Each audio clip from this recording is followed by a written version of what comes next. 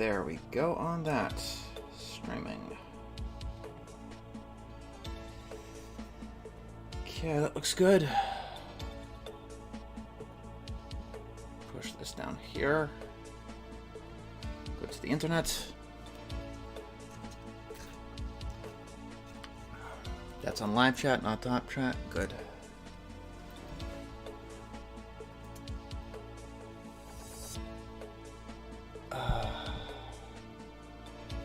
Hello! Had me worried for a sec there. Hello. Hello to everyone. I'm gonna mute this chat for a while. I am feeling tired! I'll be feeling tired throughout the entire month of January.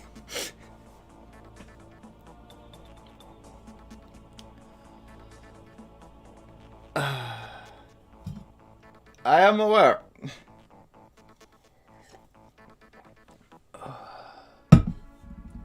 Thank you. Today is the day we get to celebrate and do all the party stuff. What show am I on now? I'm on Do Nothing. It's important to do vacations, I hear from somebody.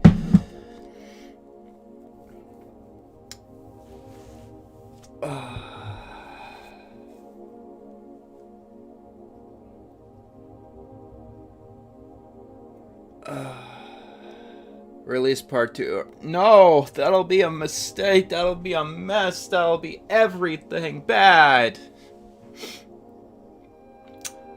I know I said this is going to be at 8, but I decided to go an hour early because we got a lot on the docket today. There's going to be a lot we're going to be talking about. What are your thoughts on Mirror's Edge? I haven't played through it all the way. Hello. Hello, everyone. Yes, I will be watching CN soon. Because I actually need to hit the next deadline, which is next year. If you're wondering what I do when I'm taking a break from watching cartoons, I've been watching Hey Arnold and The Simpsons for fun.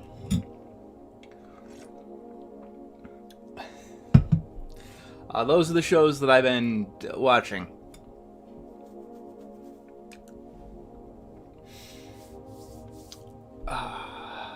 Do you like the Powerpuff Girls or Dexter's Lab more? I'd probably say Dexter's Lab, but I haven't marathoned through the Powerpuff Girls to make the objective statement yet. How do you watch all the old cartoons? Max doesn't have any. I have archives upon archives upon archives. Word cartoon of the 2020s so far. The worst cartoon of the 2020s so far is Fairview. I know the LS Mark video exists. I know it's in it. I haven't watched it because the last thing that I want to think about right now is Clarence. Thank you, Crimson. I am like still chilling out. You know, it's gonna be a while before I'm up and up. The worst Danganronpa character from each game is Hifumi, Teru, and Samungi. I mean, I will be thinking a little bit about Clarence in this stream, but...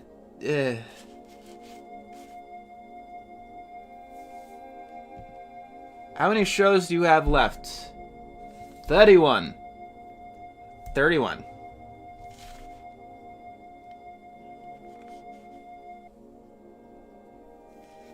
Yes, I have been drawing recently, and you could see that all on my DeviantArt.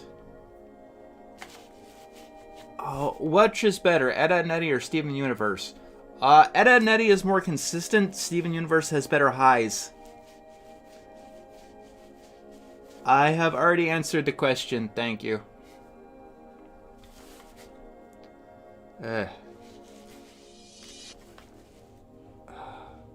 Which show has aged more poorly? Clarence hasn't aged poorly. It is what it always was.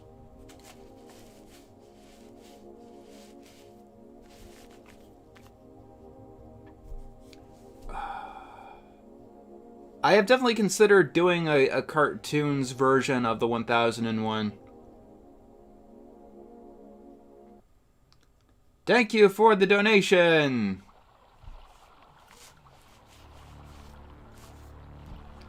Right, he's just given his opinion on the show, and that's absolutely fair. Congrats on round 1 of CN Real. Biggest surprise.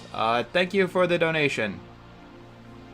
The biggest surprise was probably Juniper Lee. How many minutes would you say your regular... It's probably going to be as long as the Adventure Time one, I don't know. Which alien from Ben 10 is the worst? Ugh, which one is the worst? I don't know. Maybe the ones that were so limited. Like, I like Upgrade, but they never used him. What you're listening to now in the background is the soundtrack for the video game Uplink. I used the soundtrack in the Adventure Time review. I don't hate Uncle Grandpa. We haven't even gotten to Uncle Grandpa yet. Okay. You guys want to know what's up first on the docket now that we're all here? Thank you for the donation. Let's say, put this up here. Yeah. You guys want to know what's the best and what's the worst about whatever? So we got right here the shows that I didn't get to yet. Yes, I am very surprised that Foster's got the most views out of all of them. I was sure that it would be Steven Universe or Adventure Time. Let's see, everything is like formatted right. And as you can see, I don't use ad block. Don't worry about that, I guess. So, up here, I don't know if you could see my cursor, but up here we have all the shows that I haven't gotten to yet. I have seen enough of them to form my own opinions, like on plenty of these, like Grim Adventures, K&D, Powerpuff Girls, Johnny Bravo. I'm obviously familiar with them, but I think we're going to save it for when we're actually ready. Can we please stop asking questions about the LS Mark response video? I know it exists. I know it exists. So, where do you guys want to start? The best or the worst?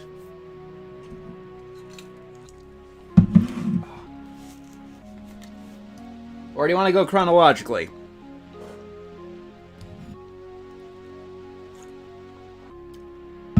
Thank you for the donation. That's chronologically. It seems like we're going a little bit. It seems like it's fairly evenly split. I'll go chronologically to keep things interesting. So up here, I have a different thing. It's complicated. For shows that are, well, complicated. And Dexter's Lab, I think, is a place that's complicated. Because it is 2 shows in one, and you can't really rank them together. Dexter's Lab, Seasons 3 and 4, is F, bottom of the barrel, absolutely horrible. I would not recommend it to anyone. Dexter's Lab, just regularly,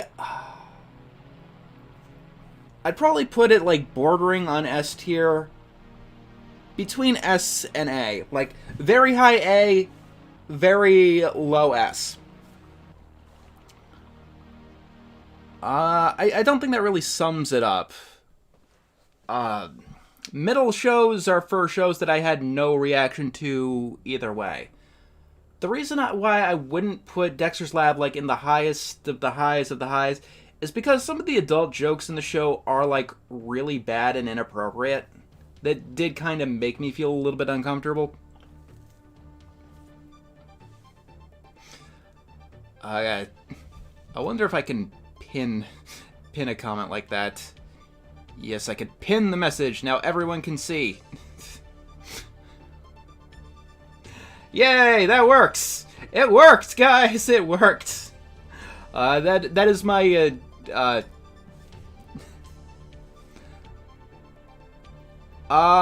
So in one of the episodes in Dexter's Lab, if you want to know a good example of the jokes that I think was pretty inappropriate, it's the Shoe Gnomes episode, and they were basically putting on a peep show for Dee Dee's feet, which, you know, it probably wasn't the intention. We're probably all too internet-brained, but it just looked very awkward and uncomfortable.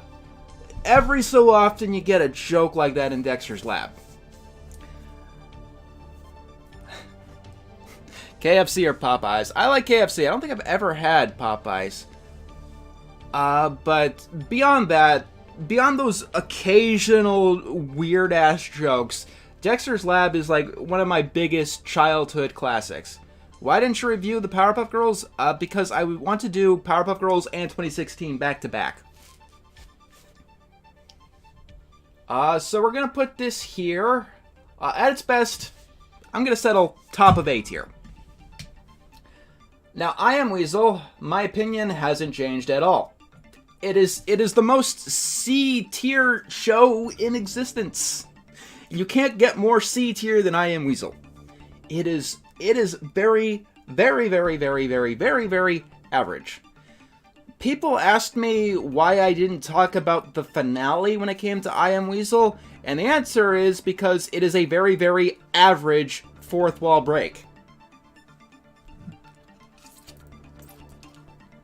I did not do What a Cartoon Show because it is a variety show.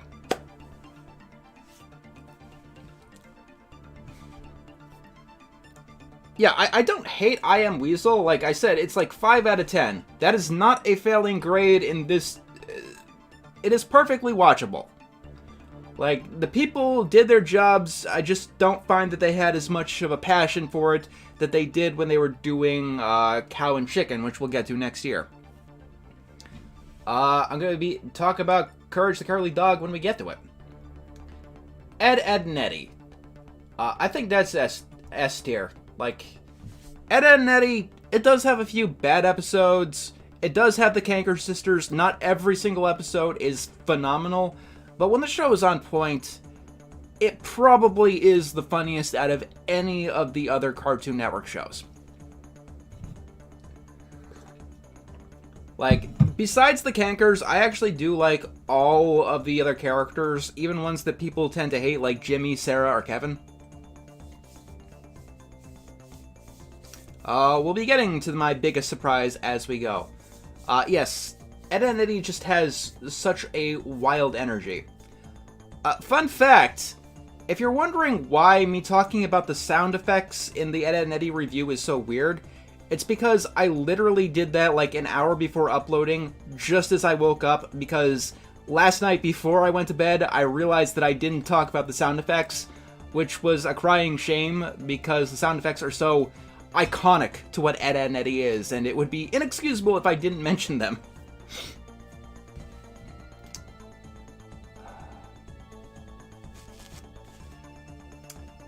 Okay, but Ed, Edd n Eddy's probably a show I'll be talking about more in the future, for sure.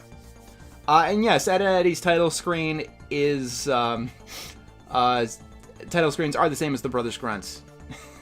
Exactly, Wes. Okay, what do we got next? Mike Lewenog. Mike Lewenog gets an F. Mike Lewenog is just... Like I said, I Am Weasel is the stereotypical idea of a cartoon. Mike Lewenog kind of feels like that, except it kind of feels so much worse, and... Like... It really genuinely felt like a waste of time. Like, it felt like a waste of time in every regard. There was no passion in it. All of the characters were super, super stock. Like I said, I Am Weasel didn't seem to have much passion. It felt, at the very least, like the people behind it were trying. Mike Lewenog felt like, we're doing this to get a paycheck. And we're not going to try very hard to get a paycheck. It doesn't even feel like a real show. Yeah. Okay, so Courage the Cowardly Dog is obviously an S tier. It's the best one so far. I didn't cover it in CN Real, and I won't be covering it in CN Real because I actually did a review of Courage the Cowardly Dog a few years back, and it basically says literally everything that I'd say nowadays. I love it so much. It is one of the best shows of the entire lineup. It has horror, it's got heart. The only thing that I do not like about it is the movie that they made a couple of years back, Straight Out of Nowhere, the crossover with Scooby-Doo. And it is a shame because it was a post-mortem performance for the voice actress of Muriel. I'm actually not too up and up on the Three Stooges. I'll have to get to it as... I'll have to watch that when I'm not watching everything else. But I've talked plenty about Courage, and I'll probably find an opportunity to talk about Courage in the future. Last of the Star Makers is probably still my favorite Cartoon Network episode, singular episode. It has so many other iconic ones that I haven't even talked about yet. Like The Hunchback of Nowhere. I usually do a Nicktoons tier list. I probably will, but I have to go back through it to make sure I'm not, fucking up like I did for the first marathon.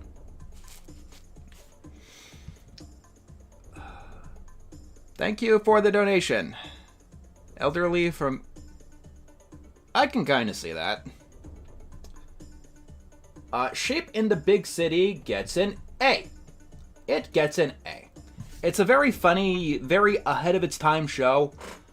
I like it. There's not a single episode about Sheep in the Big City that I don't like. I'm guessing that meta just isn't my... It isn't my go-to type of humor.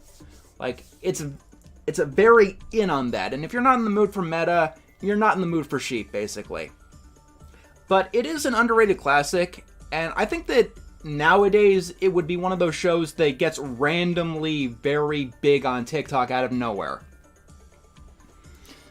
Because it feels like a show that is very now. Like, if Sheep came out today, people would probably like it a lot more.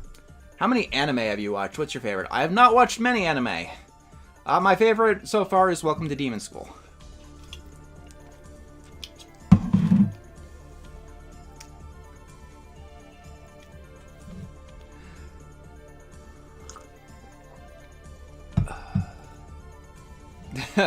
A separate category tier for just Sheep. Why is this called CN Real? It's a pun on the Cartoon Network block CN Real when they tried to have a bunch of live-action shows. And if you're wondering, the one live-action show that I did cover out of Jimmy's head would be an F tier. None of the live-action ones are here, so... And... How long till we get you to watch Sailor Moon?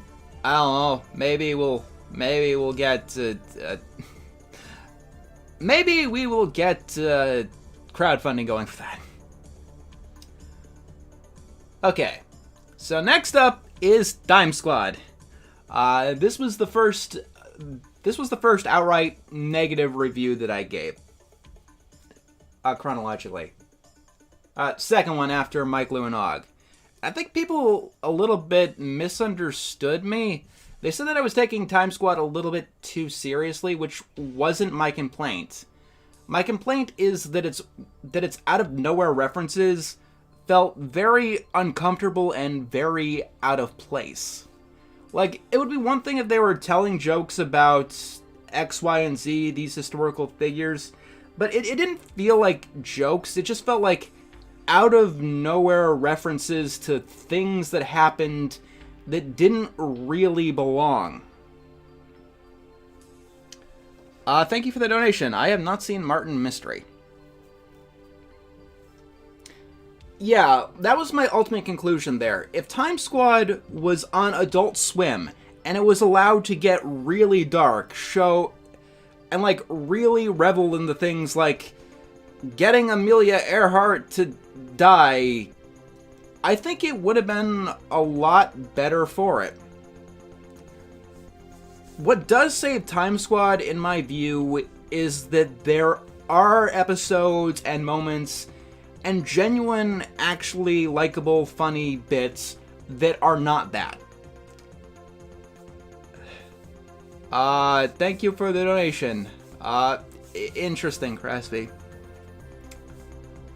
I would not throw Time Squad into the F tier with Mike, Lou, and Og. Because the episodes that don't make me uncomfortable, like their bonkers World War II episode, the episodes that aren't like that are good. Time Squad does have the ability to get a laugh out of me, which I can't say for pretty much anything in the F tier. Which means it gets a D. Time Squad, but written by the Smiling Friends team, would be perfect. Yes. Samurai Jack, as you might imagine, is another, it's complicated. Like, Season 5 gets F, Season 1 through 4 gets S. Besides the flashing lights, Samurai Jack, Season 1 through 4 is flawless, it is iconic, I love every little bit about it. Not a single one of the episodes of the original Samurai Jack is bad. Now, to be fair, with Season 5 of Samurai Jack, Episodes 1 and 2 are good. You know what? Yeah, I actually can put it in A tier because I think it's not that complicated. Dexter's Lab Seasons 1 and 2 is... Or, Dexter's Lab Seasons 3 and 4 is worse than Samurai Jack Season 5. Samurai Jack Season 5, up until the end of Episode 2, it's good.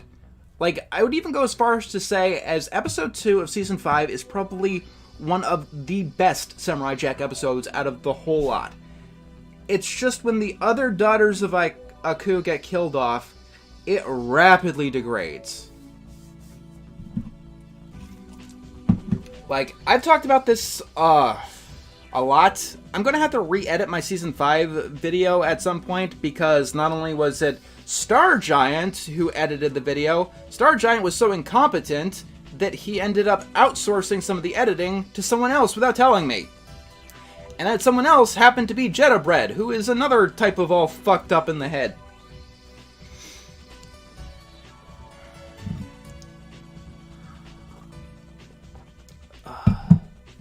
Yeah, so that was wild to learn.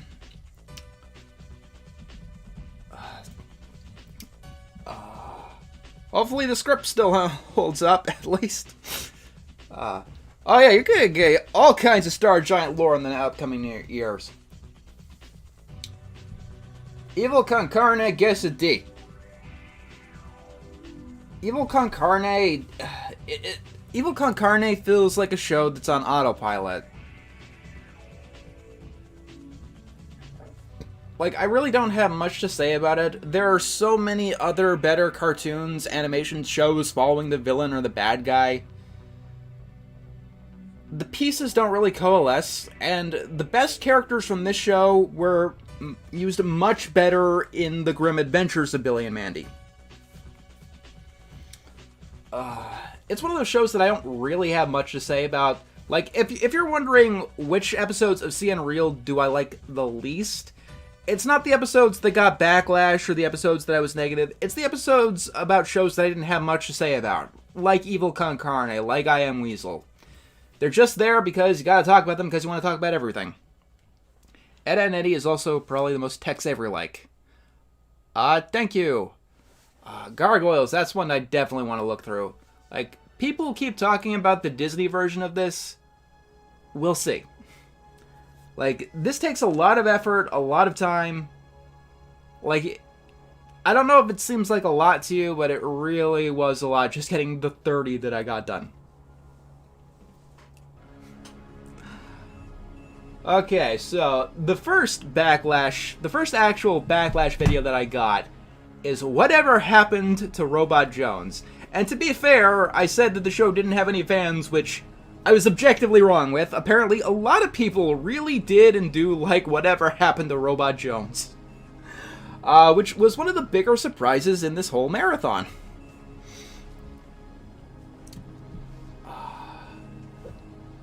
Now, I did argue a lot that the style was a problem with the show, and if you like the style, the show will work for you.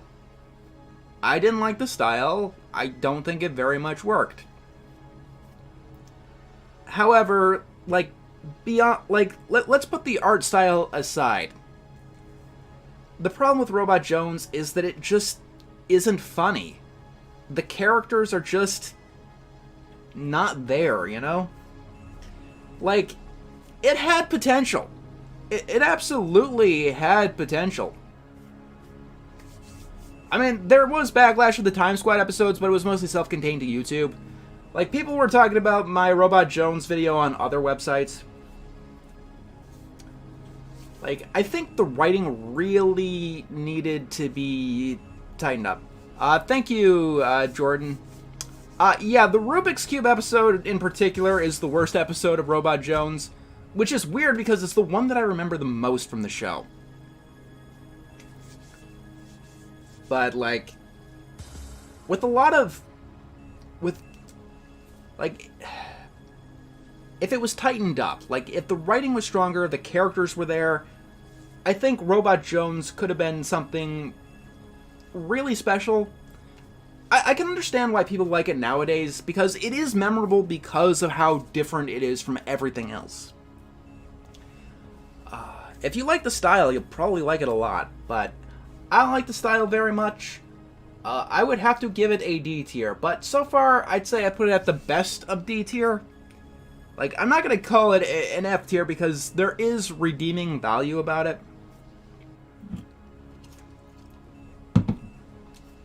It was at least daring enough to be different. Have you ever played the Courage fan game? No, I haven't. I'm sticking to my guns, Wes. I'm sticking to my guns.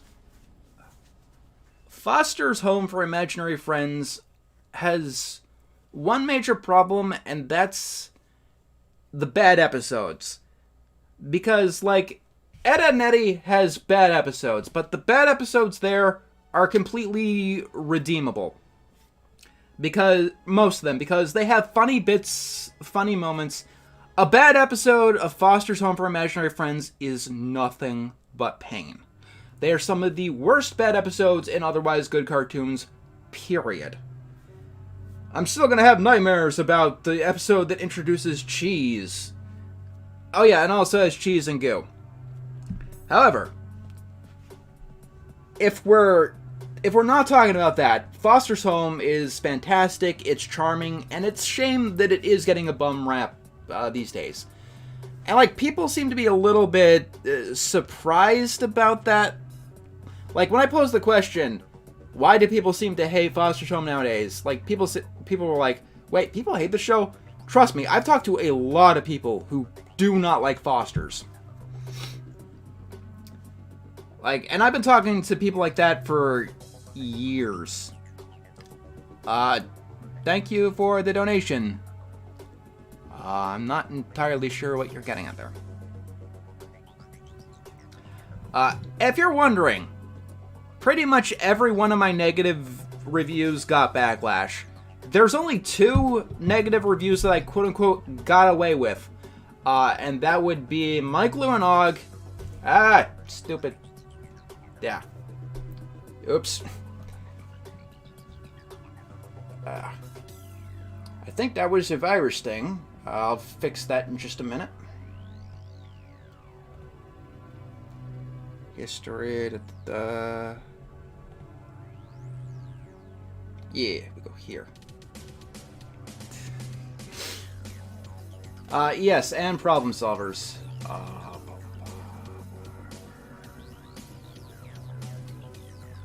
Okay, there we go. There we go.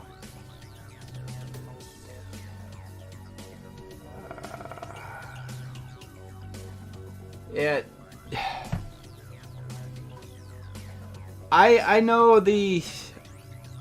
I know the, advice on the internet to avoid shit like that. Yeah, I don't think that was a Norton thing, because I don't have Norton anymore. Some ads give you the bad stuff. I see. Da-da-da. Da-da-da. Okay. Okay, just making sure everything's okay. Okay. Good thing because of cookies, it's all saved. The only two shows I got away with hating this year were Mike Lewinog and The Problem Solvers. Every other negative review did get some degree of backlash. And it's going to be the same thing next year. The more negative the review is, the more negative the reaction is. I understand that. Well, yeah, obviously, on YouTube, things are pretty tame. I'm talking about, like, on other websites and shit.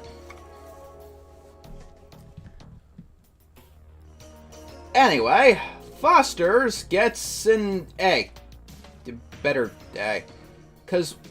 A better A. Because while the bad episodes are bad, and they are painful, and they should be kept in mind, you can completely skip them 100%. Hey, I am curious. What of these series would you consider an absolute 10 out of 10? Samurai Jack seasons 1 through 4, Courage the Cowardly Dog, the entire thing.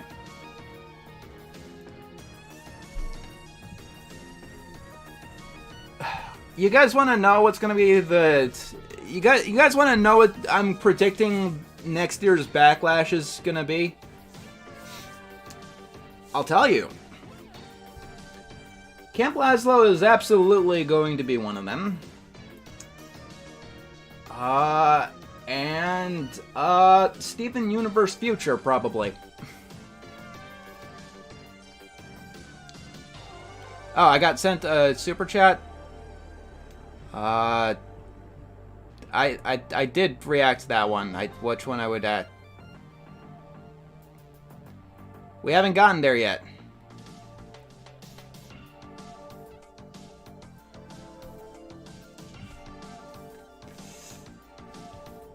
Okay. It's on screen. Good. Okay. Huh? The thing is... Okay. Let's see. Life and Time... Oh, if you would like Transformers Animated. I guess I didn't see that, sorry. I don't know if I'm gonna like Transformers Animated.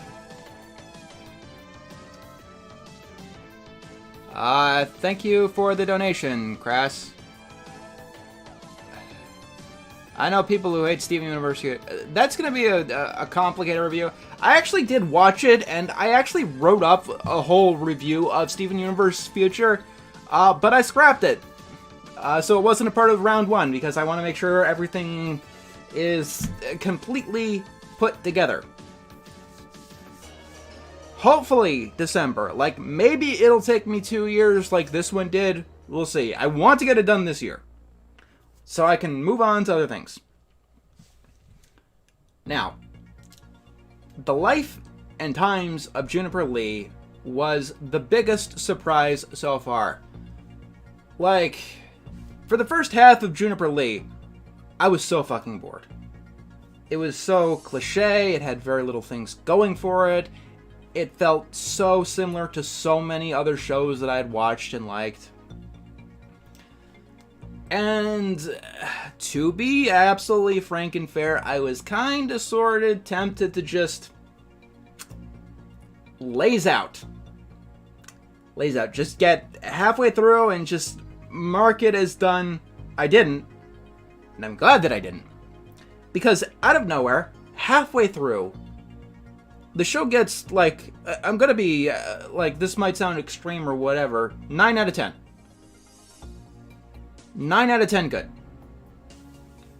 Starting with the weird flashback babysitting episode, Juniper Lee just gets so strong And if I remember correctly, they do wrap up what they have nice and neatly. It's just, there should be so much more of the good stuff, because by the time it started getting better, people had just tuned out. And when a show is not doing very well, Cartoon Network just clicks it off. Thank you. No, there was a definitive finale to Juniper Lee.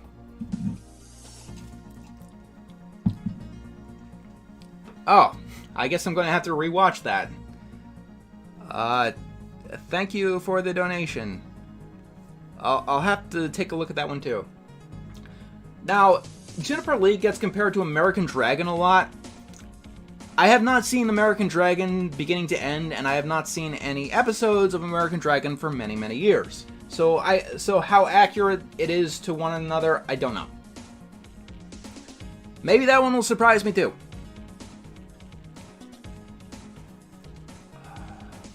But, like, if there's any show here that I want to have a comeback,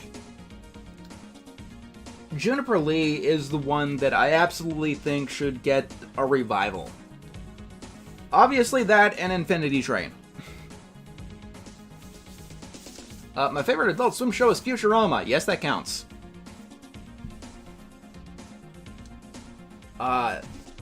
So the problem with ranking Adventures of Juniper Lee very, very high up is its boring first season.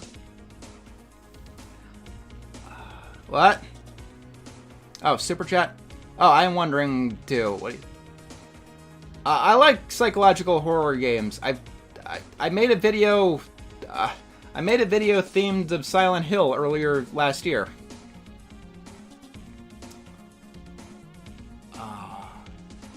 But because of its first half, I can't rank it higher than B, unfortunately. Juniper Lee has 3 seasons.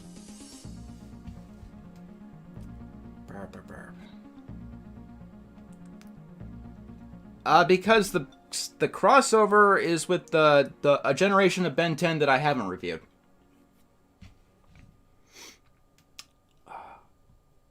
Ben 10. So, Ben 10. Like, I can kinda sorta see how it got to be such a popular ongoing series. But, like, with many, many ongoing other series, the first one in it is kinda clunk. B. Like, I would say B because, like, it is very basic. It gets the concept across very nicely. It's very well animated. I love the action. It's just Gwen and Ben's bickering. Like, I don't know if I'm being too extreme, but it is just, like, one of the worst decisions in any other show. It really, really does hurt the show. And I have to give it a C tier. Better than I Am Weasel, because I'd rather watch it than I Am Weasel. But, like, it really does come down to the writing. The writing feels very, very C tier.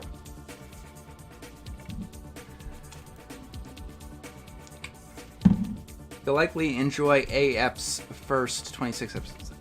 I hear good things about Alien Force. I am really excited getting to Alien Force. Where would you put Classic Teen Titans? That's probably S tier. Class of 3000. Low S tier. Low S tier, I want to say. It's very funny. The characters are all charming. It's a great aesthetic show. The songs, which are the highest thing praised about it, are actually kind of mixed. Like, as the show goes on, some of the songs get very hit and miss.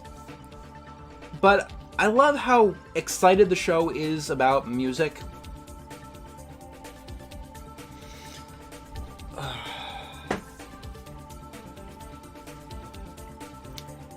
I love that it's a celebrity cartoon that doesn't take itself seriously, or it takes itself seriously in a very silly way.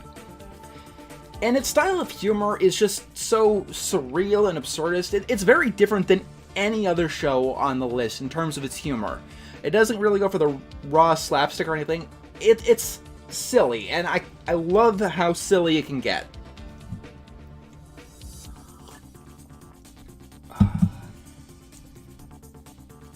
The review I made a few years ago is pretty much my opinion verbatim today.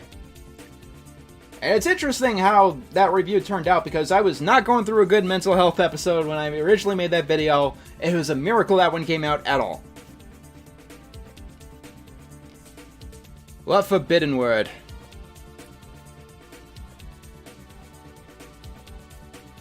What forbidden word?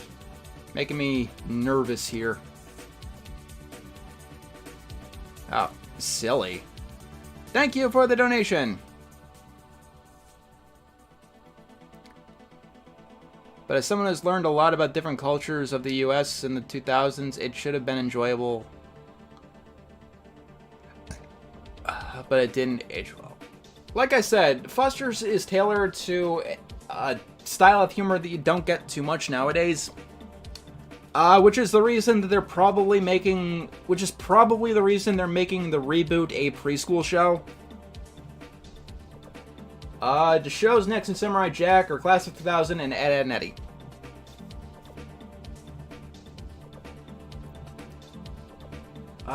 Chowder. Chowder gets the high A's. High A's. Like... For the first half of it, it is absolutely amazing. Like, the first half of Chowder is really good, really funny, has some of the best gags in the entire thing. It's just... That's Season 3. Season 3, I don't know if you guys have seen Season 3 recently, but it just doesn't hit as hard. First of all, you do have Panini, but like, I could have gone into a rant on Gazpacho towards the end. His final few episodes, like starting with the Halloween episode, he gets really annoying. But like, if you discount Season 3, the only problem I have with it is the romance. Other than that, Chowder is just phenomenally funny. It is always on. And it was a really, really nice thing to go back to. Fun fact, Chowder was the first show that I revisited in this marathon.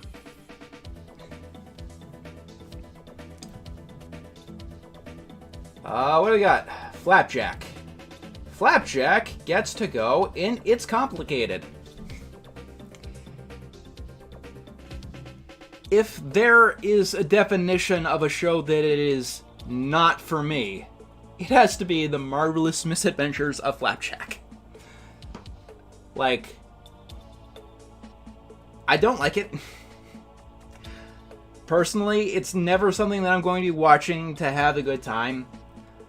I disliked watching it more than I disliked watching Mike, Lou, and Og.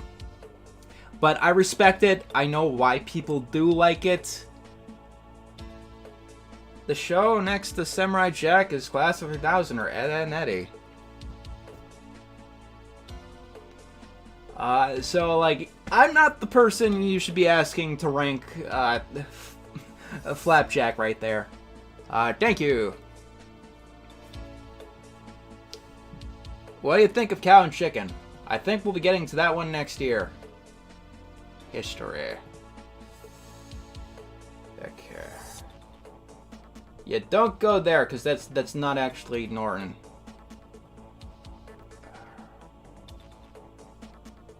Okay, so we're off to the first surprising negative. Secret Saturdays pissed me off, like, to no end. Like, to no end. I hate the Secret Saturdays.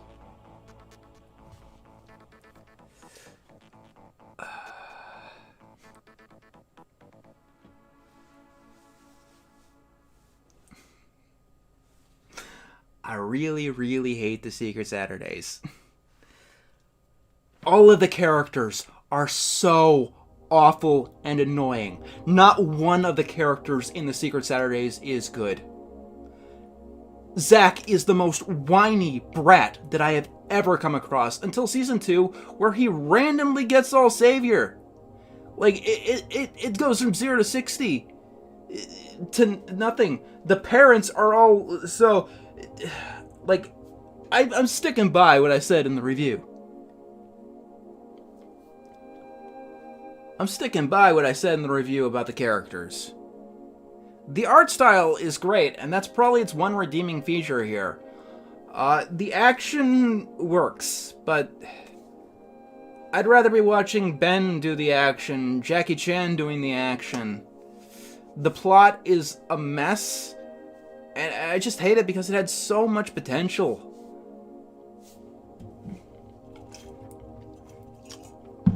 Like, if there's any bad show here that could have been good, it was The Secret Saturdays. But the characters needed so much refinement. What are the parents? Are they annoying? The parents are very annoying because they're so overprotective of Zach, and it's not the genre you can get away with doing that.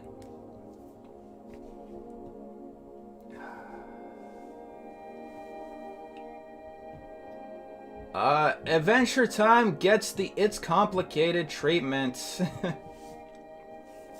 Actually, let's see if I can get away without doing the excuse. Adventure Time seasons 1 through 4. I would give that the B tier, very, very high B tier, very low A tier. It's funny, I enjoy it. It's got some really good episodes, like I Remember You. It's just the weird Princess Bubblegum crush thing that kind of feels very, very awkward. Season 6 gets here. Season 5 is somewhere in between because it does have Simon and Marcy, which is probably the best episode of Adventure Time, period. And seasons 7, 8, 9, and 10 are here. It still has some of the problems of the previous seasons. Like I said, a lot of the stuff you're getting lore drops and characters you haven't seen from years ago, but it finally does get its things. It does get its things together. Thank you for the donation. Yeah. We'll talk about a Disney marathon at some point. I'm going to give Adventure Time a B tier. I feel very, very comfortable giving the whole thing a high B tier, almost an A tier. Like, Season 6, it kind of bars you from the top echelons of everything.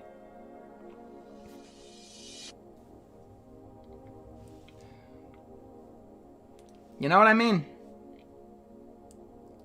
Are the Secret Saturdays... No, Horrid Henry's parents are the worst.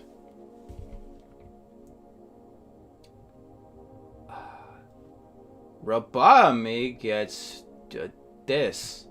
It is Mike Lou and Og, except it tries Gross Out and it fails at Gross Out. I had the exact same reaction watching Robotomy that I did to Mike Lou and Og. It's just a show that I feel has nothing going for it. It has no strong suits.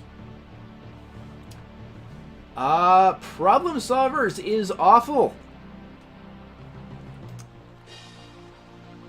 Awful, awful, awful, awful, awful, awful, awful, awful, awful, awful, awful, awful, awful, awful, awful.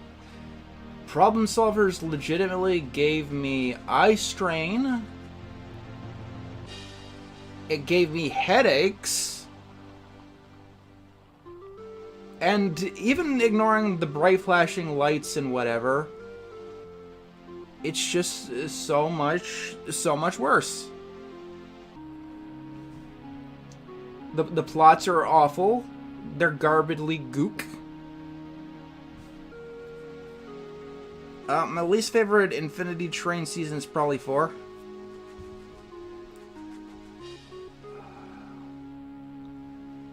Gumball gets an S tier, low S tier, but still S tier. It's low S tier because season 1 is kinda garbo.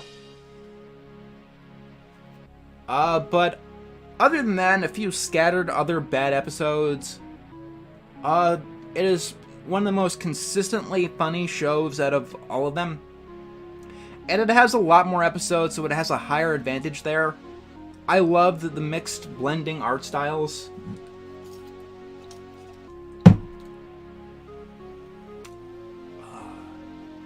It is just a very overall charming, super memorable, funny, nice show. I mean, some people don't agree with me about Season 1. I found Season 1 particularly tedious. Problem Solvers doesn't need its own tier, doesn't deserve it. Secret Mountain Fort Awesome. You're going to be surprised, but I'm going to give it a D tier. Bottom of D tier. Anything worse than Secret Mountain Fort Awesome is probably a bad show. Thank you for the donation. Yeah, The Laziest is terrible. Season 1 of Gumball would probably be D. Now, Secret Mountain Fort Awesome, like, I think I'm giving it a D just because of its Labyrinth parody. Like, it tries occasionally, but, like, the one thing I remember it mostly for is its parody of the movie Labyrinth. And I like that movie, and its parody was good.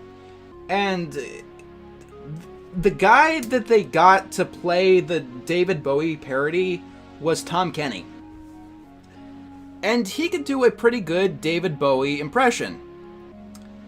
So, you know what that means, right? Atlantis SquarePantis now has two Mrs. Like Atlantis SquarePantis from SpongeBob could have been a Labyrinth parody. They had no reason not to do it, but instead they went with Willy Wonka. And they failed. They failed horribly.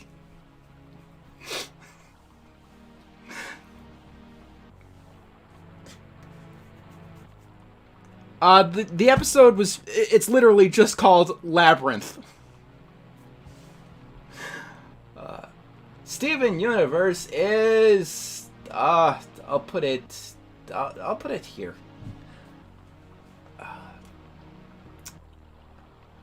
So, Steven Universe has super high highs.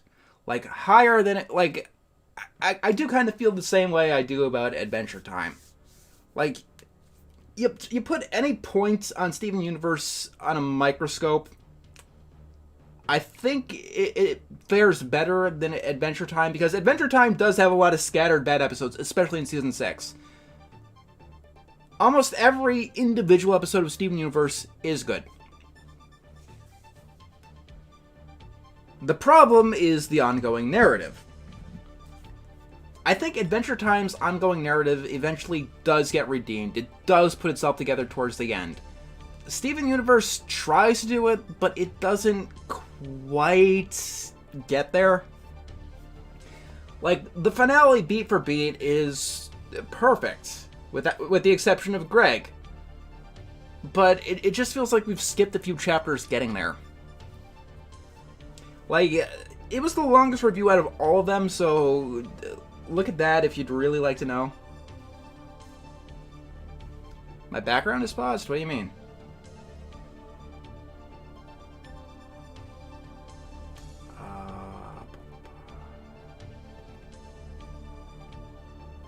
Burp. Okay. Is it still paused?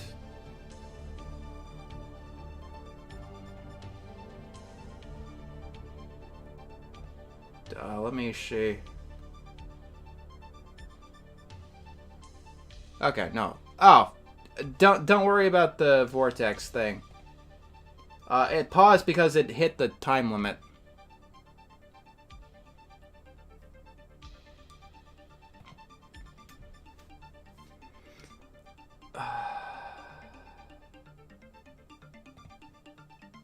Okay. So, let's see. yeah. Like, Steven Universe, I think I gave my genuine opinions. It's not something I could just go offhand here. Mixels. I stand by what I said about Mixels. Like, it feels just like YouTube Brain Rot. Like, beat for beat. It really, really does. It is, like, I'm also not exaggerating when I said that watching Mixels actually did make me dizzy. Like, people said that I didn't like it just because it wasn't Bionicle, but I compared it to a lot of other LEGO spin-off and franchises.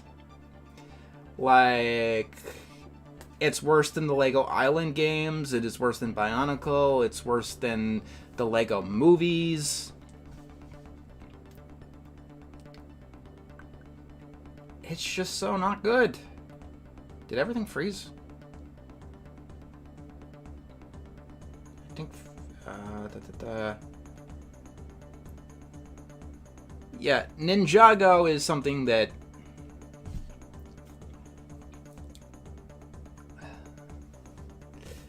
that I'm excited to look forward. Please read the pinned comment. Like, the one defense I got was that,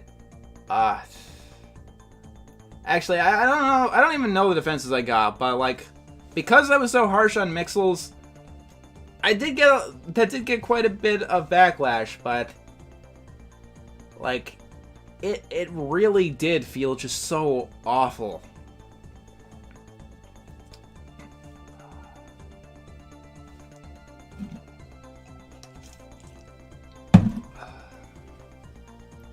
I haven't even seen the LEGO Movie 2. Okay, we're on Clarence!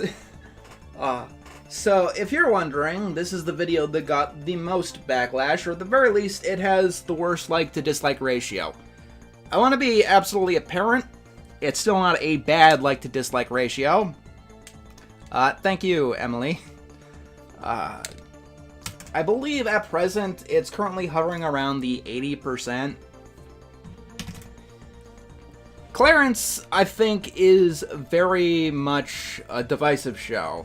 Like, I mean, obviously, apparently. Clarence is a show that you really like, or you really, really don't. I can see why people like it.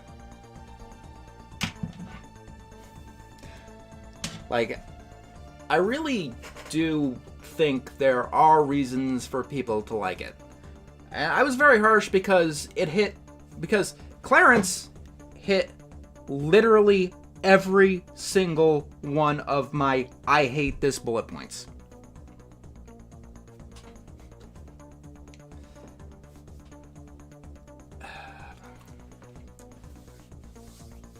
So, like, first of all, the art style, like, I get we can go back and forth about that. I don't like the art style, or the character design, but we're not going to get anywhere debating that. Either you like it, or you can tolerate it, or you don't like it.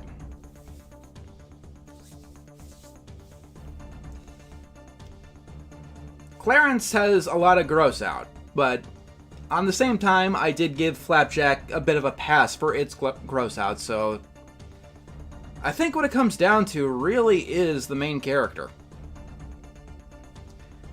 And I don't like the character Clarence, because so much of the show is him just making everyone miserable and simply getting away with it. That defines so many episodes, and it doesn't help that a lot of it is targeted towards Jeff, and it makes him feel very Squidward. Thank you for the donation. Is it worse than Sanjay and Craig? I won't go that far.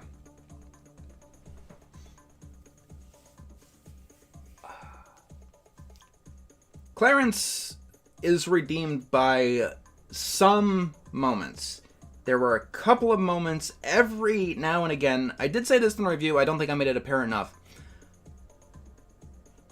Every now and again, it could get a laugh out of me. every now and again. It was rare, but I'll tell you this. There is one episode of Clarence that actually does stick in my mind in a positive way. And that's the Dream episode. Because it is one of the most interesting Dream episodes that I have seen. And it really did manage to bend and break reality in a very interesting and unique ways.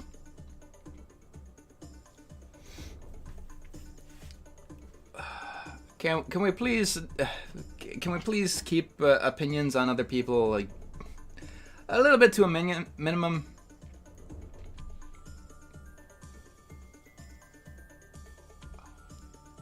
Yeah. If I had to pick a favorite episode of Clarence, it would be the Dream episode. And there are some episodes that do downplay the show's biggest problems. In a show like this, though, you're kind of already burnt out because of the bad episodes.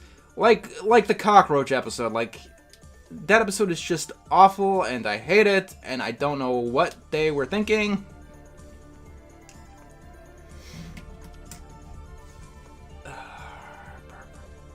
We're gonna put this one in It's Complicated, shall we? For now. Review catching up as patronage. I already talked about that in the,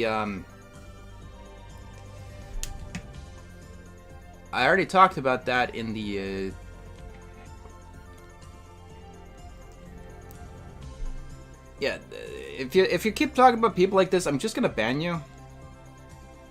So don't do that. Or this is not about talking about people. Like, I know that he likes the show, and that's absolutely fair. Like, pretty much, like, even if somebody likes, I don't know, The Problem Solvers, I'm not going to give them the side eye or anything. Like, the only show in the entire lineup that I'd say I give is Powerpuff Girls 2016. Do you think that Clarence was intended to be autistic? I don't like looking into shows like that. Yes, Powerpuff Girls 2016, and we'll be talking about that one next year. What's your favorite Gumball Season 1 episode? Probably the first one? Yeah, as I understand it, Ellis Mark said he didn't want to cause any drama, so... Let's move on.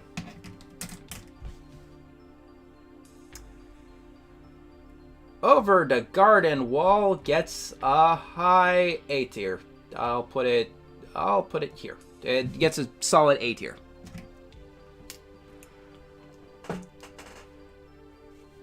Now, what puts it so high for me is the aesthetics. The aesthetics alone.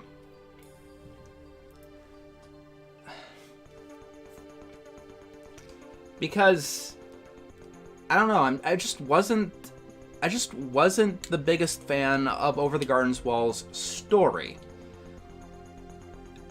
Like, I understand the point was that it was to feel dreamlike and a little bit vague and whatever, but it didn't really hit me. Like, some people really go crazy for it and find it like the most perfect thing ever. I found Greg a little bit too annoying for that.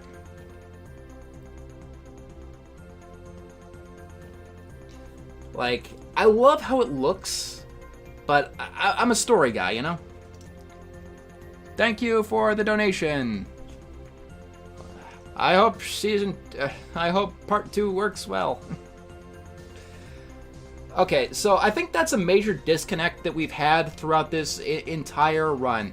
Because I complained about a lot of young characters throughout all of this, and the one defense that keeps coming up and up and up and up and up is they're kids. You know, of course Clarence breaks everything and makes everyone's life miserable. He's a kid. Of course Greg makes everything a problem. He's a kid. And it's like, of course Gwen and Ben argue and bicker a lot. They're kids. You can make kids be kids without having them annoying. And if you don't agree with me, you must think that DW from Arthur is the best character ever made. Like, there's a way to do it right, Ed, Ed, and Eddie, and there's a way to do it wrong. Caillou or DW. Caillou is a very realistic kid and acts like a kid, and that's the problem with Caillou.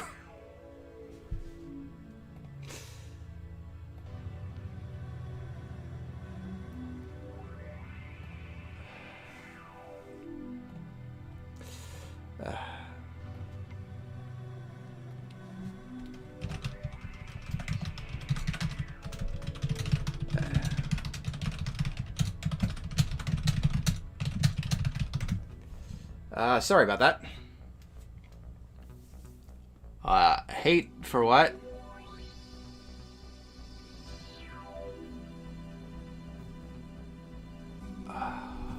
Sorry about that, I had to send a message to someone. Did the chat freeze when people don't message? Okay. Thoughts on regular show? We'll get to it. It's the parents, not Caillou. Honestly, I feel the same way about Clarence, because Clarence's mother never punishes him once throughout the entire series, if I remember correctly.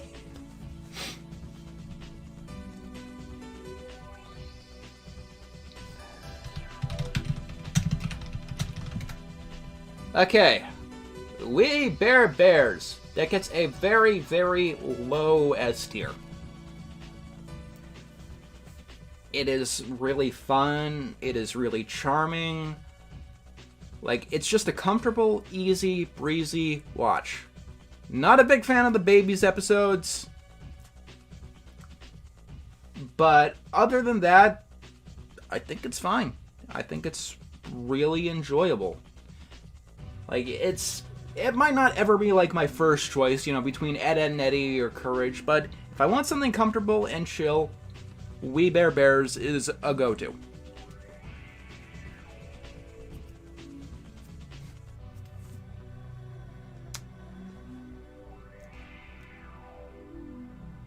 Long live the Royals. It is it has actually been a very long time since I've actually seen it. It's so short, so it's hard to rank very high. I actually don't. Why is OKKO here? I haven't gotten to it yet. Did I end up covering most of my favorite shows? Let's see. A good deal of them, but we still got quite a few more to go. I want to keep both ends interesting. I'm gonna just put this here. I think I said enough about it in the actual review. So, Craig of the Creek goes absolutely at the top. It is currently my favorite show of all time.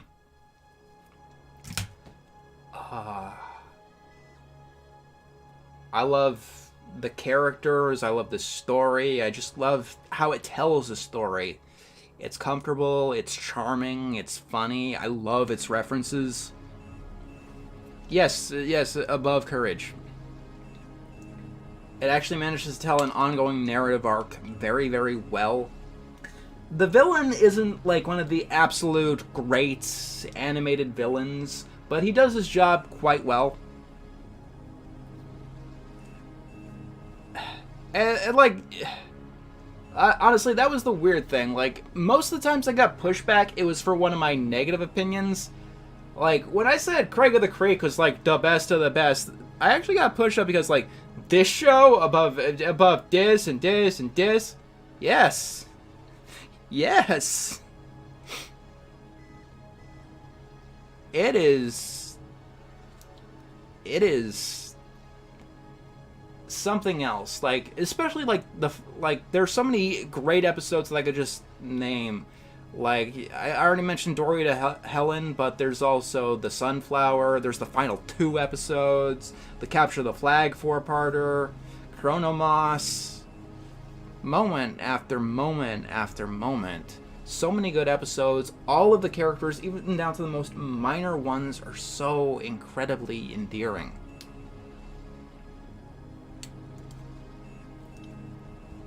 It is crazy.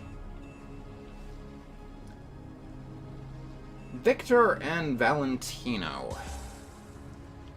So the problem with Victor and Valentino is that Season 2, half of Season 2 is really not good. Even if you can get past Victor's voice, which I can eventually, Also, the ending of Victor and Valentino gets really, really rushed because, like with the Secret Saturdays, the creator tried to wrap up everything knowing that they weren't getting more time.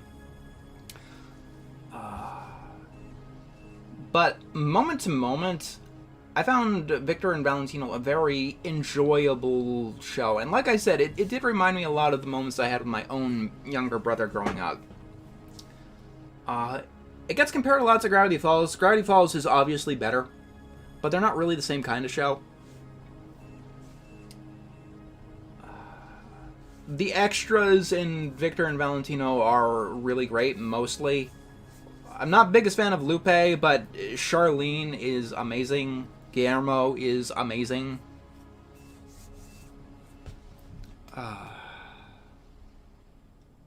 I'm going to put this top of B, bottom of A. You know what? No. I think it goes just here. That's a comfortable place for it. Yeah. Mao Mao.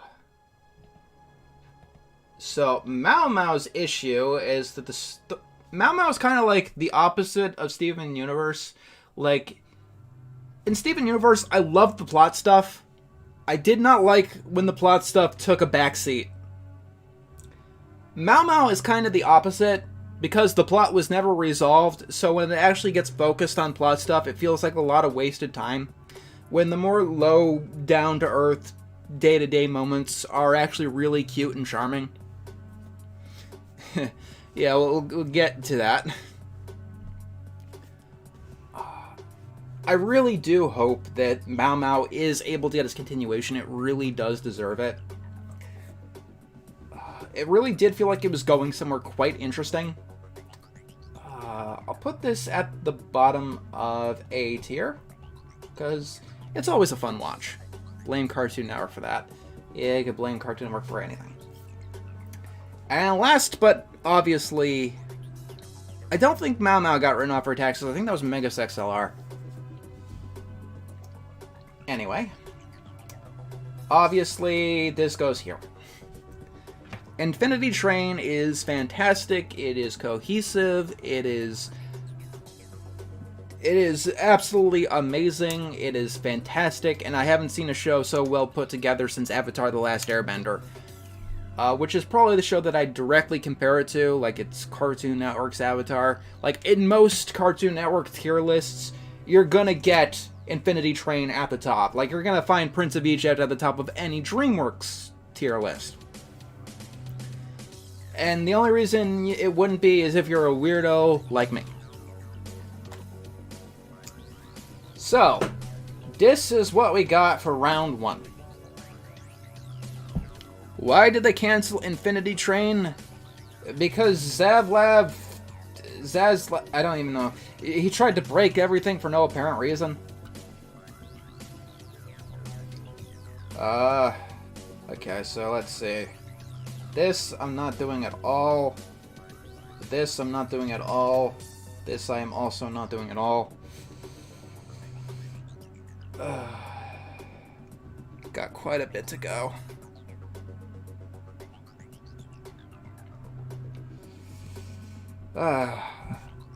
My future lies before me here. This should be exciting. Will we do a ranking of all the Cartoon Network movies? At some point. Now, we've been going for a while. We're not done yet. I'm going to use the bathroom real quick, and then we get to the next thing that we got to do.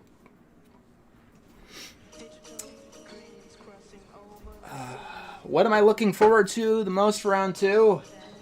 Megas XLR Symbionic Titan Generator Rex. I'll be using the bathroom real quick, and then we get to go to the next surprise I got for you guys.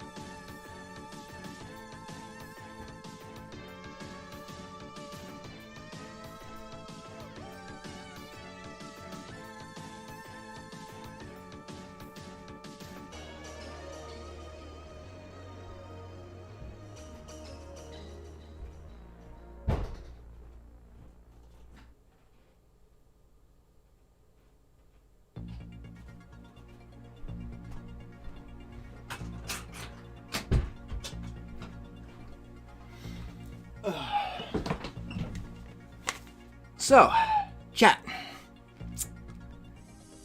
Hello.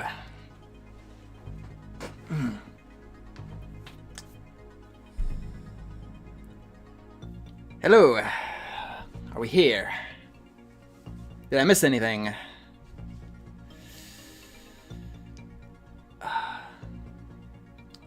Thank you for the donation. So, if you guys are in the know, you might know that I actually wasn't the first person on YouTube to attempt to review every single Cartoon Network show.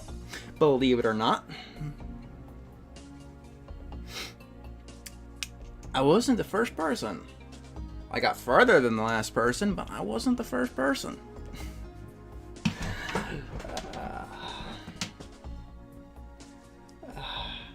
You guys want to see what the other guy did?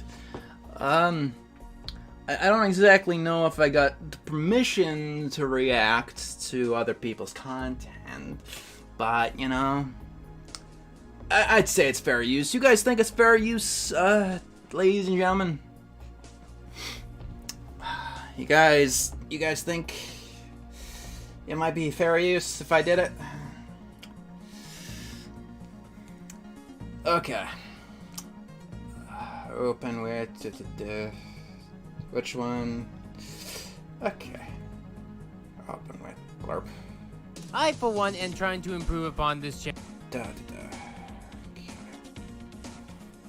Yeah. Okay. Perfect. Just gotta wait for that stream delay to catch up.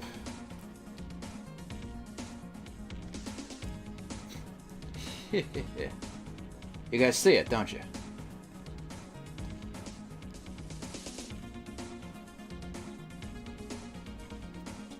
Oh, that would explain it.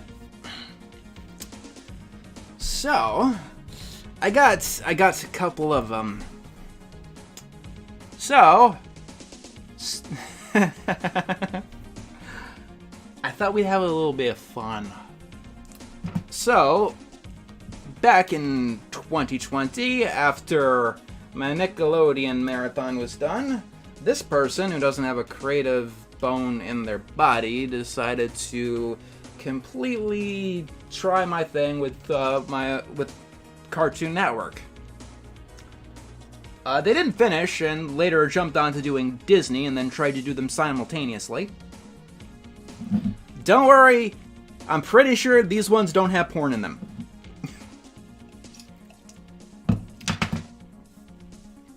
Hello.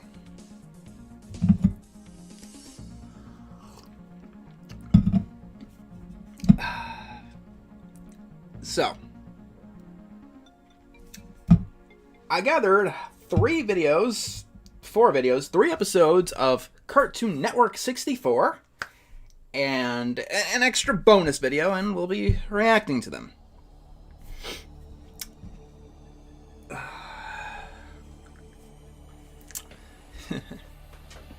Once you guys are all comfy cozy.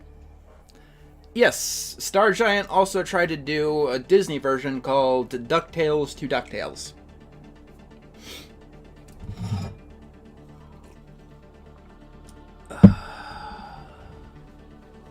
You'll have to hear my thoughts on Space Ghost next year. All 3 of these videos are for shows that I have covered, so we know what they're going to be. The first one is going to be Robot Jones. Now, if we remember correctly, I'm not the biggest fan of Robot Jones. Now, the funniest thing is that Ryan has this bizarre talent for making me defend things that I don't like. It would have been fantastic to see this guy get to Clarence and Adventure Time and Steven Universe. But this one, I'm not sure. This may have been after our falling out or before. Like, I don't know exactly when his episode on Robot Jones came out. I'm gonna turn off the music so we can... Actually, no, turn down the music. Now, you guys tell me if... Oh, this is like right after the falling out. Okay. The first one's quick. It's only 8 minutes. But I picked this one specifically to make a point. And his Mike Lewinog video doesn't exist, so...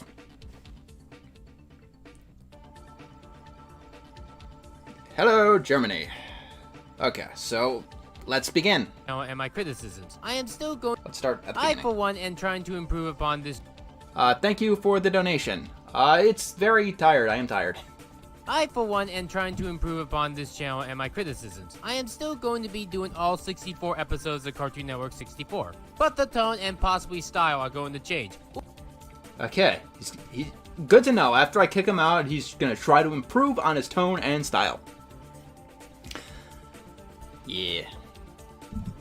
We'll talk about talking about the opinions of these guys later when we're done, because there is a point that I do want to make here. There is a reason I'm doing this. 2025 was chaotic. We starting with Robot Jones with this new style. Why this episode when Grim and Evil was supposed to be next? Because Robot Jones was easier and more interesting. Robot Jones was more interesting than Grim and Evil. Okay. Hopefully he'll be able to back that opinion up. I don't even know why he decided to do Grim and Evil, considering he did both Evil Con Carne and Grim Adventures separately. That was a weird choice. Let me know if you guys like this format in the comments below. Let him know. Let him know when we're done, okay? And if it's good enough, we'll do the rest of the series like this. Ah! God. Fair warning. His audio mixing is abysmal.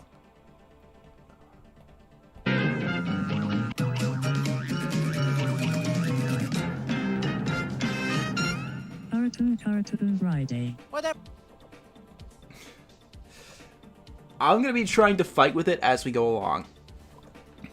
Yeah, he was really stretching for 64 because he wanted to make a pun on the Nintendo 64. Let's keep going. Whatever happened to Robot Jones? I love the red text there. It makes it so easy to read on a black and white background. Sounds like the name for a video essay for this show that does not exist. It was a show that aired on Cartoon Network in the early 2000s. It was entered in a contest to become a Cartoon Network TV show. So it's apparent to me that he does all of his research on like Wikipedia, because this is the most bare basic facts about Robot Jones that virtually anybody knows about. We'll get to his acting. While the Grim Adventures of Billy and Mandy won the contest with 57% of the vote, Robot Jones came in second place with 23% and was given its own series run beginning on July. What's so bad about the red text? It doesn't have a backdrop, so it's damn near impossible to read. 19, 2002. From what I gather, Robot Jones beat Longhair and Double Dome. The show is about Robot Jones, a robot attending a middle school. This is... we haven't even gotten to any interesting part. It's just the way that he writes. This is... There's just no flow here. It's just stock sentence upon stock sentence. To learn about human life. Why is he doing this?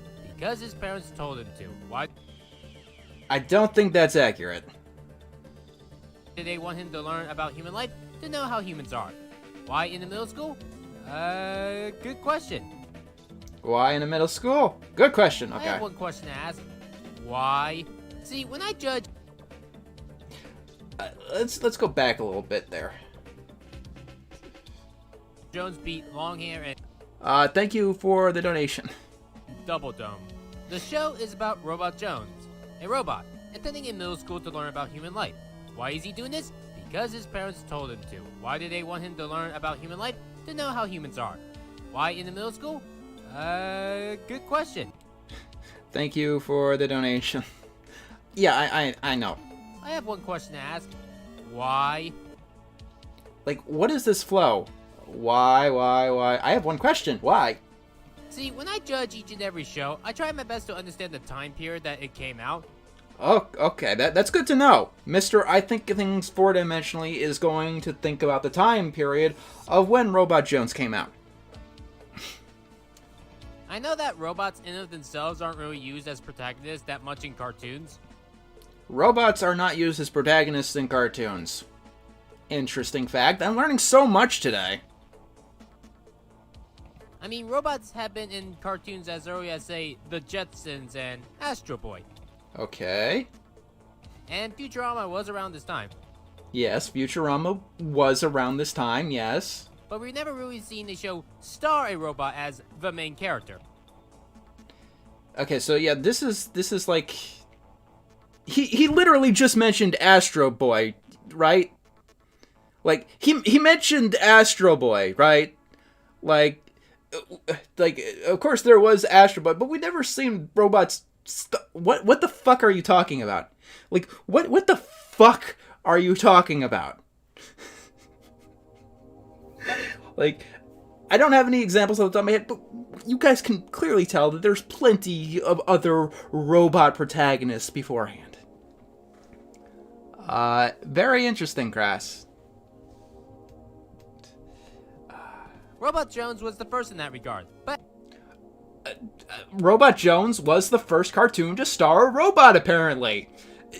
Never mind Astro Boy.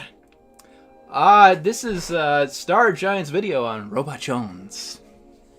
As the saying goes, first is the worst, second is the best. Because short... First is... Okay, no one has ever used that saying in earnest. It's always a stupid playground taunt. Right after this cartoon came out, Nickelodeon would have their own show called My Life as a Teenage Robot, which was basically literally everything that Robot Jones should have been. Okay, like, they both star robots, yes, but Teenage Robot and Robot Jones are like, in completely different genres. Like, Teenage Robot here has so much more action, it's partially a superhero show. Robot Jones is like a sitcom, pure and simple. Nothing more to it than that. It just makes Robot Jones so dated. Because Teenage Robot came after Robot Jones, it makes Robot Jones seem dated. Okay, good to know. Why was Teenage Robot better? A lot of reasons. Alright, why was Teenage Robot better than Robot Jones? Let's find out. It was a funnier show, it had more colorful animation, and it had a more memorable cast of characters. All of those things are what Robot Jones does not have. Probably also not helping this show is that the voice acting is not good. Okay. He has a problem with the voice acting. Let's see what his problem is. Actually, no. It's not much that the voice acting's bad or anything. All the background and secondary characters sound fine. The only character that I can't stand is Robot Jones himself. Okay, what's wrong with Robot's voice acting? To avoid further embarrassment, please set me down. I can walk to school. I bet I can be class president of Polynew Middle School. I bet I could even be president of the United States. Okay. It is me, Robot. Your body type is too large for Timmy. I really hope we don't get hit by copyright. In such a strange manner. I don't know if I ever stated this on my channel before. He hasn't, because this is a lie. So let's keep going. But I hate the sound of robots. This is a lie. He's never mentioned this before or after. In fact, in some of his future videos, he used robotic voices. This is not true. I have no idea why he's just making this shit up to complain. Whenever I hear a robot voice, it sounds so cringy. It hurts my ears. It's one of the things that makes me jump instantly in fear. Star Giant Productions jumps in fear due to robot voices because he's like SpongeBob from that one episode where they thought Mr. Krabs was a robot. It's like my second most cringy sound ever. And the first...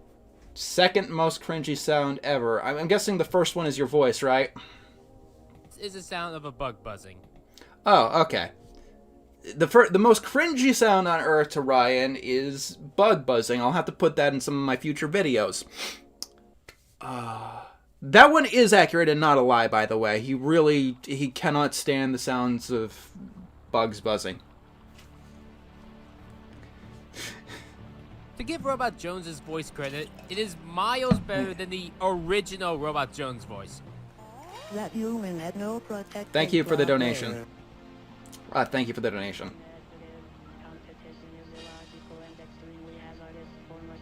I mean, at least the Like, the voice isn't aesthetically bad. Like, I don't think I made that complaint. It's just too slow and it shoots the pacing. Like, reviews come from opinions at some point. Like, obviously, like, the point of a review is to give your opinions, but at some point, you need to back up your arguments with, like, objective things. Like, saying Robot Jones' voice is bad, okay, that's a place we can start with. That's a place we have to talk about. We can go there. But you need to back that up with facts. You can't say objectively Robot Jones' voice is bad because you personally have a problem with robot voices. Like, this is why he fails so much as a critic. And like, keep in mind, I don't like the show either. Like, we have the same opinion on this show, and yet... newer one does make him kind of sound like a kid. The original sounds like he's in his 30s, like twice or triple the age that he is supposed to be. What? I mean, at least the newer one does. No protective glass layer.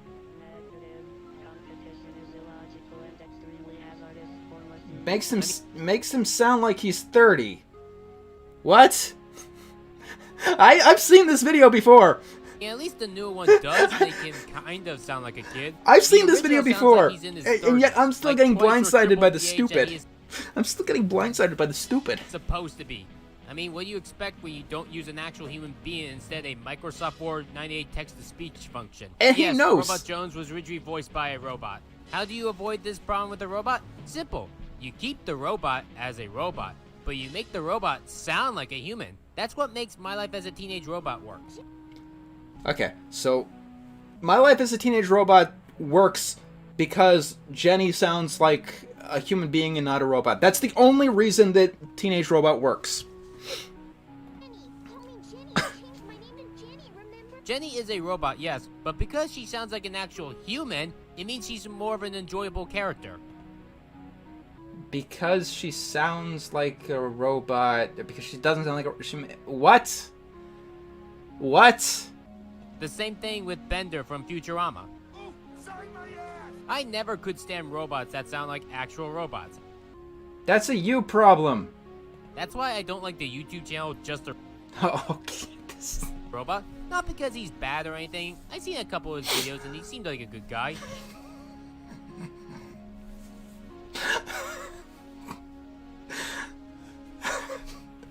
This is... You know, I'm just gonna let you listen to this whole part. But his voice is why I never bother going back. Reason number one is that my real life voice is quite annoying. So if you don't like the robot voice, well, you would probably not like my real voice either. Robot voice. Okay.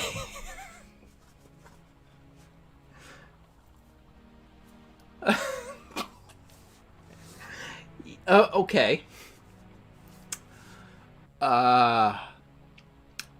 So, yeah, okay.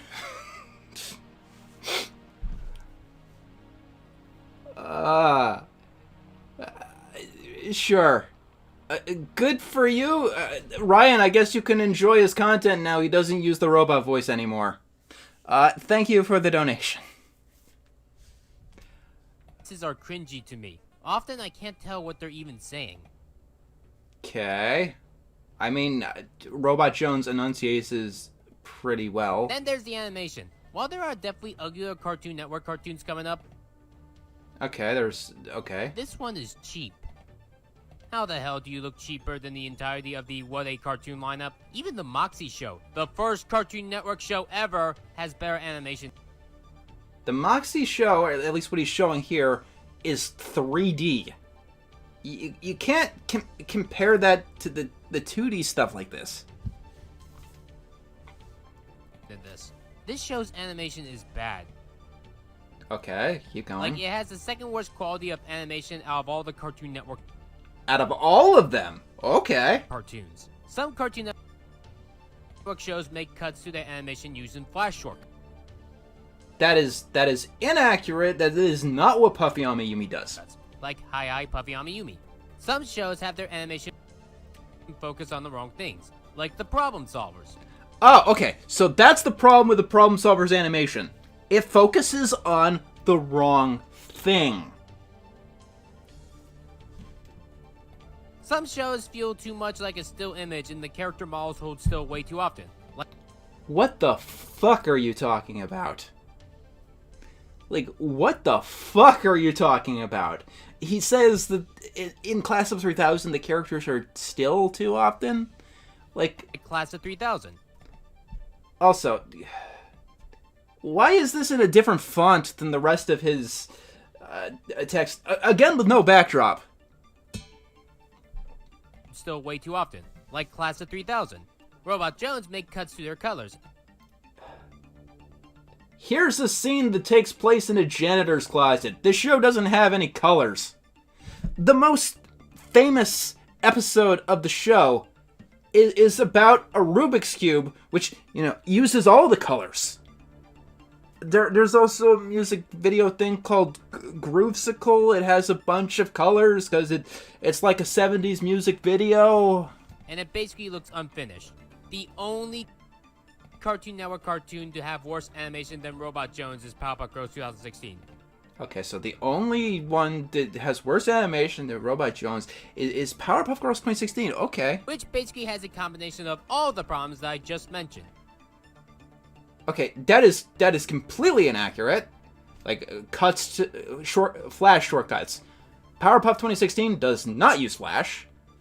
Colors, no. Focusing on the wrong thing, no. The characters look too still, no. That is not accurate in any regards. But let's really go more in depth with Robot Jones' animation. Okay, let's go more in depth with Robot Jones animation. Let's see where we're gonna go from here. Or rather, lack thereof. I love that they're called the rainbows, when it seems like they went specifically out of their way to not use a single color of the rainbow. I'm gonna go back for a few seconds in case you guys missed it. Let's see. Okay, so I don't know if you guys noticed this on the screen, but that's blue. Like, it's hard to see, but it's like on the right side of the screen there. You guys can see the blue there, right? And the yellow, and there's like a reddish orange on the ground. Like, you guys can see that, right? It's not just me. Like, my eyes weren't fried that much by the Problem Solvers, were they? To not use a single color of the rainbow. This show uses a lot of dark colors. This guy, I forget his name, his hair is like the brightest fucking yellow I've ever seen. It looks like the sun. Granted, it might be because of the footage quality is bootleg, but still. And gritty surroundings. But it's supposed to be a normal school. It's supposed to be, theoretically, I guess you could argue that it's supposed to be a normal school. It just has a robot in it. Not, I don't know, a cemetery. Also, these hats, they're red. They're red. Or Halloween. The lockers are blue. You ever see that troublemaking kid in the back who do random drawings in their notebook because school is too boring to them, but they're not actually good with their art, but they think to themselves No, because I don't spy on other kids in class, you dipshit. that they are? That's what Robot Jones' art style looks like. Robot Jones has a stem that connects to the lower half of his body. Okay. It's supposed to be his neck, but half the time, they don't even bother showing that. That's a stylistic thing. So it looks like he's a floating head. And Rayman doesn't have any arms. What's your point? Aesthetic-wise, it's supposed to feel like a retro-futuristic 1980s world. Okay. But it feels more like a typical bad 80s cartoon. You see how he bastardized, like, you see the difference between his argument and my argument, right? As for the writing of this show, it's garbage. I can't say this would make the top 10 worst Cartoon Network cartoons of all time, I think it did in his final list. but this show doesn't really have anything interesting to offer. It stars a robot, my dude. I think that's interesting. Like, I mean, that's the reason why I watched it in the first batch. Like the concept is interesting. Like, It tells your most stereotypical middle school plots that you could do for kids. oh, Kiss cartoon. Okay. And does nothing else but have... You know, you could just crop that out. I know this one didn't have like a DVD release. You could just crop that out. You know, you can make the thing bigger and crop that out. Star Giant is colorblind confirmed. I wouldn't be surprised. The stupid robot learned them. The Growth Spurt episode has a 4-foot kid grow into a 6-foot kid in one night. Okay. Luckily, that was a male kid, or this would be a lot much of a grosser review. At one point, Robot Jones tries running as class president. Okay. At one point, Robot Jones tries from running as class president to president of the world in the... This is not grammar! We're trying to figure that out, Chris. Thank you for the donation.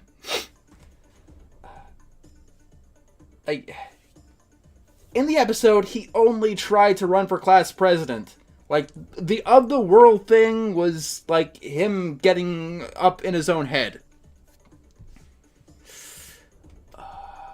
The politics one is about Robot Jones running for class president. The gender one is nothing more than your basic gender stereotypes. Okay. Half the time, this show beats down on Robot Jones. That's called comedy. And the other half is him being an asshole. At least... I don't recall him being too much of an asshole, no. I think that's what it's trying to be. And this show can teach bad morals. The morals in the show are parody morals. They're not meant to be taken seriously at all. Rubik's Cube episode teaches that in life you need to cheat to win, which... Okay, no, that's not the moral. There is no moral in the episode.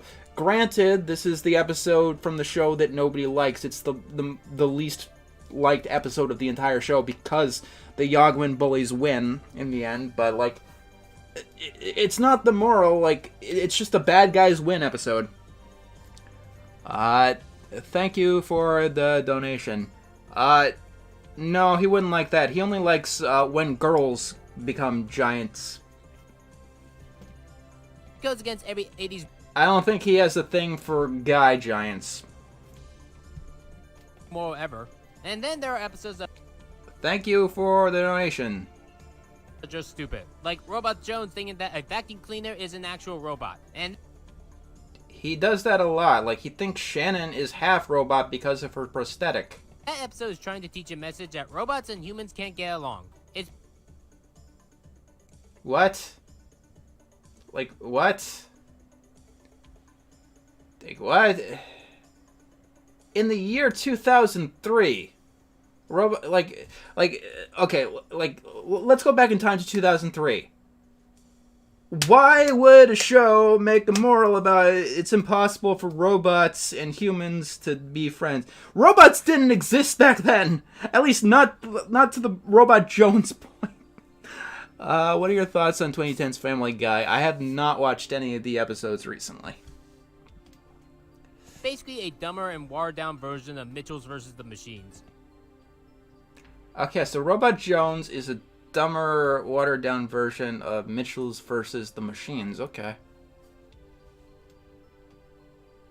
Robot Jones, I don't think the exact year is ever stated. It does take place in the 1980s, though. Also, it's kind of like To Love and Pattinson's robot really loves the vacuum and... Robot became friends with the vacuum cleaner. He fell in love with the Scantron machine. You would know that if you watched the episode entitled Scantron Love. Everyone is weirded out by it. By the way, it has a cord, but never unplugged or tangled. The That's cartoons. comedy? What comedy? Here's a scene of Jones's dad taking Robot Jones to school. He jumps on top of a car of a guy who was razor shaving while driving. Why would someone razor shave while driving? What? You know what people like? People will do anything in a car. Serious question. Do people do this? I honestly don't. Yes. People are stupid in cars. really, really stupid in cars. I'm surprised you don't. Then again, you don't shave, do you? Do people actually do this? I'd say that this show was made by a robot, but that would be too easy of a joke. I would say this show was made by a robot, but that would be too easy. Yeah, Actually, I'm more surprised that this show doesn't make that joke. So to answer this show's question, whatever happened to Robot Jones? Well, after watching the whole show, I can give you the correct answer. The show was so bad that nobody gave a fuck about it. Oh no, he said the thing. Now Blue Sky is gonna be very, very angry at him. Oh no, Ryan, what you gonna do now? And so it disappeared from everyone's memory. That is completely inaccurate. Plenty of people remember this show. And it will disappear from everyone's memory again after this review is over. Thank No. you for watching. I hope you like this new format for Cartoon Network 64. Yeah, sure. I can't imagine what the old one was like. And we will post more Cartoon Network 64 episodes for next month. See you all Thank you for then. the donation. Star Giant Productions, out. Oh no, Maddie.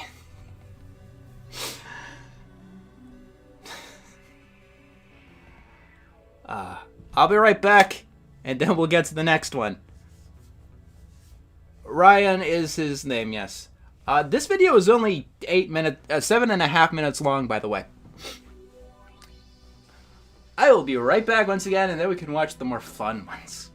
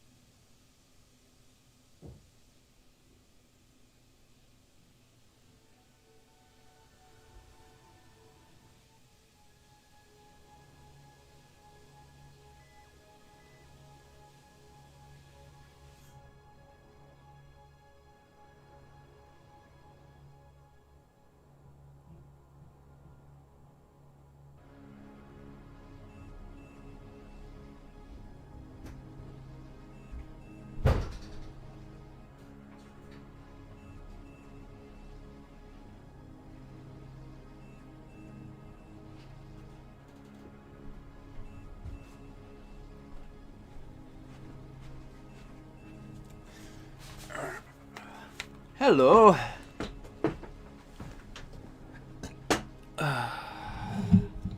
So, you guys recovered yet?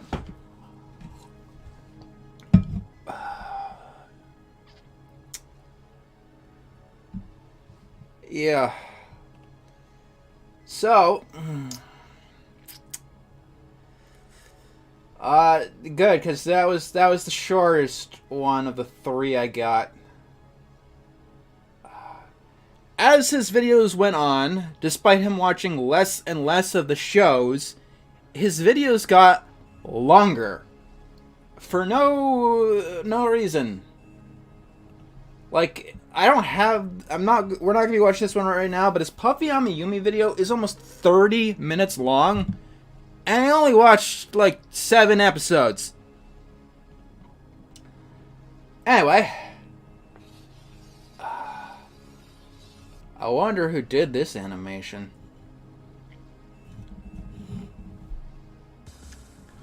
Ryan did not get to Mixels. He didn't get to the 2010s.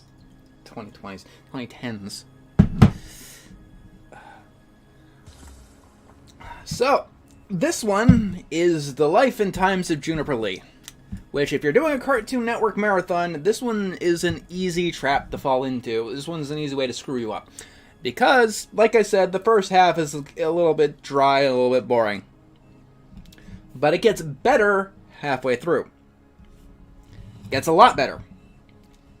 At this point, Ryan said he was only watching like 5 episodes in a show. So let's see.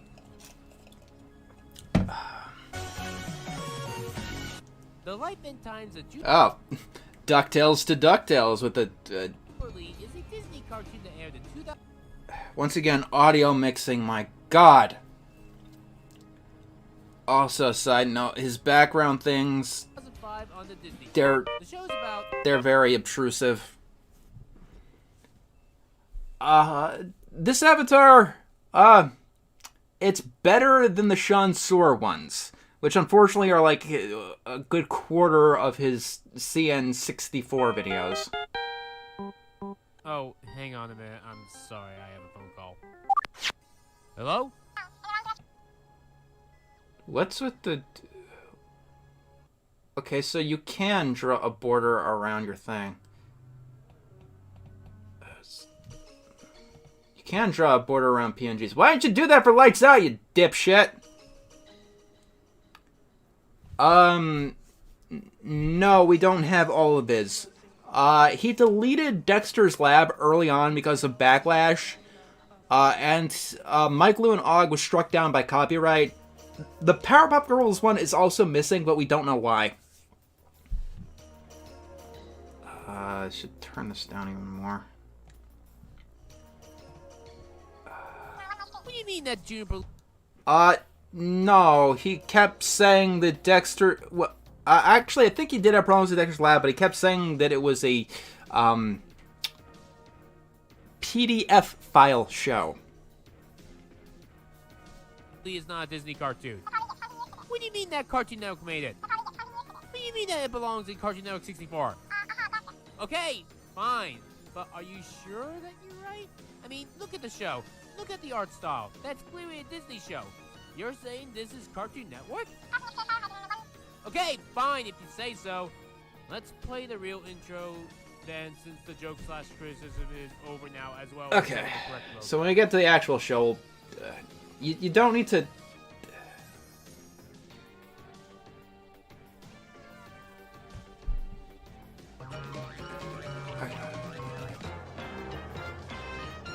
Cartoon Network. I do wonder who made this intro for him, because, like, it's actually well animated. It obviously wasn't him, and I doubt it was Jetto Bread either, who was his go-to animator for a time. The big problem there is that it uses an avatar that he doesn't.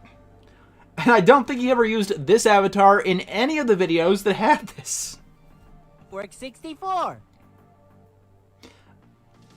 Yeah, I know he's comparing it to American Dragon, but, like, the thing is, he says that it had the same animation style as a Disney cartoon. Does this look like traditional Disney animation? Like, is it the style of a Disney television cartoon? It is to put out the cave fire. Ava does art. She, at the time, she wasn't an animator. Look, just tell everybody to chill, okay? There's bound to be a learning curve, but actually you'll get the hang of things. Listen, I've got like 300 episodes of the Powerpuff Girls on tape and tons of other stuff to do, and get 'em, Bubbles! I'll call you later, okay? Bye! These clips go on so long. The original Powerpuff Girls only had 78 episodes. What alternate universe does this show take place in? Okay, 78 22-minute full things. Powerpuff Girl, like, immediately you get to over 150 if it's 11 minutes each. Also, there was Powerpuff Girls Z, which is, you know, a thing that you probably don't know about. Also, it takes place in the Cartoon Network universe. In Cartoon Network universes, Cartoon Network shows were probably a lot more popular than they were in the real...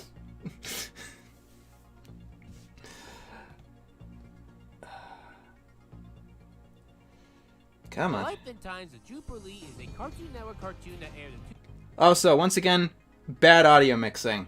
I'll turn off my own music because this is really bad in this one. But if you can't hear him, I apologize. 2005 on Cartoon Network. The show is about an 11-year-old girl named Jupiter Lee.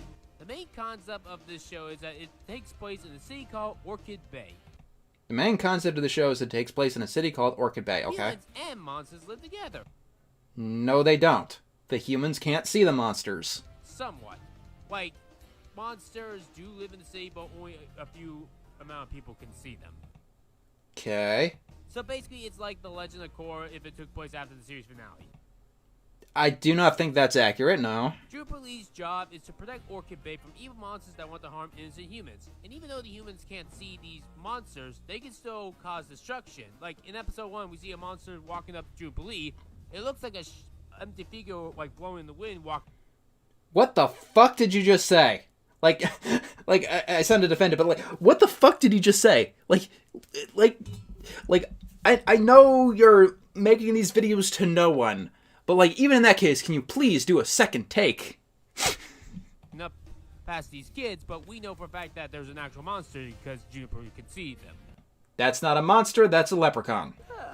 Hey, little dudes, make 'em with the celebrating fang. I can't see you. Oh, yeah, right. So it's a fine show of evil magic, and it has some good action scenes. I want to say that's a good premise, but No. Okay, so, okay, what's the what's the problem you got with Juniper Lee here? the show's not good. Okay. All right, let's see what your opinion. Let's see how you back up that opinion. Premise-wise, it sounds like every cartoon from the 2000s. Okay. A popular trend to do at the turn of the millennium was to have children have magical powers and save the world. A popular trend only in the 2000s. This stopped happening when the 2000s was over, and it never happened before the 2000s either. Saving the world was only done in the 2000s, never beyond then. Whether it was a whole group or, in this case, a single kid. You know how in my previous episode of Cartoon Network 64 I mentioned how Hi-Hi Puffy Yumi was the most stereotypical cartoon ever? Okay, maybe we'll talk about that one next year, because that one's a doozy One too. episode later, I may have to revoke what I previously said. Jupiter Lee acts like the stereotypical cartoon girl. Juniper Lee acts like the stereotypical cartoon girl.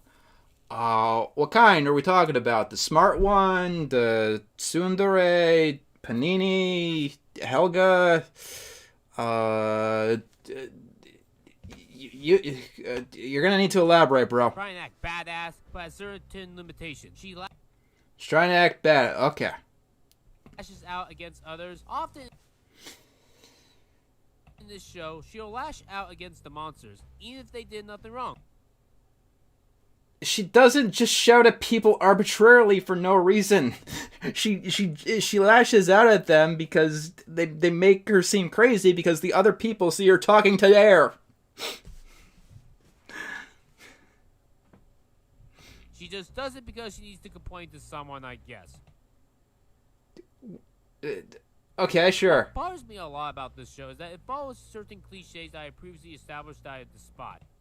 Okay, so it follows cliches that he doesn't like. Like the older sister takes advantage of the younger brother cliche. What the fuck are you talking about? I'll be honest, I never saw Juniper Lee before doing this Cartoon Network 64 episode. You and most other people. I heard about a couple times as a kid, but never actually watched a single episode. I mentioned this show in a previous review of mine. So you're mentioning shows in previous... You're mentioning shows that you haven't seen to make a point. This is the shit I did back in, like, 2013, before I learned that it was a bad idea, and people will call you out on that. And for that statement, I was going off what other people said.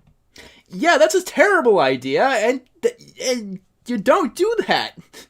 Like, you don't do that. The only reason you'd have to do that is if you have a poor library of reference. And if you have a poor library of reference, you shouldn't be making critical videos. Oh, I'll tell you exactly how he had 75,000 subscribers. By uploading content that wasn't him.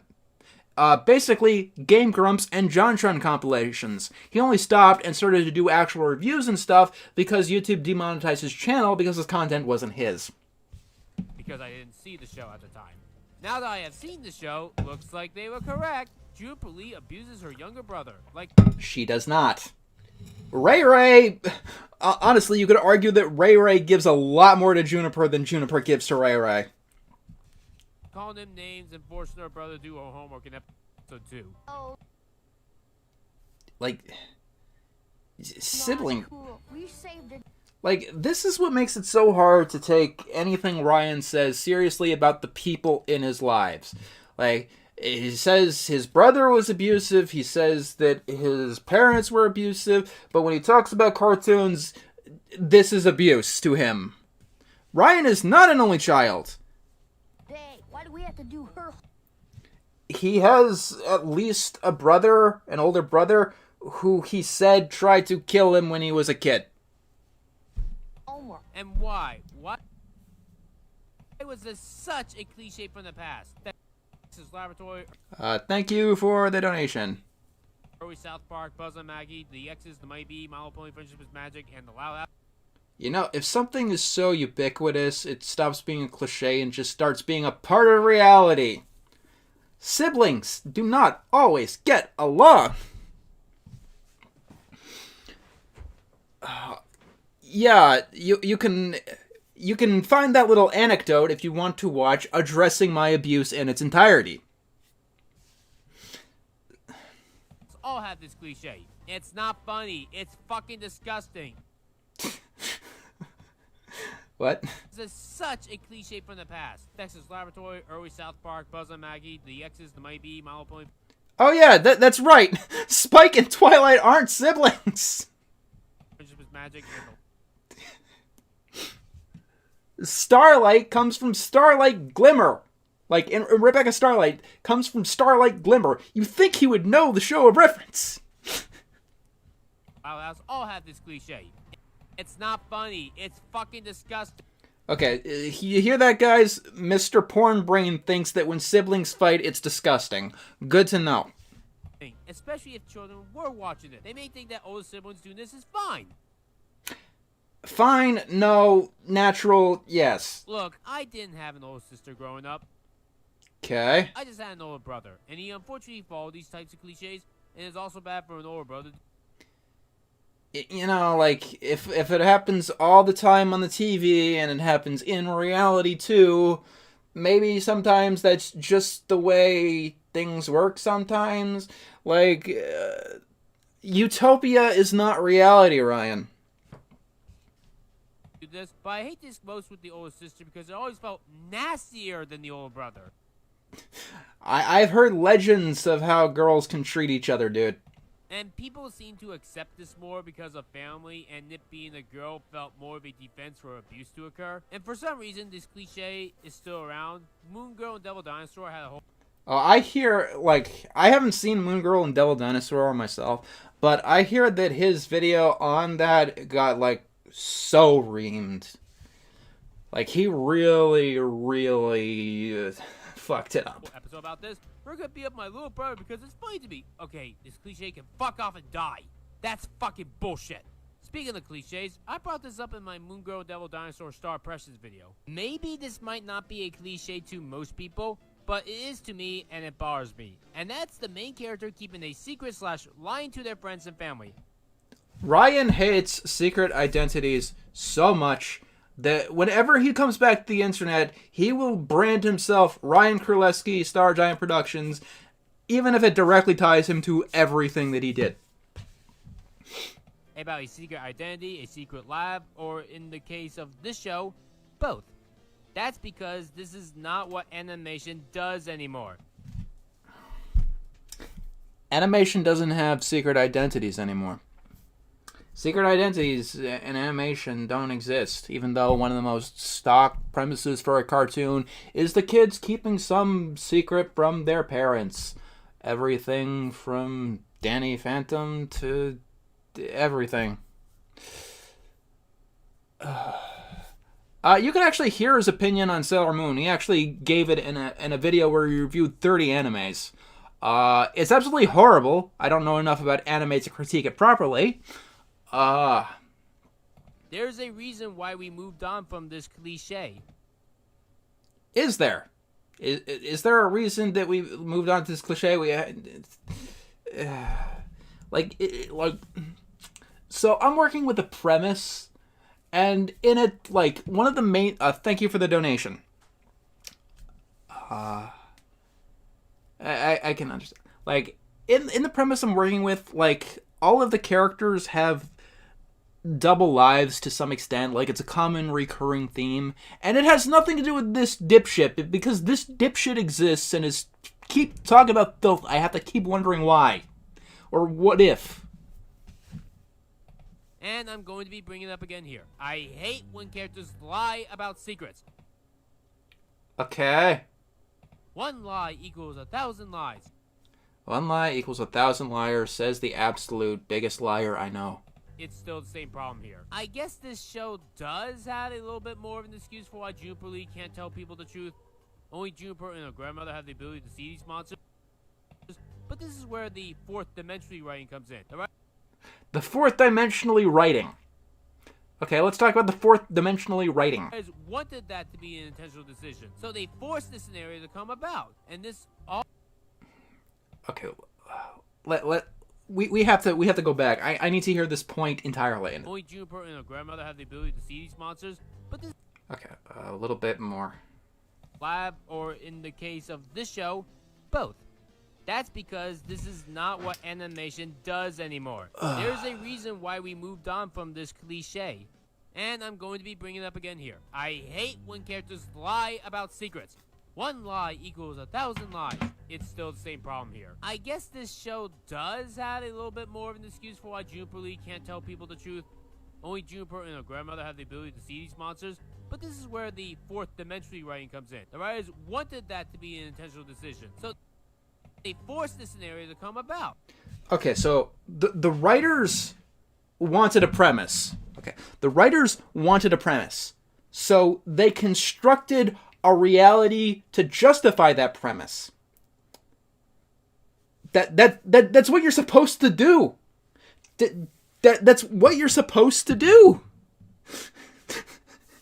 That's how creation works. That's how thank you for the donation. Like that's how it works.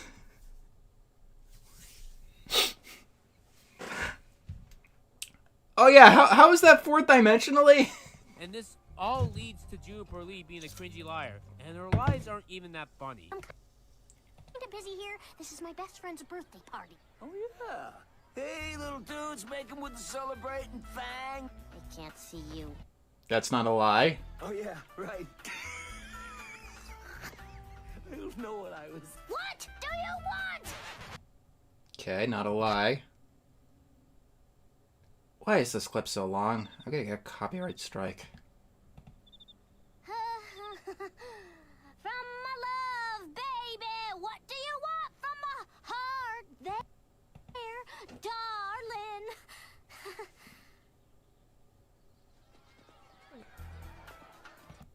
That okay. You know, I would like to go to a party. At least he told.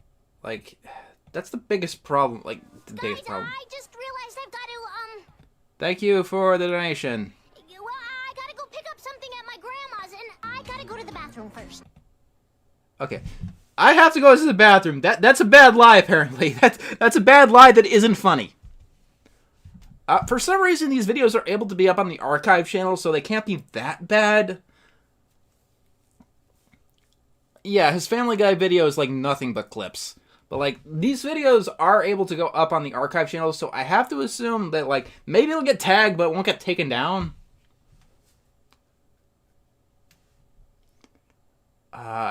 Because he really, really, really, really, really, really hates liars. Because, I guess, narcissists hate themselves above all others. And I hate it when she lies to her friends. Give Danny Phantom credit. Thank you for the donation. We're gonna get to that. We're gonna get to that. There's a video that talks about that in the end. When it comes to secrets, at least he told his friends the truth. These Like, weren't his friends in the room with him when he became a phantom? Like, was that a thing? Or am I misremembering? identities are so terrible. They basically make me turn away from the show. So, Ryan must hate the entirety of the superhero genre, and the entirety of the spy genre, and the entirety of the crime genre. That's a lot. And there's probably other genres too. Whenever I hear about a secret identity or show having one for like an entire show, my interest disappears. Like, you never wanted to be someone else, dude? the quickest way for me to not want to watch a show is if it stars a bunch of liars. But The Bad Guys was an amazing movie.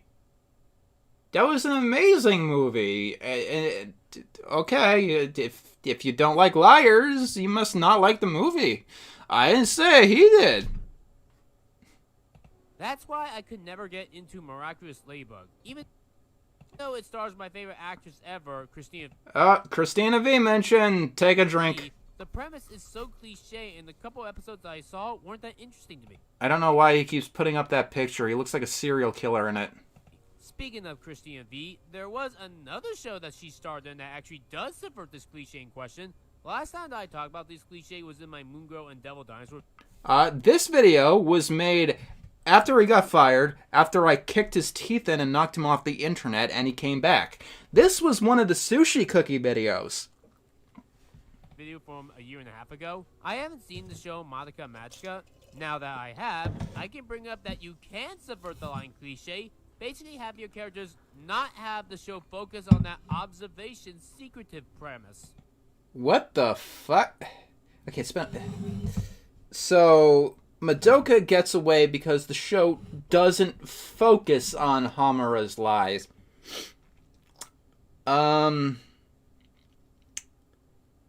What?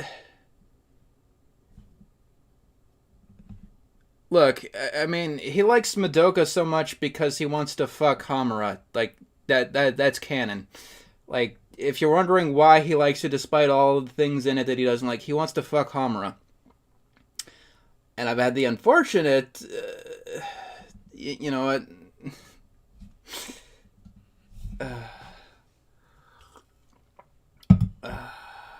That's why Madoka Magica works, because it doesn't focus on any line or secretive Okay, I might get reamed for this.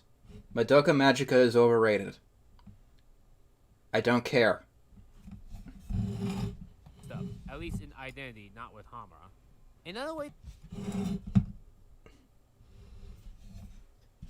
to subvert this is to be a one-time thing, like good superhero products, like Spider-Verse. Okay, so the lie. Okay, we got a lot to. We got a lot to. Okay, so you can get away with this lying and secret identity if it's a one-time thing. Like it's because, as we all know, Miles Morales only had the secret identity the one time. The one time. That's it. And then he never had his secret identity again, and everyone knew that he was Spider-Man afterwards. There was 2 Spider-Verse movies when this came out, by the way. Maybe not helping is that in Juniper Lee, certain characters know, but others don't. Like Juniper's grandmother knows this stuff because she used to be the Tejwanze.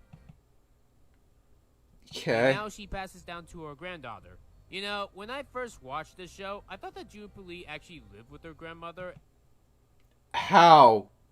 Like, she lives in a house with her parents. And that something happened to her actual parents. Maybe like, say, a Lilo and Stitch situation. Nope, we see them in episode 5. And the mom doesn't know anything about the monsters, despite being Juniper's mother and being the daughter of Jasmine, aka the grandmother. Why? How? Because the show explains this.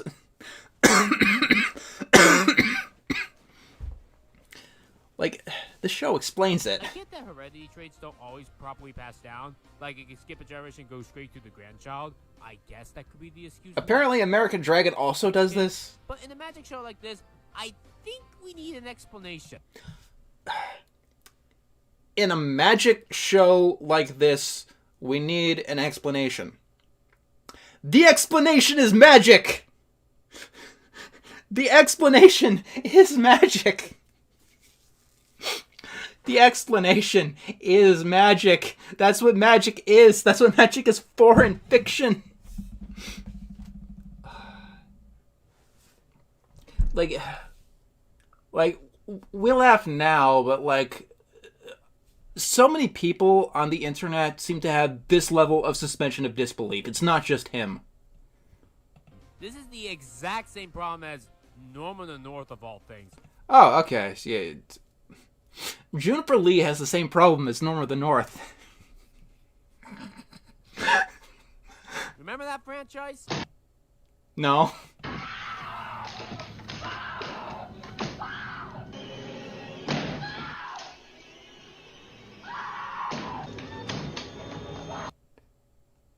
I would watch this, but I don't want to get struck again. In episode 7, they have a way for Juniper Lee to show. Okay, you guys want to hear it? I'll risk getting hit by the Norm's lawyers. Norm has very good lawyers.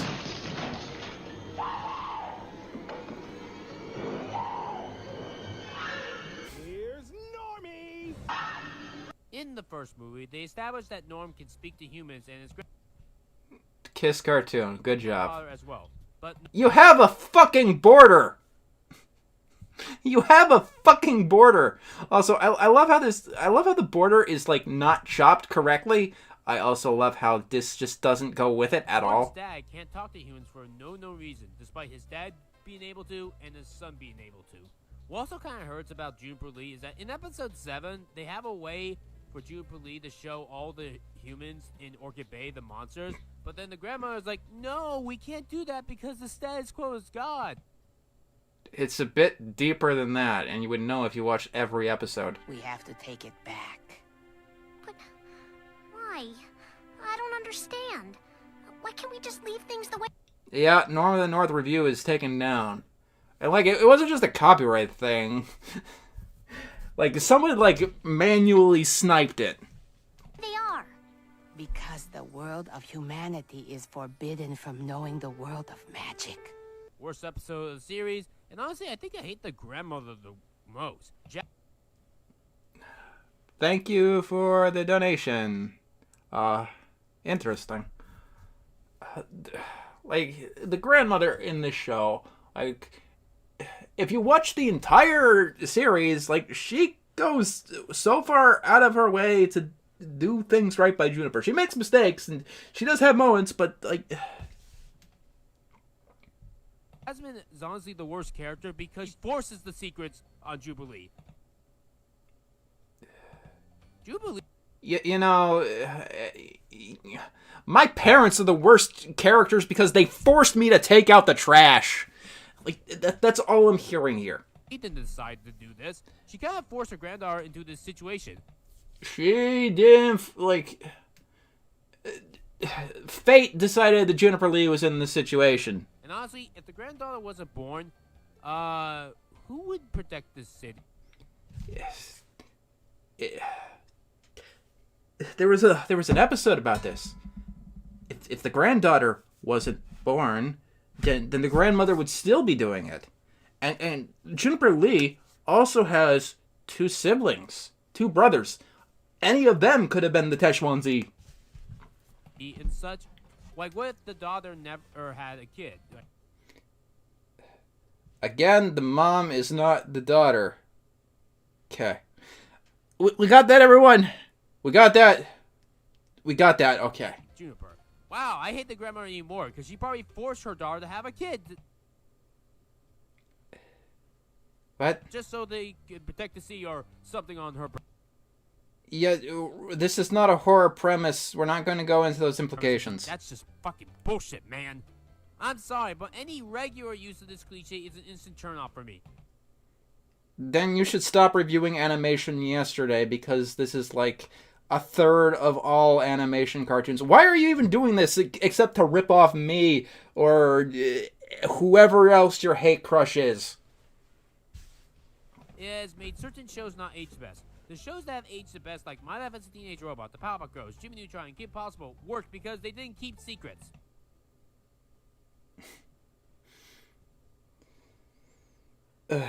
Meanwhile, shows like Dexter's Laboratory, Fairly Odd Parents, Totally Spies, and Danny Phantom aged poorly because they kept secret. Fairly Odd Parents is one of the most established animation franchises in the past 20 years. Like on some level, it gets higher praises than SpongeBob. Danny Phantom is a cult classic. Dexter's Lab is a cornerstone of animation history. Phantom aged poorly because they kept secrets. Juniper herself is... And Totally Spies is another cult classic for totally different reasons. Thank you for the donation. Often irresponsible and annoys me. Episode 4 opens up with Juniper noticing a monster call. Now, if you notice the call, then you should take down the monster right away. This is like if SpongeBob in the Frankendoodle episode noticed Doodle Bob's hand right away instead of that night. That's a comedy, and the comedy could have gotten away with it. Thank you for the donation. We can't find his Dexter's Lab video. It's lost media. We're looking for it. This Juniper problem is literally just Kenai again from Brother Bear. So, okay. Sure. When he had all the fish fall and he never bothered to put them back up again. Character flaws aren't story flaws, dipshit. It's fun. In France. Oh, yeah, a long tradition of fun, in fact. And who knows more about fun than the French, am I right? What? How is that even relevant? French aren't stereotyped as being fun. They're just throwing random shit at the It's better than some of the other French stereotypes, okay? wall. If this came out 20 years later, people would say this is AI written.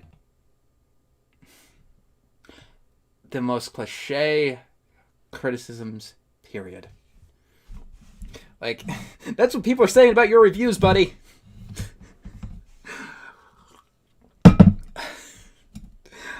And as I understand it, there's a Netflix show that is basically Juniper Lee, and people love it, so... He told me about what a huge honor it was to be the big protector and everything. Well, you kinda left out the part about how annoying it is. Seriously, magical creatures, total crybabies. What? All they did was ask for help because there is danger and you keep ignoring them even... You know she's, like, a kid, right? And that's a lot of people. Like, even if people had genuine complaints or whatever to me, I would be annoyed if this many people were talking about it too. So it's your job to help them. You're the crybaby, Juniper Lee. You're the crybaby, Juniper Lee, says Ryan Krulewski. People consider Nickelodeon the worst at being misogynistic because of this... Okay, so, okay, we need to hear this. Annoying it is. Seriously, magical creatures, total crybabies. What? All they did was ask for help because there is danger and you keep ignoring them even though it's your job to help them. You're the crybaby, Juniper Lee. People consider Nickelodeon the worst at being misogynistic because of decisions like Phoebe and her unicorn. What? I have no idea what he just said. Okay, these are the Nicktoons that are led by a female protagonist. Go on. Here are all the female star shows. Notice that at least goes into the double digits. Cartoon Network is honestly worse. Like, it has even less female protagonists, surprisingly. You gonna list them out? Like that doesn't inherently make them more. Thank you for the donation. Cartoon Network, in chronological order, focusing only on the original shows, nothing spin-off like Warner Brothers or live action. We have Cow and Chicken from 1997, The Powerpuff Girls in 1998, Mike, Lou, and Og in 1999, Hi Hi Puffy Ami Yumi in 2004, Juniper Lee, of course, in 2005, The Powerpuff Girls reboot in 2016, and Infinity Train in 2019. And you know that, like, all of the other shows have female characters too? Like all of them? Like all of them? And Cartoon Network balanced it out with acquired media, like Atomic Betty, like the Total Drama series, Totally Spies, as you mentioned. That's 7 out of 70 cartoons, or once every 10 cartoons. Only 10% of the network has female stars. Like, stars. Yeah, like, Mac and Blue are the protagonists of Foster's Home, but Frankie is also a star there. Madame Foster is a star. Coco, like, it's an ensemble cast. Like, this number is incorrect. Like, Dexter's Laboratory. Dexter, his name is in the title, but Dee Dee is just as much of a main character. Like, she's in the intro. She's in just about every episode. She gets, like, equal screen time to Dexter. So yeah, they have even less than Nickelodeon, despite having more cartoons than Nickelodeon. Yeah, but, like, I mean, like, Disney has more shows starring ducks, so what does that say about both of them? Nickelodeon at least went into the double digits. Thank you for the donation. I got that one saved. It's the long one. If you guys can handle it, we can look at that one next. Can I also say that the monsters all generic looking? Yes, you can. That complaint is valid. I will let that one stand. Thank you for the donation. The one has that stupid looking leprechaun. All the other monsters look like they were made in the generic JRPG. Okay. Why, like, I understand copyright, like, why is this so small? Like, why is the clip, why is it so, like, why is it so zoomed in? like, why is why is it only taking up, like, a ninth of the screen? G-Maker. They don't stand out like the monsters in Monsters, Inc. They don't stand out like... Hell, even Foster's Home for Imaginary Friends had all the imaginary friends look interesting. For Juniper Lee, not a single monster design stands out to me. Not even in the Halloween episode. I mean, I will say that Juniper Lee's monster design is one of its shortcomings. What the hell was that episode called? It's the Great Pumpkin, Juniper Lee. It's a reference to Charlie Brown / Peanuts. Yes. Oh, brilliant editing. Decorative items might be a hot Cartoon Network 64. Okay. I don't think there was a single pumpkin in that episode. There was just some random boxing shit for 4 minutes. That's wrestling, not boxing. Juniper's friends are also so cliche. In order Oh, you take that one back. You would not agree with that if you got to the end of the series. for me to enjoy tired trends, you have to either subvert the cliche. Like, the thing is, like, I didn't even watch these until I was done, and the Juniper Lee video didn't exist until last month, so... Or make the characters interesting. The best pieces of media of all time do exactly what I just stated. They don't... Okay, let's... What's the point? Hell, even Foster's Home for Imaginary Friends had all the imaginary friends look interesting. For Juniper Lee, not a single monster design stands out to me. Not even in the Halloween episode. What the hell was that episode called? It's the Great Pumpkin, Juniper Lee. It's a reference to Charlie Brown / Peanuts. And yet, I don't think there was a single pumpkin in that episode. There was just some random boxing ship for 4 minutes. Juniper's friends are also so cliche. In order for me to enjoy tired trends, you have to either subvert the cliche or make the characters interesting. Okay.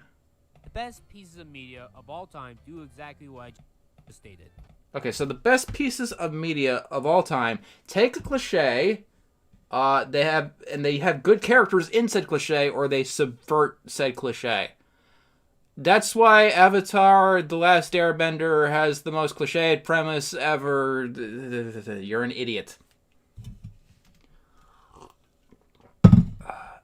His criticisms being cliche imply that anyone else would be stupid enough to make them. They don't do either here. It's like they were told to just follow the cliches instead of subverting them. Ophelia is every goth ever. No, she's not. Like, I forget the episode where she is a director. By the end of the series, you really care for Juniper's friends and what her life as a protector is doing to her. Jokes of hating every good person, thinking suicide is funny, hating the... Okay, what? Follow the cliches instead of subverting them. Ophelia is every goth ever. Jokes of hating every good person, thinking suicide is funny. I don't recall Ophelia ever thinking that suicide is funny in the entirety of the show. I don't remember that episode. Maybe I missed something. Hating the nicest of things. Ah, yes, Ophelia hates the niceness of things. Ophelia, dance with me. Roger, 1, there's no music. 2, if there was music, I wouldn't like it. And 3, no. Throw me off the bus. Now, seriously. Ophelia, I don't get it. If you hate drama camp so much, why do you come every year? Right. And get stuck alone with my mom watching game shows all week? Okay, hello? I don't think so. Roger is the nerd. Marcus is the hunk. Jody is... Jody. I swear, I watched a quarter of the entire show in preparation for this review. Oh, okay, so he watched more than 5 episodes. He watched a quarter. If I remember correctly, Juniper Lee has 40 episodes, so he watched 10. 10 episodes out of 40. Like, it'd be one thing if you couldn't find every single episode. Like that, you know, there's only so much you can do. But, like, here's the thing. He doesn't have a time limit. He's not trying to meet ad demands. He's not trying to meet a schedule. Like, he has all the time in the world to put these together. He's not trying to hit an algorithm. And I, for the life of me, could not find any personality trait for Jody. Even the fucking Wikipedia page doesn't say much on her. Yeah, you can get past that if you watch the show. Or if you want to get to advanced research, you can start browsing through TV tropes. They might give you some extra insight. And maybe you could find a few more better opinions. There's more stuff said on all of the supporting characters than Jody herself. How the fuck does every single supporting character have more to say in themselves than the entirety of Jody? It's hard to find anything good about this show. Like, okay. What? The music? You know what? I'll give it that. The music is good, especially that theme song.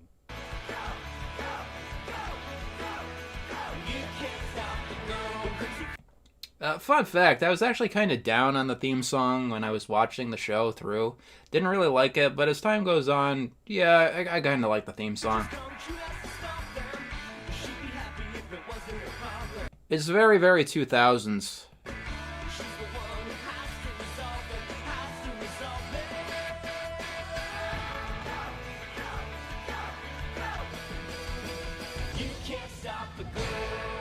And the background music is also good. What did you expect? It was made by Stuart Copeland. He makes the Spyro music. In fact, when I first saw this show, the first minute that I watched it, I literally asked out loud, is that Spyro music? So yeah, I noticed this right away. Not a criticism or anything, just something to point out. So yeah, if you want the good stuff of the show, just play the Spyro video games. You'll thank me later. Okay, like, the music is very reminiscent of the Spyro. It's not literally beat for beat, the Spyro I guess we could end this talk about the humor of Juniper Lee. The humor is not that great. The show also has some F-slur humor. Okay. So, you heard that correctly, but I'm gonna go a little bit back so you can hear that again. Thank you for the donation. Let's go back a few seconds. Play the Spyro video games. You'll thank me later. I guess we could end this talk about the humor of Juniper Lee. The humor is not that great. The show also has some F-slur humor. Okay. So, I'm going to tell you... I'll tell you exactly what this means. So, at the time, for background reasons, he was calling farts F-slurs. He hated farts so much because of a relationship that he was in. He called farts F-slurs, including in videos. Because F-slur means something very specific outside of that context, it makes it sound like he's really homophobic whenever he brings it up.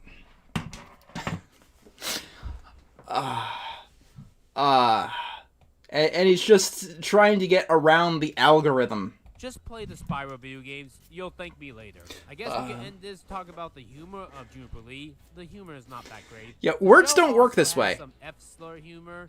I was surprised that it was sometimes rampant in the show. It didn't feel like this show was going to have that going in, but it does. This show is annoying with its pop culture references. I don't think it's a Shrek thing, as that movie only inspired other movies. Pop culture references. I don't remember Juniper Lee making too many pop culture references. Not TV shows. The only I mean, I'm pretty sure on some level he's everything. show to rip off Shrek off the top of my head was Drawn Together. What?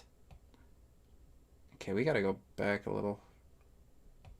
Sometimes rampant in the show. It didn't feel like this show was going to have that going in, but it does. This show is annoying with its pop culture references. I don't think it's a Shrek thing, as that movie only inspired other movies to rip off, not TV shows.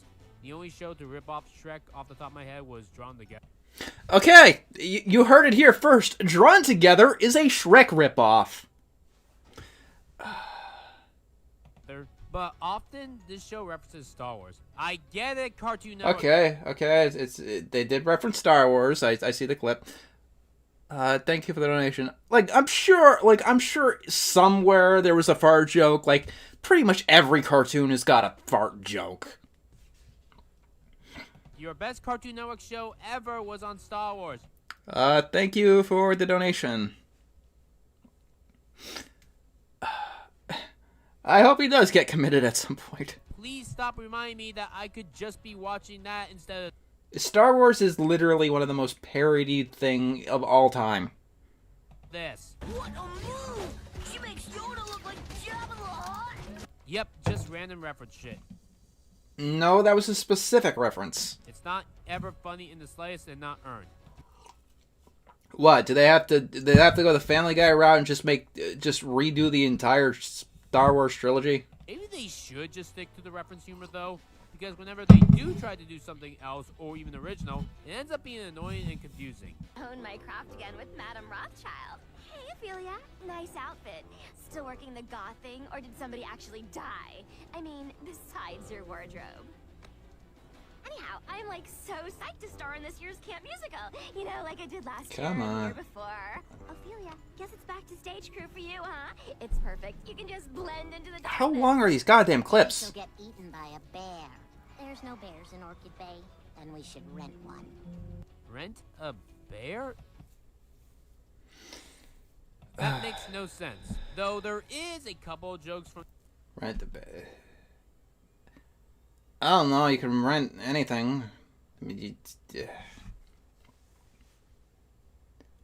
I don't know if he actually got to Pepper Ann in his Disney marathon. I don't know how far he got with that one. Wait, Pepper Ann was 90s, and he got to at least Lloyd in Space, so I think he did get to Pepper Ann.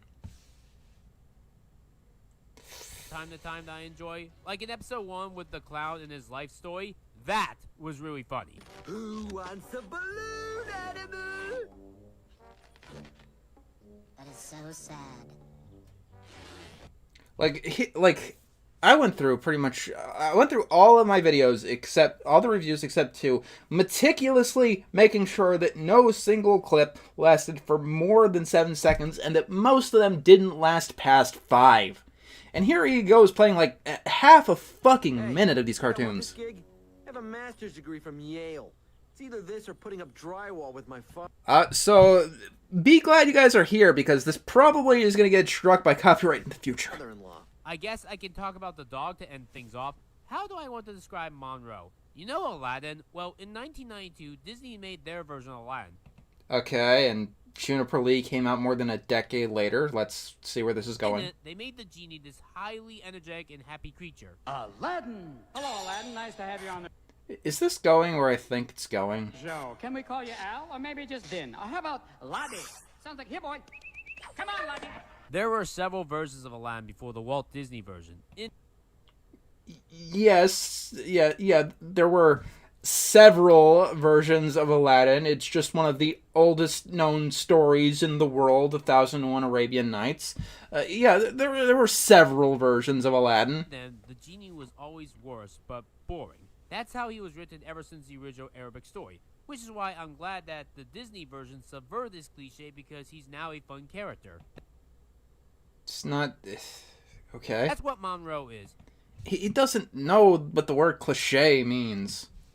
He's basically the genie before the 1992 version of Aladdin. Oh, okay, so... Monroe is the genie from Aladdin before the genie from Aladdin. He does this shtick of, "You're annoying, I'm more fun than you, but I don't feel like having fun right now." And he does this for every single episode for at least a full minute. I mean, SpongeBob has Squidward, so... Hands off! All of yous, hands off, for pity's sake! Do I look like some nauseating plush doll that vibrates with laughter when prodded? For pity's sake! Ooh, let it go, lass. This is probably the first time he's actually talked to a girl. Don't look at me! I tried to tell you, but you were too busy doing stand-up. He's not funny once, and I That is a lie. don't care about him. Like, he has a death fake out in the final episode of this series. You didn't... Spoiling shit. I didn't give a shit once about him. I was like, You would if you watched all the episodes, you dipshit. oh, he's a dead dog? He deserves to be more dead than Brian Griffin. What did this dog do to you? Did he maul your cat? Is that what happened? Is that why you hate Monroe so much? Ryan, look out! Now that I think about it, Monroe is a worse version of Larry from Larry and Steve, because at Okay. Let's go on. least Larry was, like, funny. Listen, kid, I need your help. You He's literally just Brian Griffin. gotta get me out of here, or else I'm finished for good. What do you say? Can you give me a hand? Whoa, a dog that speaks English. What? You know, I once had a Jack Russell Terrier that spoke Dutch, but I couldn't understand a word he was saying. Listen to me. If you don't get me out of here, I will be put to sleep. Are you listening? Do you understand me? You will be indirectly responsible for the resulting euthanasia.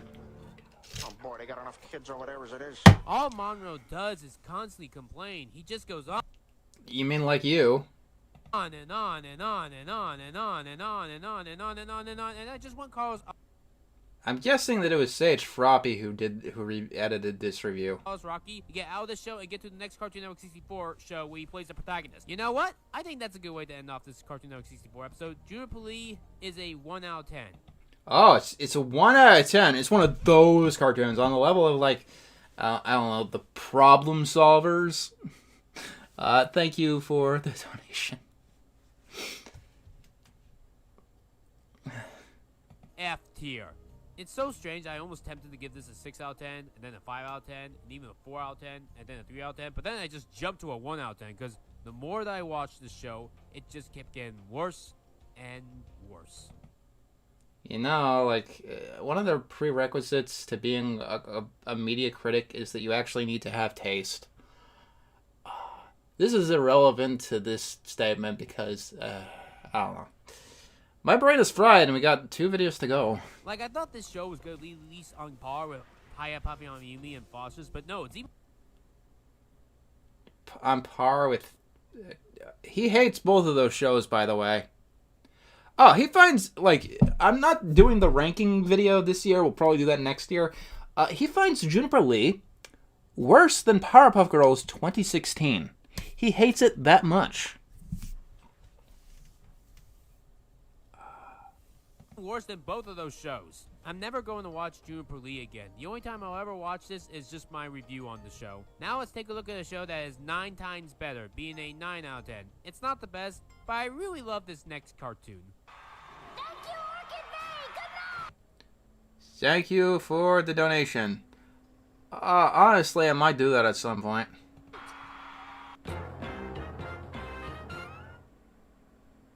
Coming up on the Cartoon Network.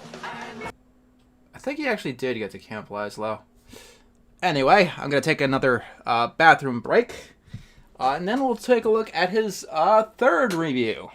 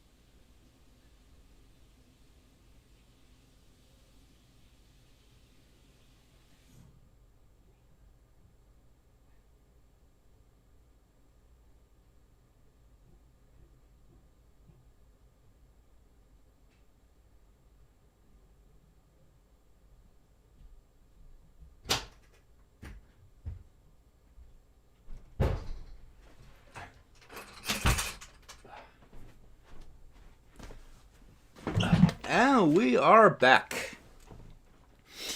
So, did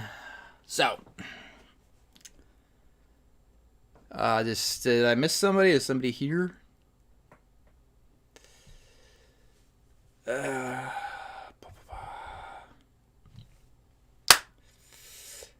is...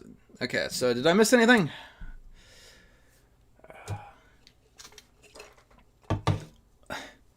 The door. Please read the pinned comment about that. Yeah. So, anyway, before I begin the next video, do you want to know, like, the point of all of this? Because, like, we can all agree that this person's opinions don't matter. Like, I don't want this to get lost in the shuffle. Ryan Kurleski is a pervert. He's done awful, terrible things. He's hurt so many people. And his opinions on Foster's Home, Robot, they don't matter. Like, they don't matter in the grand scheme of things, and no one is going to ever care. No one's going to ever take this guy seriously. His opinions don't matter, and they don't belong in any sort of serious, objective discourse. Except to one person. Ryan is delusional enough to believe that his opinions on media are valuable to someone. Like, even ignoring all of the potential crimes that he's committed, he believes that he is saying something when he's spouting out his opinions about how secret identities are shit and Robot Jones has no colors. Mockery towards his work, like outright mockery, it hurts his ego. And I think that's important. I think it makes it entirely clear, more than any sort of investigation we could do, that he does not belong giving his opinions. He cannot make this something ever. Because even if it wasn't for all the controversies tied to his ankle, he'd never make it. He'd never make it. He's not Chris Chan levels of delusional, but he's certainly close. Yeah, I can agree with that.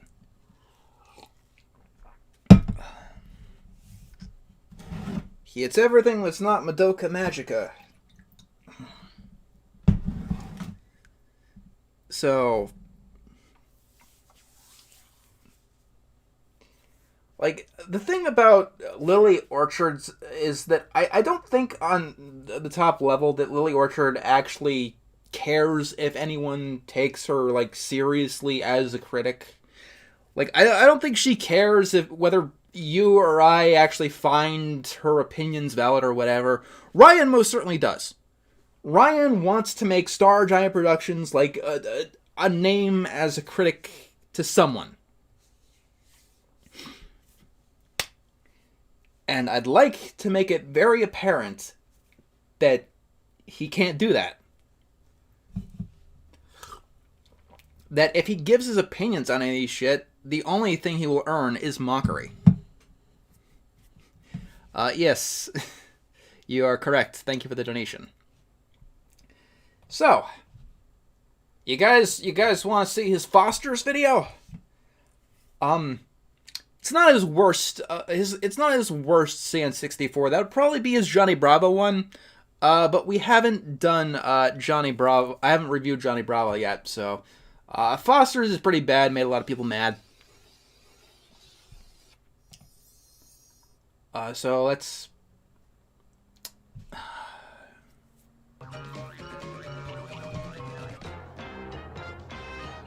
Cartoon Network 64. If whoever did this intro wants to reach out to the team, you're free to do that. I'll figure out a way. With Foster's Home for Imaginary Friends getting a reboot next year, I figured. Oh, different background. This video came out earlier. Why does it have a better background than the later one? Thank you. You should use the star. Next time. I mean, do you guys want this to be a regular fixture? I'm still going to be doing the video game stuff, but, like, do you guys want this to be, like, an actual regular fixture? Because I might do this, like, once a month with, like, friends and stuff. And I got to admit, it's definitely doing good for the wallet. Now would be the time to talk about this show. I'm surprised how long it has taken. Who's worse, Ryan, Doug, Walker? Lily Orchard is the worst person.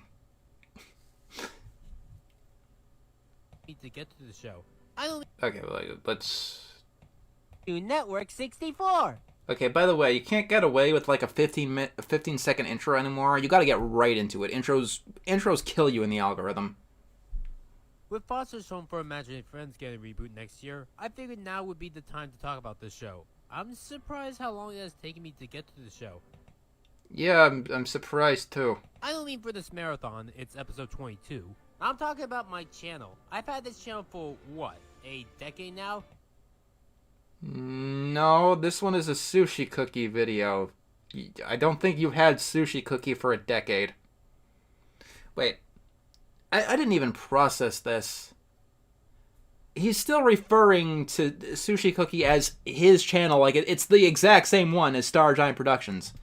Thank you for the donation. We'll see why he hates it. Oh, this is an original video before the channel got taken down? Okay. Okay, so it's close, but it's still not there. I've never done a video on Fosters, which is strange because I grew up with the show, and I dressed as Mac in 5th grade, like for Halloween. I watched this show a lot, so I don't know why I never bothered making a video on this show. I mean, the show is good, right? Well, unfortunately, this is another one of those disappointments. I'm sorry, but this show did not age well.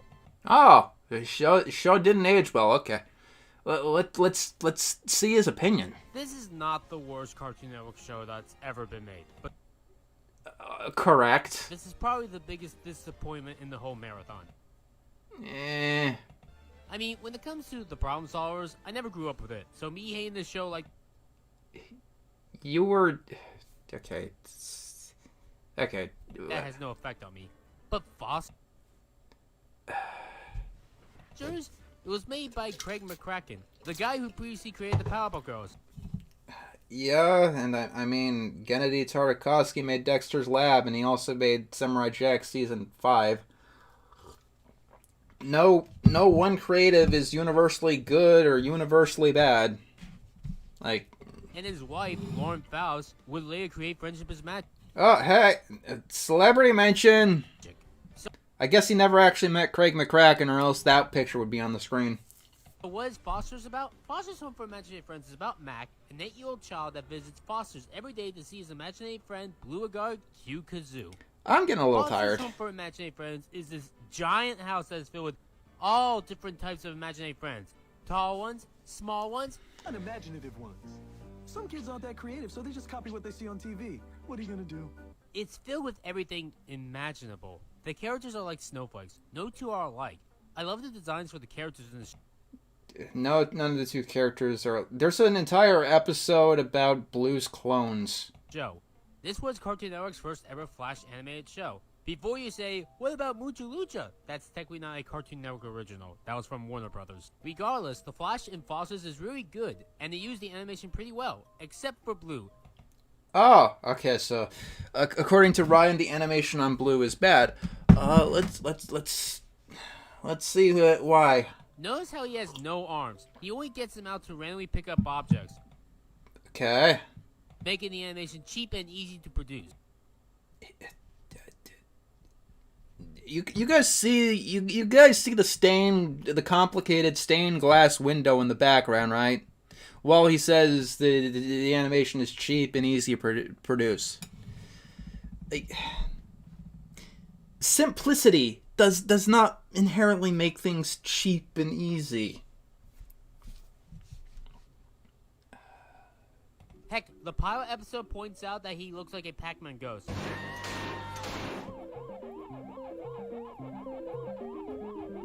Rule of thumb, if your pilot episode points out the problems with your character designs, then that means it's a bad design. Pickle and Peanut did the exact same problem. Before I die, you should know something! What is it, pal? What's up with your headband? You don't even know how to play tennis! Okay, I haven't seen Pickle and Peanut for years, but even this complaint, like, Ryan has the habit of making me defend things I don't like. Like, somebody wearing a headband but not playing tennis isn't, like, the weirdest thing ever. Ooh, look at me! I missed... Shut up, stupid! Blue's design is more than likely like that because it's cheap and easy to produce. Yeah. Cheap and easy to produce, right. And probably why he's used so much despite him being an asshole. He's used so much because he's the main character! But we'll get to that later. Apparently this show was inspired by Craig and Lauren when they adopted 2 dogs from an animal shelter, and they thought they could come up with a show based on that, but with imaginary friends. In this universe, children are mighty and powerful gods that can make life exist just by having a... Thank you for the donation. Oh, good. We were trying to get that video to Ant because we knew he'd have a reaction. I'm not exaggerating by that statement, and kids have no limits. You think kids with Pokemon are powerful? That's nothing compared to this. Kids with imaginary friends have unlimited power. They can make anywhere from just one friend to infinity. Okay, so he's gonna go on in a very, very bad route. Very stupid route. So let's see where he's going. This one girl named Goo could just talk about imaginary friends and they appear. Yes, and this is established as a problem within her episode, and it's why none of the other characters like her. Will be amazing. What if it was orange? What? Oh, what about if he had wings? Or what if he was a girl? Let me be clear. The premise for Foster's Home for Imaginary Friends is fantastic. One of the best premises I have ever heard of for a cartoon. What, the imaginary friend adoption house, or kids having omnipotence? Those are two separate things. But how do I want to put this? It's executed terribly. Now, some shows can... Madoka Magica, take a drink, everybody! Take a drink! ...have good premises and make you want to create your own stories. Madoka Magica is a deconstruction story. Like, the point of a deconstruction is to take the most stock, stereotypical premise you can and break it apart. Like, the premise of Madoka Magica is typical magical girl story that they just break apart. With them. Like Madoka Magica. Then there's Foster's. A great premise done so wrong that you want to talk about it for most of the review. The show has bad world building. The show has no world building. It is not that kind of show. What's wrong with Foster's premise? Well, how about the fact that Mac is one of the most unimaginative kids ever? Okay, let's see where this is going. You can literally make up an imaginary friend in this universe to get you out of any situation. I'm gonna get another drink because I feel we're gonna be going late tonight.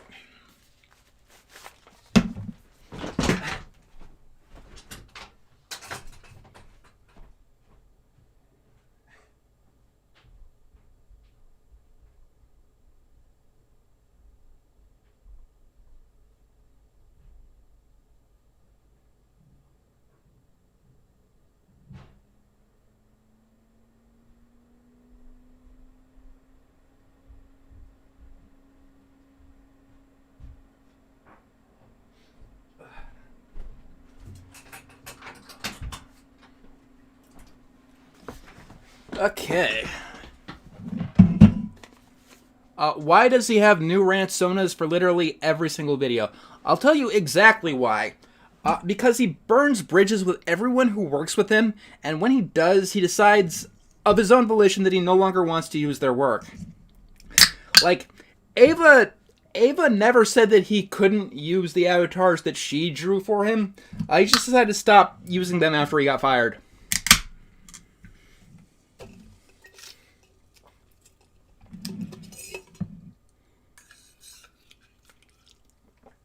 I explained that like a half an hour ago.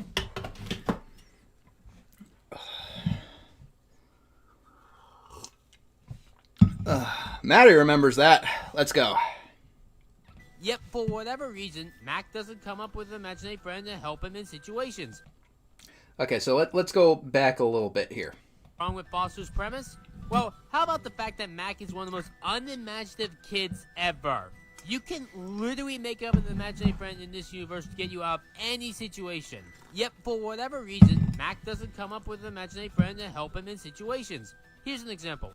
So, Star Giant seems to understand the imaginary part of Foster's Home for Imaginary Friends.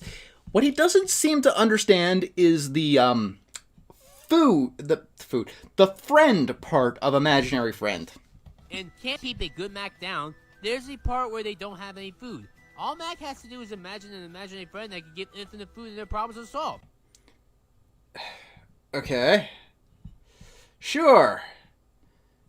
It's been proven time and time again that imaginary friends could just be food. Oh, yes. That solves the problem. Mac, our beloved protagonist, makes these sentient creatures for the purpose of eating them. That, like, even below the weeds, like, the show that he wants to watch is Chalk Zone. Like, in Chalk Zone, Rudy is the one who comes up with everything to solve every problem all at once. But, like Foster's Home for Imaginary Friends. Friends, it's in the title. These are, like, in the universe of Foster's Home, these are living, actual creatures. Dinner is Swerve. Mac and Blue are stuck on the roof/various high roofs and can't get down. The roof/various high roofs. Foster's only has one roof. Stairs to the dining room to eat dinner. Why can't Mac just invent a teleportation friend to get him and Blue to the dining room? These aren't robots. Like, they're not robots. Hell, it's been proven that imaginary friends can travel through time. This was a one-off gag, and this is not a character. To adopt time-traveling Tina. We shall sorely miss the many fantastic weekly adventures we took with her through time. Mac can also invent a teleport imaginary friend when Blue kidnaps him and busts the two of us. But doesn't for whatever reason. Whatever, he doesn't, because he, like, if you were picked up randomly on a speeding bus driven by an 8-year-old, what would your first reaction be? In Emancipation Complication, Mac can just create an imaginary friend that can tell which pen that Abraham Lincoln is. No, he doesn't have the time. The big ogre guy is also doing the thing. He doesn't have the time. I should probably bring this up right now. For the entire series, Mac has only ever created one imaginary friend. Okay, keep going. Just being Blue. Hell, his brother created 2. Like, this isn't even the part that pisses off most people. But this pisses off me because, like, friends. Imaginary friends. But I don't know why I'm surprised. This is how he treats his actual friends in actual reality. Just means to an end. Imaginary friend. And his brother doesn't even like him. That's it. I need pizza! Also, if you want to get nerd technical, it is never proven in the show that the food imaginary friends would give the characters actual sustenance. Therefore, maybe Terrence here is just eating what amounts to air. Strong and really big so as he can smash those guys!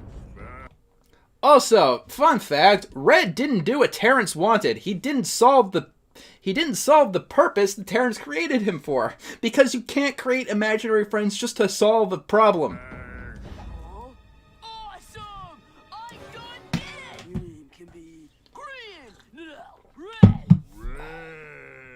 How do I want to talk about how stupid this is? This would be like if in Pokemon the series, Ash only having Pikachu and never having another Pokemon with them. Thank you for the donation. I love this point. This would be like if Ash only had one Pokemon, if Ash only had Pikachu and never got another. There are, like, in the anime, in the games, there are so many other Pokemon trainers that only have one Pokemon. Like, that's a common thing in the Pokemon franchise, right? That's stupid! This problem that I have can even extend into Coco. In the episode My So-Called Wife, it's been proven that Coco can lay actual money. Yeah, but Coco, like, the show explicitly says, Coco does not take requests. Like, the show actually states that. Thank you for the donation. In literally any object ever, making me question why some episodes have bosses have financial situations. It's a house that is falling apart with hundreds of people, and there's magic involved. There are rules that every show needs to have. Okay. They can be any rule that you want. Yes, and these, okay. You need to establish them to the audience. Okay, just because you don't like the rules doesn't mean that they weren't established. Because when you don't establish rules, you can go in any direction. Because children in this universe have unlimited power, there is no need for any kind of conflict because... the kids don't have unlimited power. Like, so there's an episode of the show where Goo accidentally creates like this villainous force. She accidentally does it. Like, she has the power to create these villains from a game that they were playing. But she doesn't have any actual control over them, and they quickly lose control of the situation. So all a child has to do is come up with a certain imaginary friend to get them out of any situation. It kind of ruins the immersion of the show. Immersion. Immersion. You guys ever watch an immersive cartoon? Immersion is for video games. Movies, like, immersive. Like, that's a video game thing. Knowing that kids can solve anything at any time. When creating a world that isn't our world, you need to spend time on world building before you even start writing. Is he bastardizing the points from my High Guardian Spice videos? Because that's what it feels like. Like, is it just me? Is it just me? The season finale, and you need to write the season finale before you write the pilot. Oh, we need to hear this. This is the best part of the video. And time on world building. This is the best part. Let's go back a little bit more. There is no need for any kind of conflict because all a child has to do is come up with a certain imaginary friend to get them out of any situation. It kind of ruins the immersion of the show. Knowing that kids can solve anything at any time. When creating a world that isn't our world, you need to spend time on world building before you even start writing the season finale. Either that or it might be the Chalk Zone Nikorama. And you need to write the season finale before you write the pilot episode. Okay, so aspiring cartoonists, you need to write your season finale before you even write the pilot, before you even know that you're gonna have a show. This is how professional writing is done, to avoid plot holes like this. Time on world building before you even start writing the season finale. And you need to write the season finale before you write the pilot episode. This is how professional writing is done. No, that is not how professional writing is done. To avoid plot holes like this. A show can have me forgive plot holes. Let's even zip away this like. Even if you wrote the ending before you even began, that doesn't avoid plot holes entirely. It's still possible to have plot holes in that situation. We can have amazing characters, and it's not a good ratio for the characters. I think it's best to start with the bad ones before the good. I am going to start with Mac. He's the only exception. I bring him up first since he is the protagonist. He's a fine character. Fun fact, the show came out on my 8th birthday. They say that it was Mac's birthday when the show started, so Okay, it is not a fun fact. No one cares what came out during your birthday. I 100% believe that Mac was born the... Okay, wait. Birthday when the show started. So I 100% believe that... I'm not playing any music. He put in 2 background tracks at the same time. Mac was born the same day as me, since he's 8 in the show. Mac is sadly a torture porn character. Most of the episodes... There's 2 background tracks going on at the same time. The show are him being some sort of punching bag. In Go Goo Go, it starts with him climbing a tree by himself to get a slice of Blue in the middle of June.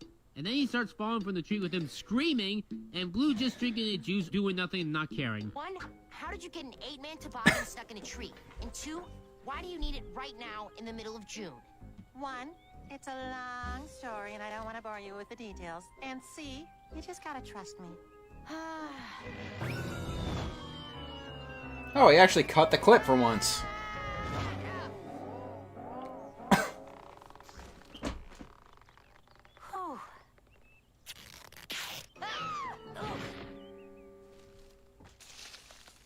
Thanks for the help. Ow!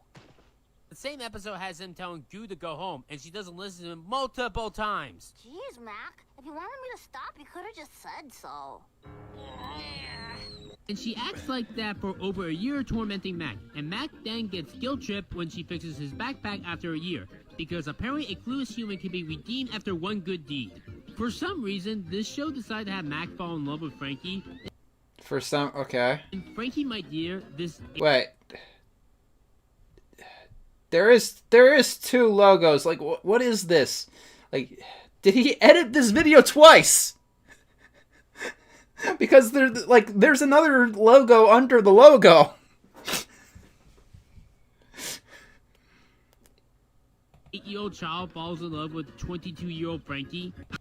How old did you say you were? I'm 22! I've seen other shows do this but better, like Gravity Falls concerning Dipper and his crush on Wendy.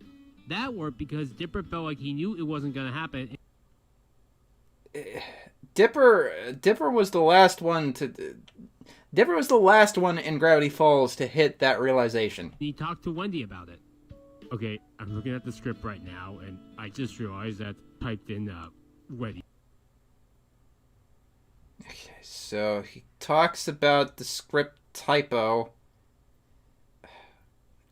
Okay, he made a typo in the script, and he talks about it in the video. Why would you do this? My mistake. It's a cute, innocent little joke. But no. It is not a joke in Gravity Falls. Like, it is a part of the plot. Like that is one of my problems with Gravity Falls, actually. That too much of Dipper's motivation in Season 1 is getting to be with Wendy. Mac thinks he has a serious chance with her. That's what the whole episode is about, and it's kind of creepy. And no, that's not the last time he has that crush on her. One addition to Mac that I hate is the fact that when he eats sugar, even the tiniest little bit, he becomes crazy. You hate this addition, but that's a thing that's unique to Mac.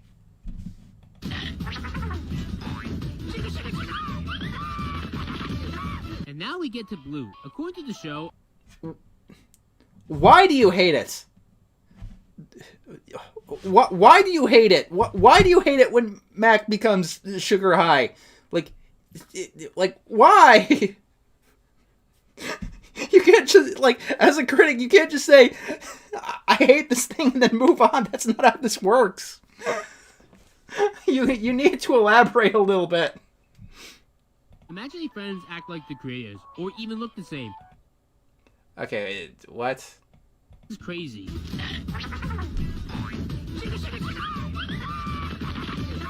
Like, I understand his opinion. You missed a lot. Like, I understand his opinion if he explained it, but they're like... And now we get to Blue. According to the show, imaginary friends act like the creators. That is literally the opposite of true. Most of the imaginary friends that are established characters don't act very much anything like their creators. Like, Mr. Harriman doesn't act at all like Madam Foster. Or even look the same. If that's the case, then Mac did not imagine Blue. Blue is an asshole. It's what people remember most about this show. He's a narcissist that gloats about being the best while not showing anything good about himself. Oh, don't like looking at the mirror, do we, Ryan? But doesn't give a shit about anyone else. I repeat my last statement. My name's Blue. I'm the best around. In one false movie, after Blue humiliates Mac with him changing a video of Max without permission, Mac somehow gets to make a movie. Oh, this is one of the best episodes! Then after Blue spends the school's budget on a beret, he forces Mac to get $3 million for him, and guilt-tripping Mac as well. Was that Tom Hanks? How did you get him? Oh, right. I need $3 million more. What? Do you want to let your school down? Because that's what it sounds like. This forces Mac to start stealing from Madam Foster. And the worst part about... But, like, at the end of the episode, Madam Foster doesn't even care. All this is that Mac didn't even win the contest. A lost class... They joked at the end because Eduardo taped over the tape with Dora the Explorer. Has Blue being petty for only getting one Christmas present, causing Harriman to cancel Christmas. Although I will... Wait. Gotta go back a few seconds. Christmas present. Look at the hand. Why is there a hand under the hand? Oh no, that's a tangent because of this stupid background. This is a bad background. And Harriman to cancel Christmas. Although I will admit, how he does it is funny. No, the Sean Soar is the worst Avatar, and I will have no word against that.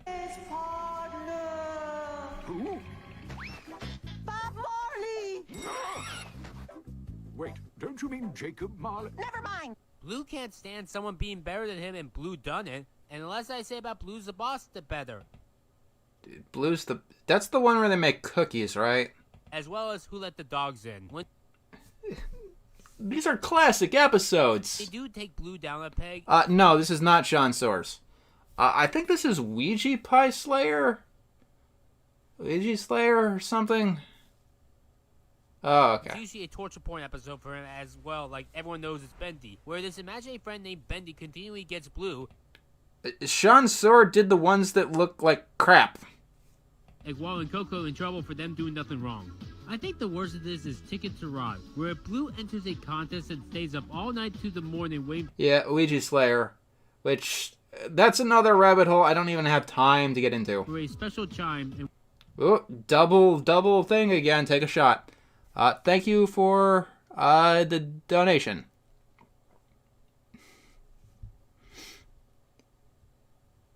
Wouldn't you know it? Goes to the bathroom, leaving Mac to hear it, and Frankie answers the question. And neither Mac or Frankie think Blue should go.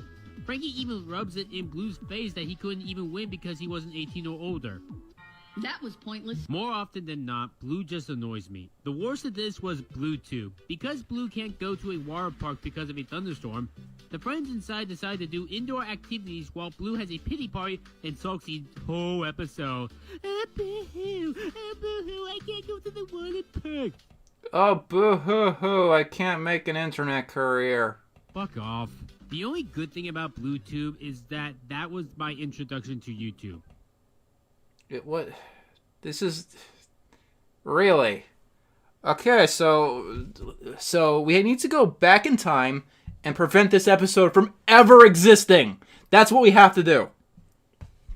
This wasn't even the first internet video episode of the show. Even though the first video that I ever watched on YouTube was Lego Mario, but whatever. That's irrelevant. At least this episode introduced me to the website. Mac being a nerd? Perfect time for Blue to make fun of him as well as getting others to laugh at him. You're a nerd too.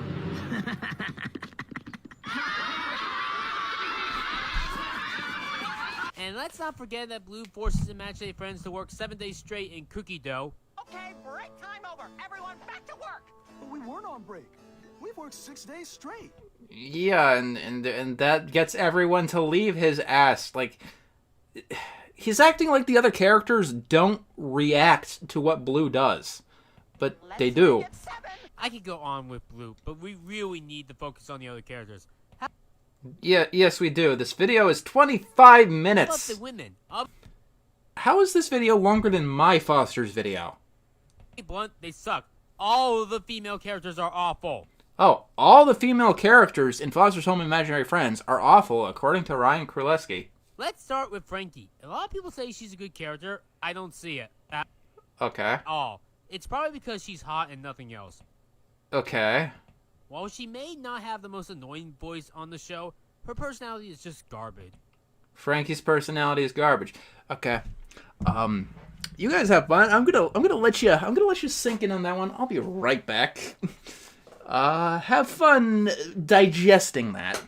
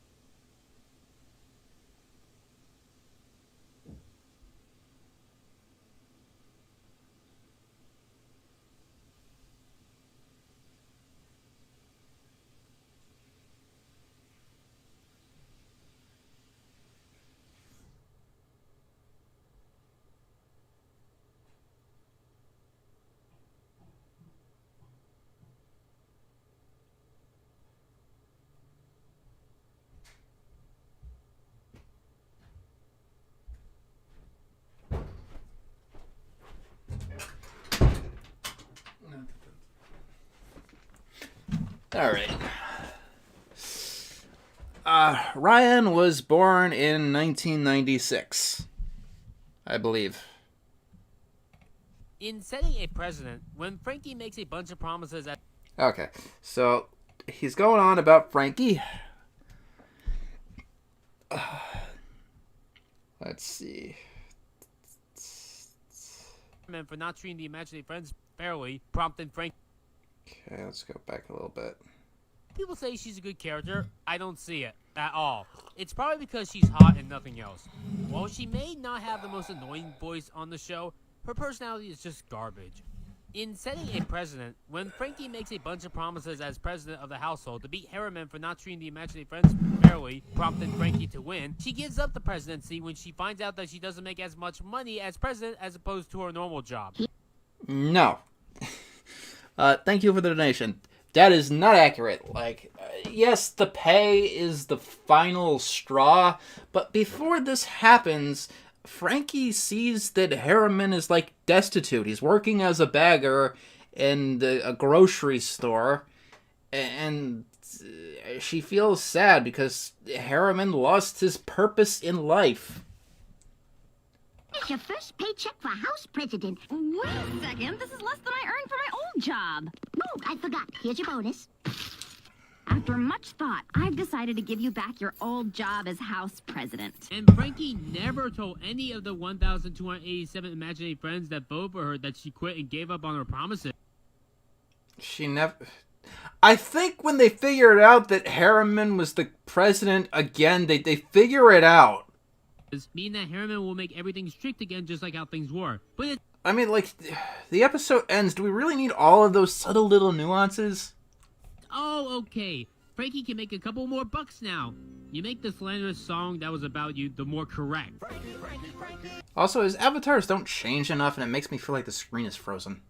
She's ugly, fat, and stanky. Frankie, Frankie, Frankie. She's mean and old and cranky. Frankie, Frankie, Frankie. She wants one to Frankie. Harriman. He's a very merry man. Harriman. He's not at all a scary man. The worst of this was Destination Imagination. Oh. Where she... Oh. He's ranted about Destination Imagination. Let's see why he doesn't like this episode. skips responsibility in her job for weeks just to live in this imaginary toy chest again. Harriman's wishes with a kid that is very irredeemable. Okay, so... like, I love how selective he is here. Because, like, Harriman was being, like, so overbearing. Like, did he even watch, like, the first 5 minutes? Or let me guess. Because Harriman is paying Frankie, he could do whatever the fuck he wants to her. Is that right, Ryan? World, which is a stupid name, by the way, tries to kill Mac, Blue, Egwo, Coco, and Will on... He doesn't... World doesn't try to kill them. World tries to scare them off. Several occasions. Intruders! Intruders! Run! You do not belong here! Return to your world immediately! Take us home, hero! Thank you. If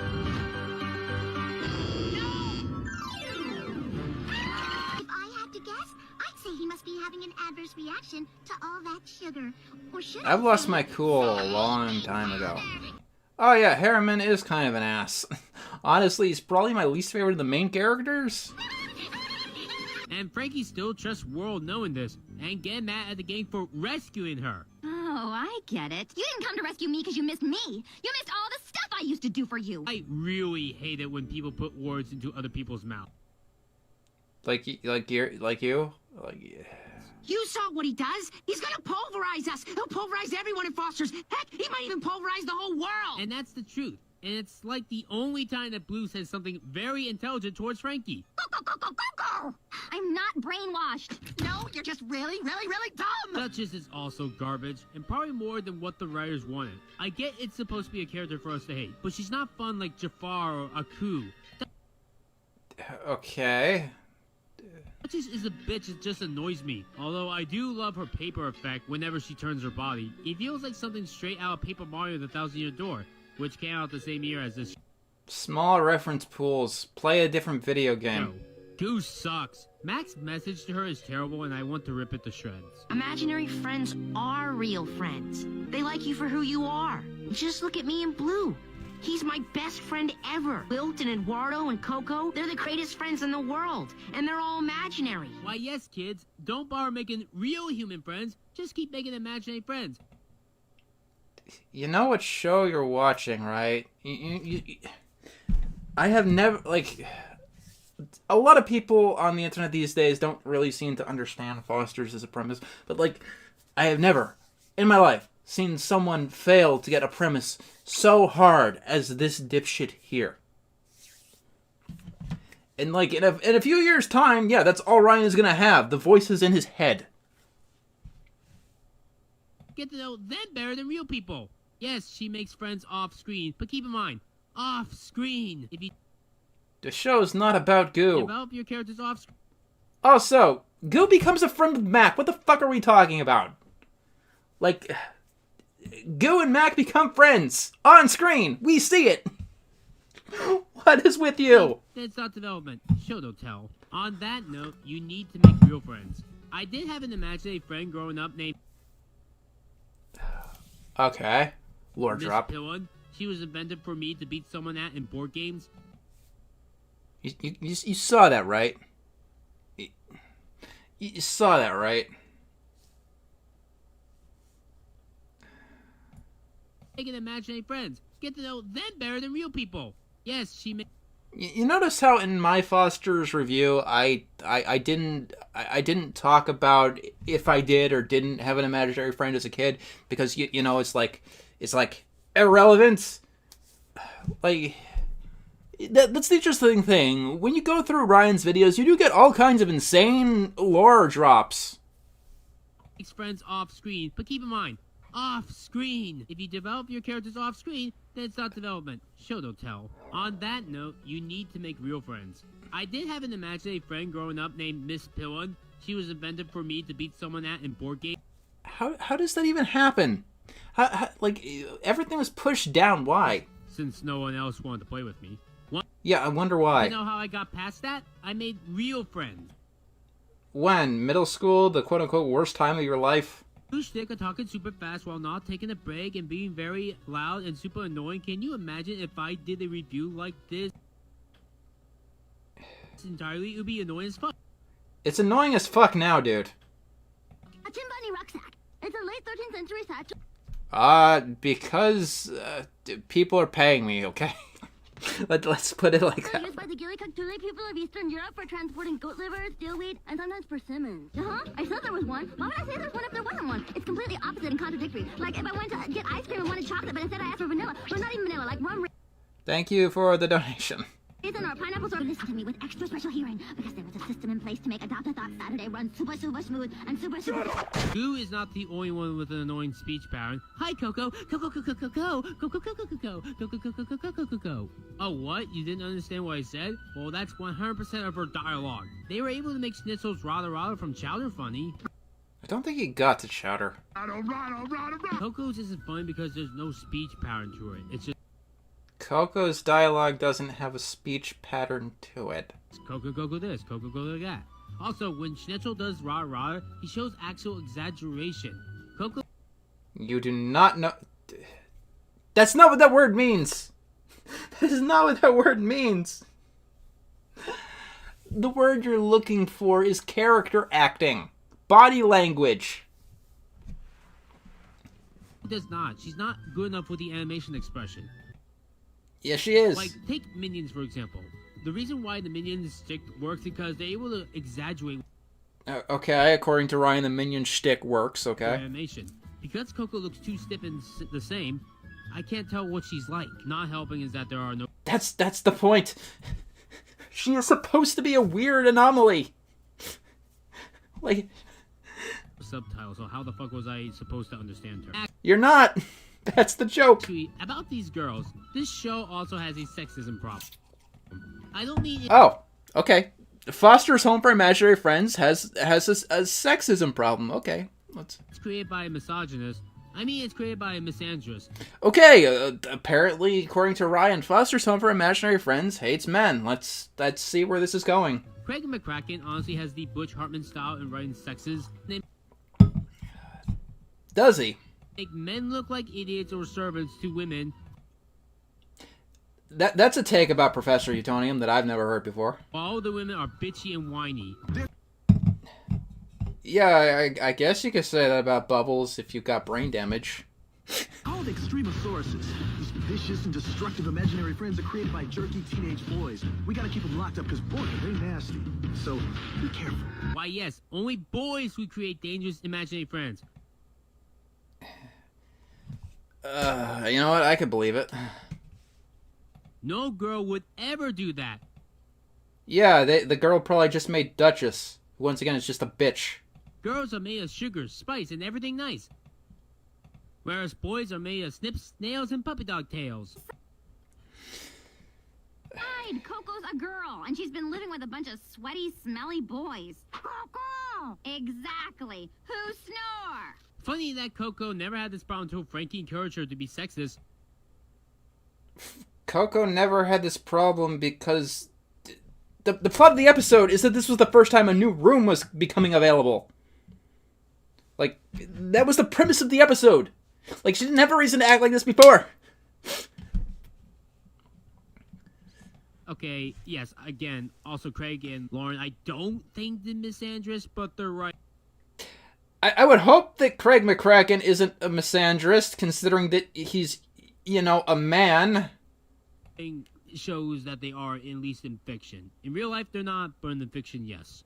I don't know why in animation we have to have these sexism stories. Okay, so stereotypes are actually a tool in a comedian's belt because you can exaggerate them for character effects, or you could break them to be subversive, or once again, for comedic effect.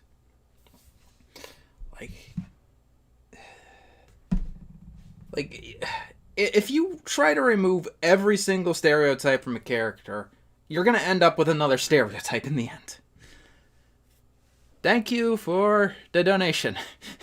This isn't Star Giant Productions anymore. His new name is Red Pilled Ryan. It feels like we get these kinds of plots for every show for at least one episode, where someone acts out of character and sexist for no reason. Can we please stop these plots, please? Like, it's usually like the worst I don't even know what show this is. episodes for any of these shows. But the worst character on the show is Mac's mom.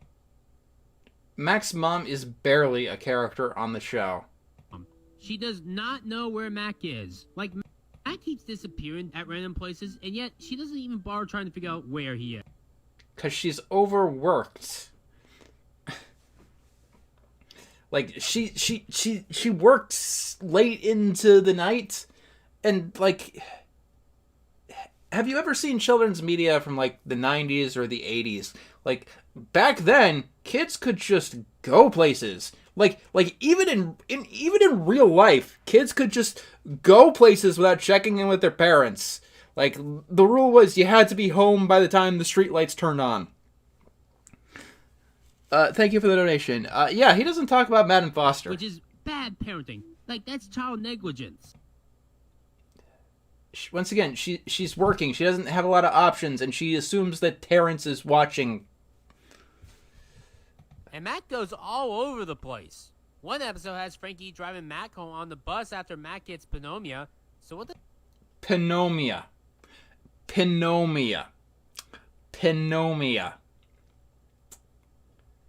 They pronounce it correctly in the episode, I'm pretty sure. Pneumonia. Yeah, pneumonia. Yeah, and I don't even think that Mac got pneumonia. I think he just got a cold. What does Mac's mom say when she sees her son being driven home by a complete stranger in a vehicle that she doesn't see it. Does not know about? Oh, nothing. It's done completely off screen. In Good Will Hunting, Mac is traveling across the country with the gang on a bus, and even at one point in a private jet plane to Japan. Hell, Mac in the... Thank you for the donation. Here's to hoping. Christmas episode, Flower goes out on Christmas Day to Foster's without telling his mom anything. There's an episode where Mac was supposed to go to Europe for I'm pretty sure his mother would have known that he was going to Europe. a full week, and when asked how it was all proved, Coco just says her Coco bullshit. So we, the audience, don't get an actual explanation. This isn't something like the Krabby Patty secret formula, Okay, it's not like the Krabby Patty secret formula. Go on. where it's not mandatory to know what that is to understand the show. I need to know where Mac's mom thinks Mac is. Why? Why do you need to know this? It can even be something small like Mac sleeping over at Foster's. Okay. I'm going to make this really, really, really clear to you. It's established that Mac's mother works late into the night. Mac gets home before his mother does. How did the mom allow that? Why did I agree to sleep over? Why? No, the question shouldn't be, why did I agree to sleep over? The question should be, how was I able to sleep over? Hey, Mom, I have a sleepover tomorrow. It's the weekend. Can I do it? Yeah, sure, honey. If something happened to Mac, wouldn't the mom have to come there on an emergency basis? We never see Mac's mom's face in the show, Yeah, that's a common thing from old cartoons. and yet she's the worst character. Mac doesn't even tell her where he is. Yeah, because if he did, then he would have to stop going because his mother wanted him to get rid of Blue in the first place. It's revealed in Infernal Slumber that Mac never told his mom, so everything No, it's revealed in the pilot. I just mentioned was before this episode, and this show has actual continuity, which makes Kinda, it sorta. even worse. Guys, you don't understand. This is really serious. My mom doesn't know I go to Foster's every day. If she wakes up and sees you here, she'll know and she might never let me go back. Although, to be honest, Mac constantly going to Foster's is just not interesting. Imagine if Mac going to Foster's is not interesting. Okay. in Ruby Gloom, instead of Ruby actually living at that house, she would just visit it every day after school. I have never seen Ruby Gloom. I have a feeling that wouldn't change the premise at all. At 3 p.m. Would that make the show better? No, it would be worse. Why? I would honestly like this show more if Mac just lived at Foster's like Frankie. But the worst aspect of the mom is this. You're 8 years old, and you still have your imaginary friend. It's time you got rid of Blue. What? I'm sorry, Mac. I just think it's time. You need to grow up and be a big boy. Mac is 8. He's still a little kid. If Mac was parents' age, I would understand this more. But he's not. He should still be allowed to have Blue. No, at that age, in real life, kids would probably start looking at you. Other Mac's peers would probably start being a little bit harsh on him for having an imaginary friend at 8. If his mom said Blue's too destructive, or we can't afford Blue, or even the apartment that we live in doesn't allow imaginary friends, that would have been a better explanation. And yes, for that last one, it's been proven that imaginary friends can't go to certain places. And his mom says that Terrence picks on Mac because he's still holding on to Blue. What? I'm not kidding. The pilot constantly keeps bringing up that if Mac sends Blue away, Terrence will stop picking on him. No, like, it's literally immediately proven that Mac's mom is wrong about that. Wouldn't you know it? Terrence still bullies Mac. If anything, Mac... Let's be honest, the mom probably assumed the problem was Blue and not Terrence himself or anything on her part because God forbid she's responsible. She would rather victim blame someone else than take responsibility. Mac should still keep Blue because he could offer... Hey, he finally learned how to put a border around the text. Thank you for the donation. Thank you. Support you and protect Mac from his torment. A parenting plan you have there, bitch. In Room with the Feud, we see a kid older than Mac adopt an imaginary friend. So what the mom says makes even less...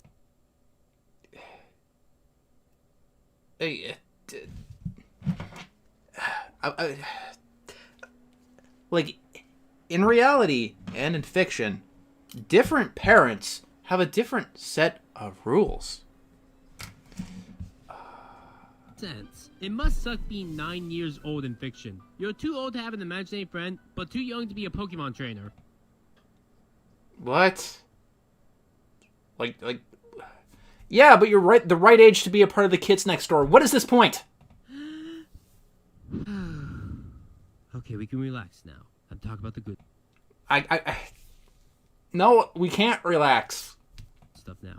Despite all that I complain about with this show, there is good to it. Like, oh, there's some good to Fosters, guys. There's some good to Fosters. Actual good episodes and good characters. The best character of the show is Will, hands down. No competition. To the point I wish the show was about him. He is the biggest sweetheart that we don't deserve in this world. Well, no offense to Blue, but he can't hit that hard. Sorry, was that mean? That was mean. I take it back. Blue's awesome. Good Will Hunting showed through and through what kind of character he is. His kindness. Thank you for the definition. Thank you for the donation. Like, I mean, his suspension of disbelief is very low, but 2020's internet, a lot of people don't have any suspension of disbelief anymore. Which is a tragedy. Lean the good things, but it can also cost himself his own desires. But at the same time, he has too good of a conscience and he just wants to do the right thing. Hell, the villain that he goes against, the basketball guy who's voiced by Kevin Michael Richardson, he's a nicer guy to reform than World. And keep in mind, the basketball guy Missing your pupils there. broke Wilt's arm and made him lose his eye.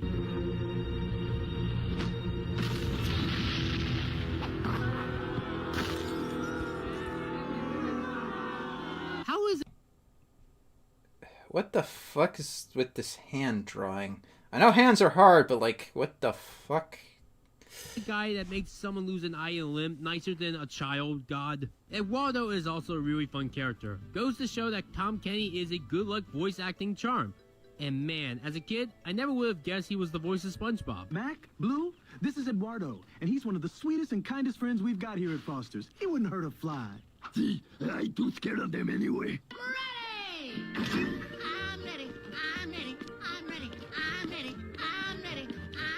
On top of that, he's just so entertaining. Even though I trashed on Destination Imagination, the biggest strength was Eduardo. He's the one that goes to an arc. Now that I think about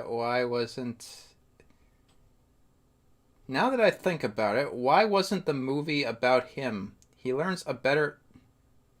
Okay, why is this in quotations? At first... I don't remember Eduardo learning a lesson in Destination Imagination. I don't think so. Like... Learn that it's okay to be scared when doing brave stuff. It shows that you're even more brave. Even okay. Blue admires him for this. Hero. And also Jackie Combs. He's the most chill guy there. No. Invalid. But has his limits. Like with Will of all guys. Except for Wilt. That sucker don't get squat. I'm gonna have to cut...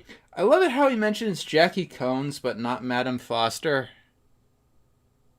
It's short, y'all. I think I hear Tabby coming. And also there's this. I dare you to eat a hot dog without mustard. I'm out. I really love the episode Good Will Hunting, where we get to see all the creators for the Imaginary Friends, even giving us a flashback to how Eduardo was made. I was a little girl who grew up in a dangerous neighborhood. I needed someone to scare all the bad guys away.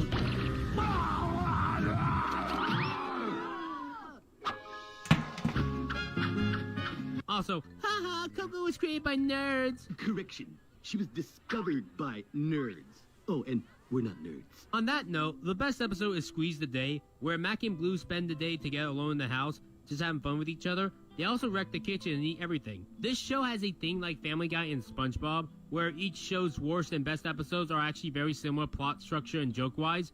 Worst Family Guy episode? Fresh Air, about Carter giving his inheritance away. Best Family Guy episode? Regarding Carter, about Carter giving his inheritance away.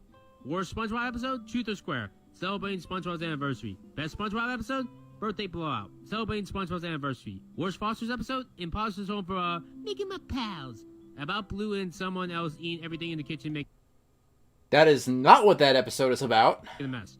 Best Foster's episode? Squeeze the Day, about Blue and someone else eating everything in the kitchen making a mess.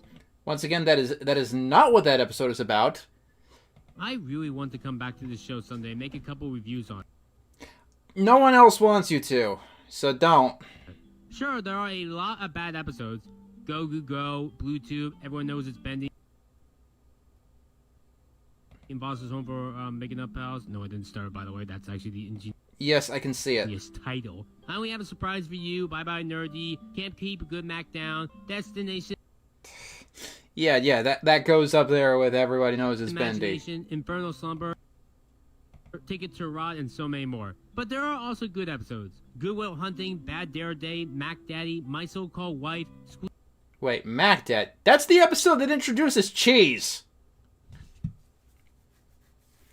Like, thank you for the donation. Squeeze the Day, Store Wars. Also, look at the blur down here. What the fuck? Like, it was bad enough when there was 2 logos. Now there's 2 logos that are blurred. Was Worldwide Wabbit, Scene Red, Blues Brothers, and Beat with a Stick. So yeah, it's a 4 out of 10 show. It's a C tier, same grade that I would. Okay.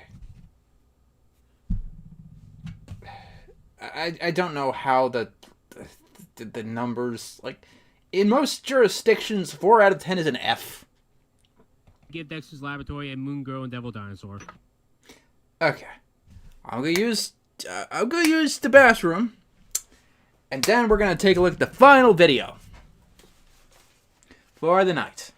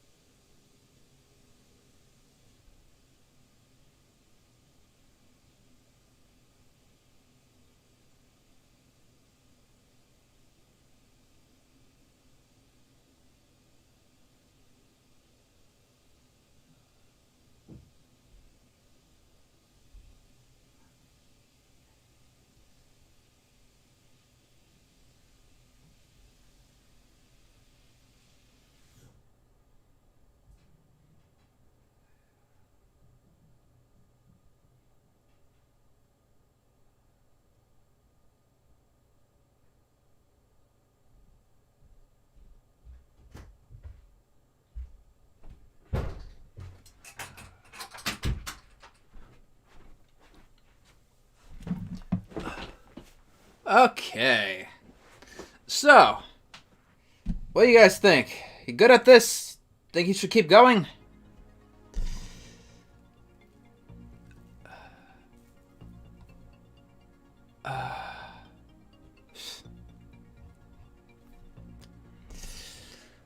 I mean, do you think that Ryan should keep going? Do you think he should do you think that he should keep making it? Do you think he should keep reviewing all the Cartoon Network shows, completing the 64 that he set out to do?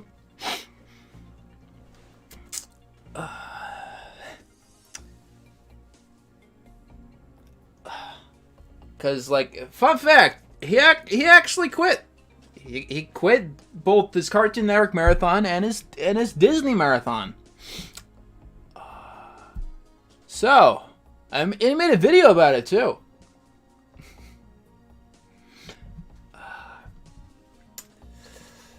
Oh, burp, burp.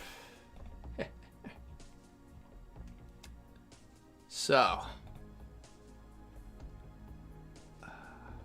he already did review Infinity Train. Anyway, so, last video. Loud video. He got himself a new intro. I'm guessing Sage Froppy made it. This one's a shorter video. So let's...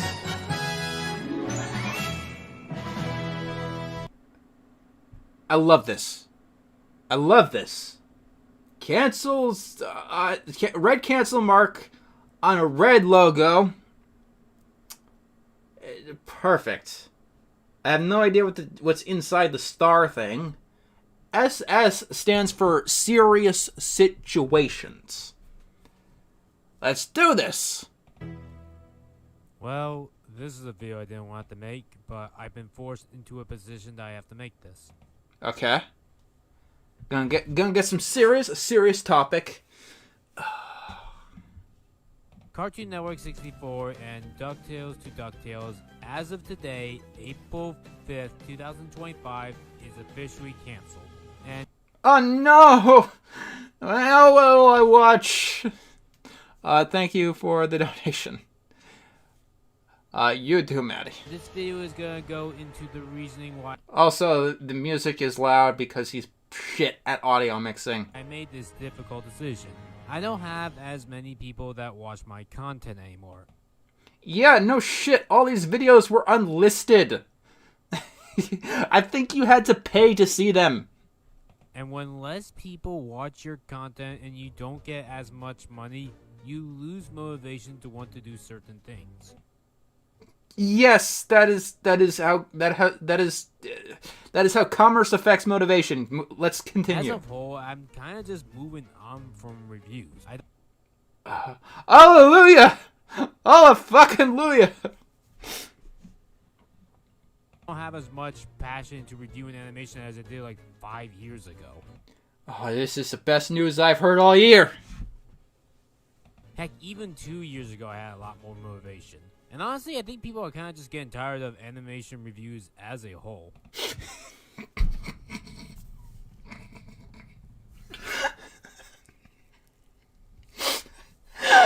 I don't know, chat. You guys, you guys getting tired of animation reviews? Thank you for the donation.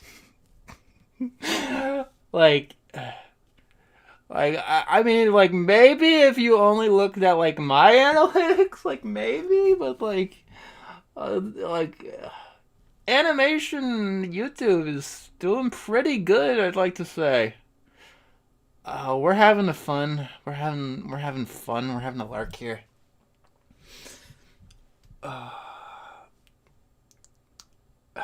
Okay, let's continue. Back in the 2010s, people didn't know how to access animation that well, and okay, so back in the 2010s, people didn't know how to access animation very well, according to this person. Except the fact that Netflix existed in the 2010s, like as a streaming service, and that's where pretty much everything is. Also, there was a ton of pirated shit on YouTube. Thank you for the donation. You and me both. There was this new thing called the internet that got just so much better. Okay, so in the 2010s, there was this new thing called the internet that got so much better. Okay, sure, the internet existed for like half a century at that. Okay, so he's talking about the 2010s. He just said the internet existed for like half a century at that point. So, according to Ryan, the internet existed in the 1960s. So, I mean, you could argue that there was, like, proto-military whatever, but, like, as far as, like, the internet as we know it today, it came about in the early 1990s. Thank you for the donation. Interesting choices. Right, but in the 2010s, it was really getting popular. No, the internet got popular a decade before that. So people started to review animations.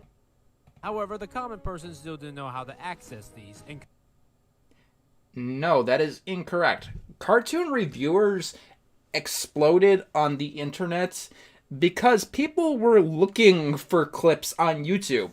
Like, that's how the Brony Analysts got so big. People were, like, looking for the MLP episodes that were put on YouTube in their entirety and found the other people just talking about them in, like, the side view. only rely on cartoon critics to find them. Now in the 2020s, they can easily go to any streaming service to find whatever they want.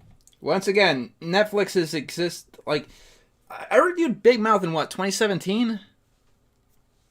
BoJack Horseman was 2014. At that rate, it comes across as, why should I listen to this person talk about a cartoon when I could just watch the cartoon myself?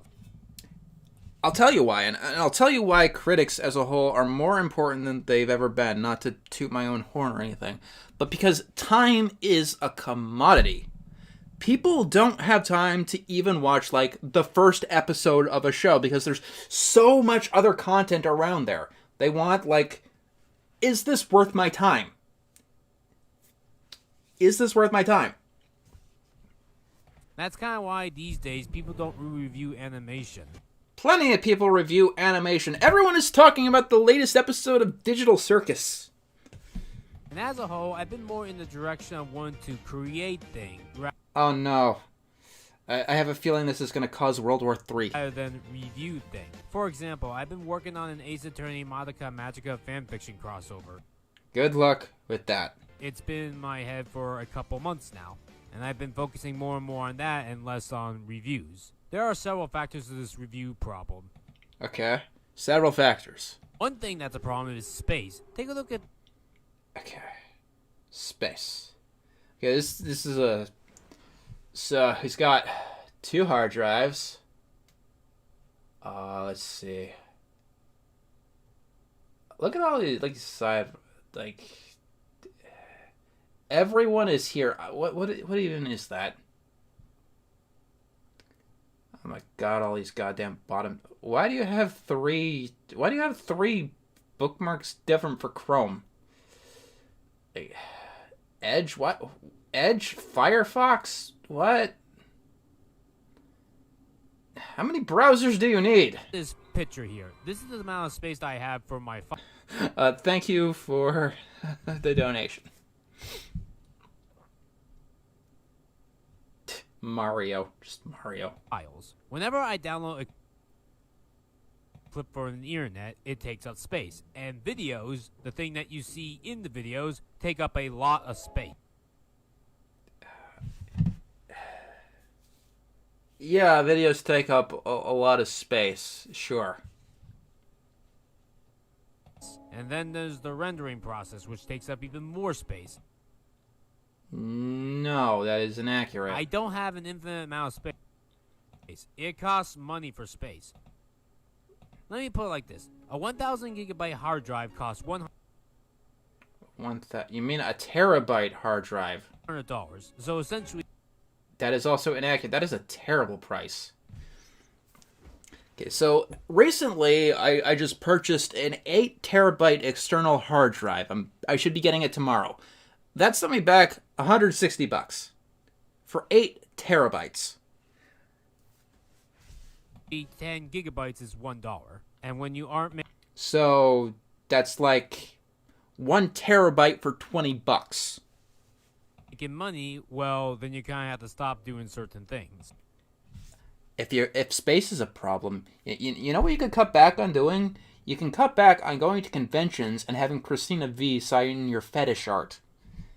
Then you can have the money to buy an external hard drive. There was 2 files labeled Chelsea, one for Chelsea and one for Chelsea 2025. Not helping is that I don't have as much free time anymore as I did when I started this original project. In May of 2020, I had a different job that gave me less hours. Okay. Not to mention, due to my fear of COVID, I was able to get 2 weeks off of work in May. Okay, what sense does that make? Like, getting COVID, I understand getting time off, but like telling your boss you were afraid of COVID. Did anyone else have that experience where they just told their boss, I'm afraid of getting COVID and got time off? Like, did that happen to anyone else ever? At that time, I worked on the project, but even then, I had to hire a couple of editors just to keep up. You want to know a fun fact? Thank you for the donation. Yeah, like, with the exception of like the 22-minute videos, pretty much all of my videos I was able to edit in a single day. Every single one of them. Thank you for the donation. I got, 10 episodes of Cartoon Network 64 done that month? Let me put it like this. I have not even done half of the marathon yet. Yep. And the original end for the marathon was supposed to be Christmas of 2020. Here we are in April of 2025, 5 years later, and I'm still not even halfway done. It sounds like a skill issue, my dude. I don't know what to tell you. It's called grit. Or, making sacrifices. At this rate, I'd rather just cancel the marathon than just finish it. Because you're pathetic. It's just so much easier. Yes, not doing things is easier than doing things. Good point. Just saying in life, simply simplify. What that means is you shouldn't make over-complex things and just go with the easier option. Okay. It's difficult, but it's not a complicated thing to do. It's not complicated. It is a simple thing to do. It's easier said than done, but it's simple. Watch the shows, write the scripts, record the audio, edit, put it up line. That's all you gotta do. That's simple. And at this rate, I feel like it's easier, especially with how my current job wants me to work 50 hours a week. This is why I kind of need to slow down on certain projects and cut ties. In life, you gotta make cuts, and this is one of the cuts I have to make. It's for my own health and sanity. That's the first good argument I've heard for Ryan continuing Cartoon Network 64. If I really have a certain passion about a certain show, I can always just turn it into a Ryan Animation Review. The Ryan Animation Review series is meant to have more effort than Cartoon Network 64 and DuckTales to DuckTales. Ah, so I guess we'll have to mock those too. And yeah, as of late, those two series have had as much effort as the regular Ryan Animation Review. You should put passion in everything you do. I want to be clear, I'm not canceling the series because I don't have anything to say. Yeah, I know, you have plenty to say about everything. In fact, I have tons of things to say. Sure, sometimes I may come across a show that gives me nothing to say, like The Problem Solvers and Randy Cunningham. But other times I'll come across the shows that give me tons to say that I can talk about for over an hour long each, like Steven Universe and Star vs. the Forces of Evil. And at that rate, I think it'll just be easier to turn into a full-on Ryan Animation Review rather than a Cartoon Network 64 or DuckTales to DuckTales episode. You're the one who wanted to do this. You're the one who wanted to do this. These episodes were meant to be short, not super long. Okay, so here's what you do if a video is running too long. You cut out the fucking tangents. Like in the Foster's Home video. There was no point to you talking about your imaginary friend. That was completely redundant and useless. Supposed to be like 5 to 10 minutes each, not half an hour. Yeah. Let me put it like this. For me, on average, 1 minute of content takes 1 hour to do. That is awful. That is awful. When I'm in the zone, here's my speed. I can get 4 minutes of a video edited in an hour. The only excuse you'd have for 1 minute of a video taking 1 hour to do if it's something super complicated, like Technocracy. My Hi-Hi Puffy Ami Yumi video is 30 minutes long, meaning that it took 30 hours. And Ryan's videos are so low quality, he leaves the clips running so long, this is just completely inaccurate unless he's, pacing around the room between every single cut. Hours to make. That's over a day long. On your average day, I get about 2 to 4 hours of free time for internet stuff, meaning that these videos take weeks and weeks to make. Sometimes I make it a day off and can be able to work on a single video for 8 hours in a single day. You know, there are plenty of people out there who can make full-on careers out of making a singular 30-minute video every single month. It is very doable. If not 12, but if you look at the Hi-Puff Yumi thing, that's still less than half the time. And as I keep going forward and forward, I notice I have more and more things to say. Is this always the case? No, sometimes it can be sure. I made an Objection.ll video recently on me doing one of ProZD's sketches in 15 minutes. The video is only 1 minute long, and it took 15 minutes to put together. That is completely different to like an edited review, dude. So basically 4 minutes for an hour. That's definitely better than 1 minute an hour. But you see my point. Even a small video like that can technically take a while. Although that video of mine was definitely made fast. In the grand scheme of things, it's just not worth putting this much effort into a single video. What? Like, what do you mean? Like, it's not worth it? Like, why are you forcing yourself to do this, my dude? Remember a long time ago when I said I wanted to make 1,000 videos? Ha ha ha ha ha ha ha. Yeah, that's not happening anymore. It's Good. better to do less videos than more. In your case, yes. If you do want to see me talk about these cartoon We don't. network shows or Disney cartoons, I could always just do like a... Actually, that's not true. I want to see what he says about Adventure Time because it's going to be the most batshit insane shit I've ever heard. Like, me and the friends were talking, like, on some level, I would love to see him butcher Steven Universe, Star versus Adventure Time shows like that. Thank you, Moxie. That is accurate.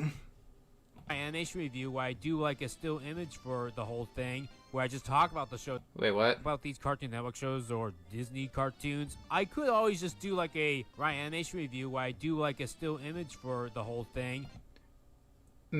Just make a fucking podcast. That's what people do nowadays when they want to talk about shit, but they don't want to edit. They make podcasts. Where I just talk about the shows as a whole, what I think about them, without putting like much clips into them. Something easier per se. Even in the grand scheme of... Oh yeah, that was in the ranking video. We'll get that one next year. Things, my videos as a whole kept getting less and less views as the years went on. Yes, your videos got less views because all of these are unlisted. My most views was like back then. Like this is JonTron video of mine with over... Okay.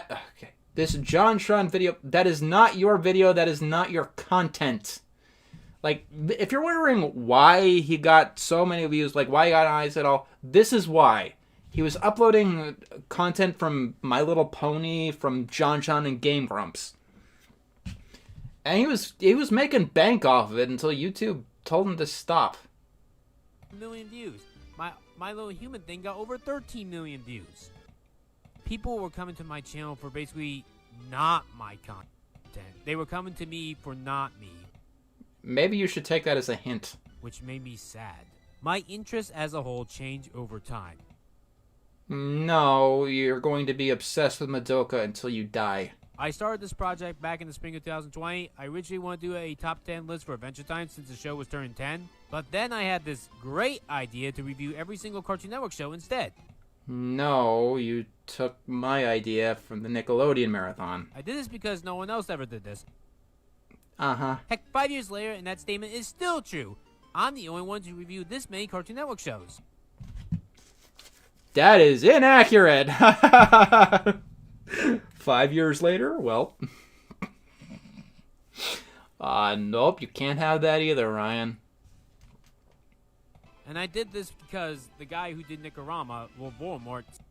Oh, yeah. Apparently I'm Kyubey and Lord Voldemort.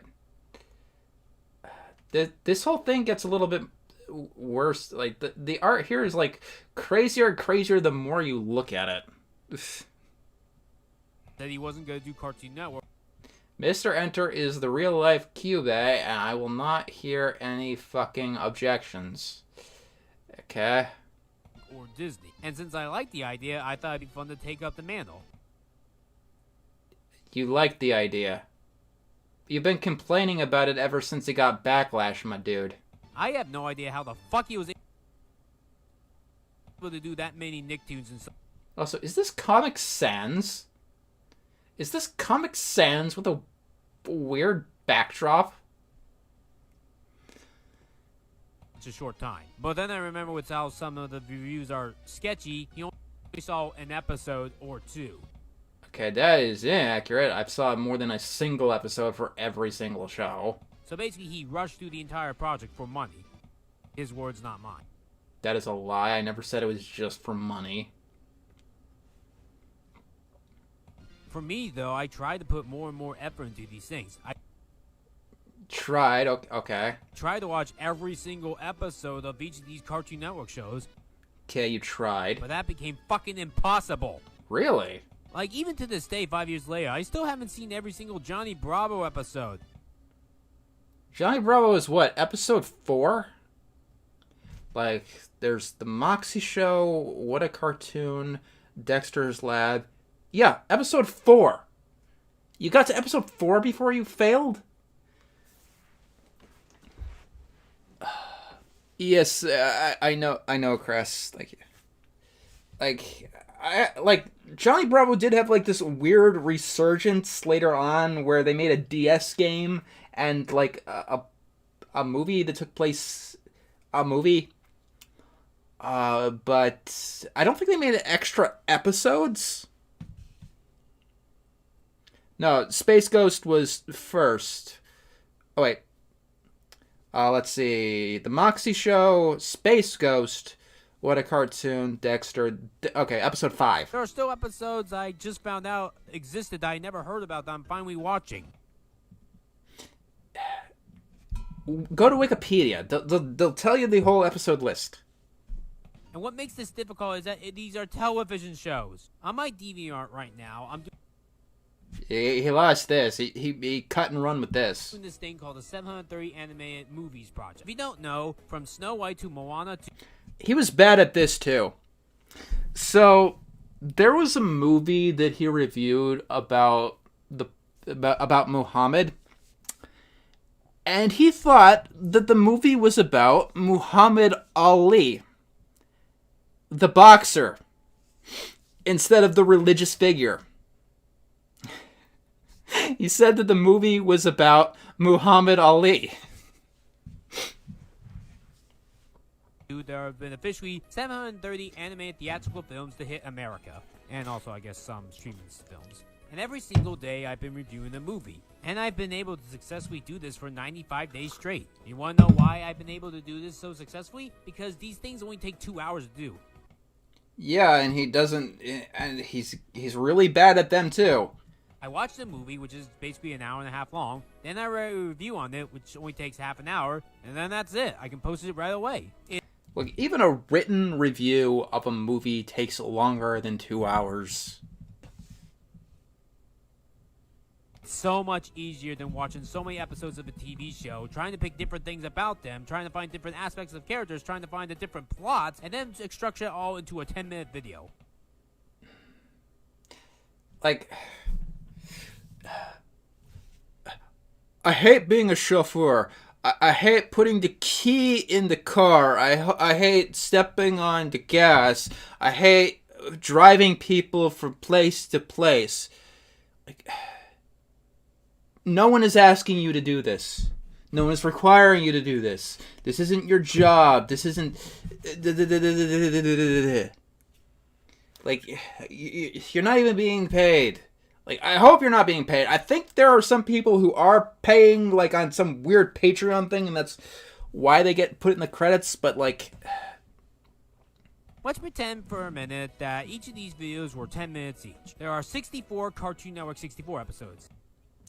Yeah, if all of them were 10 minutes each. 63 for the TV shows, and there was going to be a bonus final episode where I talk about the Cartoon Network as a whole, as well as the Cartoon Network Hotel. The 64th episode, like, say what you want about the Cartoon Network Hotel. Is it really irrelevant in a marathon like this? Like, is it? And DuckTales to DuckTales, there are 69 cartoons. Like, from the original DuckTales to the reboot of DuckTales, there's a total of 69 cartoons. Add them together, you get 133. Multiply that by 10, you get 1,330. Put that into hours, and you get a little over 22 hours of content. You know, fun fact. So far, Seeing Real is 5.5 hours long. So, I could do something like that. That is literally insane. No human being can do that just by themselves. To be fair, I did have some help. Of course, some people will just say, just hire editors. At this rate, I don't want to hire editors because they're too expensive to do. The people... Really? Because Sage Froppy, the guy who's editing for you, apparently was just doing it so you'd watch One Piece. So... Who I hired in the past, they're not going to be able to do that anymore. I can't find people like that. What? You can't find people you can underpay and abuse? Okay. Anymore. It's sad because some of these people were really good. I'm not going to say their names, but I really did like the guy who originally started off the DuckTales Do DuckTales marathon. I don't know who that is. He was able to get the episodes done in time for me to get them out on time without them being delayed. I mean, they were a week delayed, but I was able to do 2 episodes a day in the second week to make up. And I was still able to do 23 episodes in the month of December 2022. Like I said, if there's a Cartoon Network or Disney cartoon that I really want to talk about, I'll just talk about it as a Riot Animation review.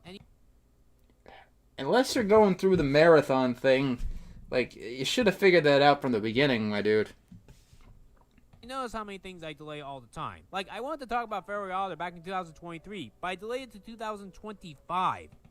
Yeah, because no one gives a shit about Fairly Odder. Like, the general internet doesn't even know that Fairly Odder exists anymore.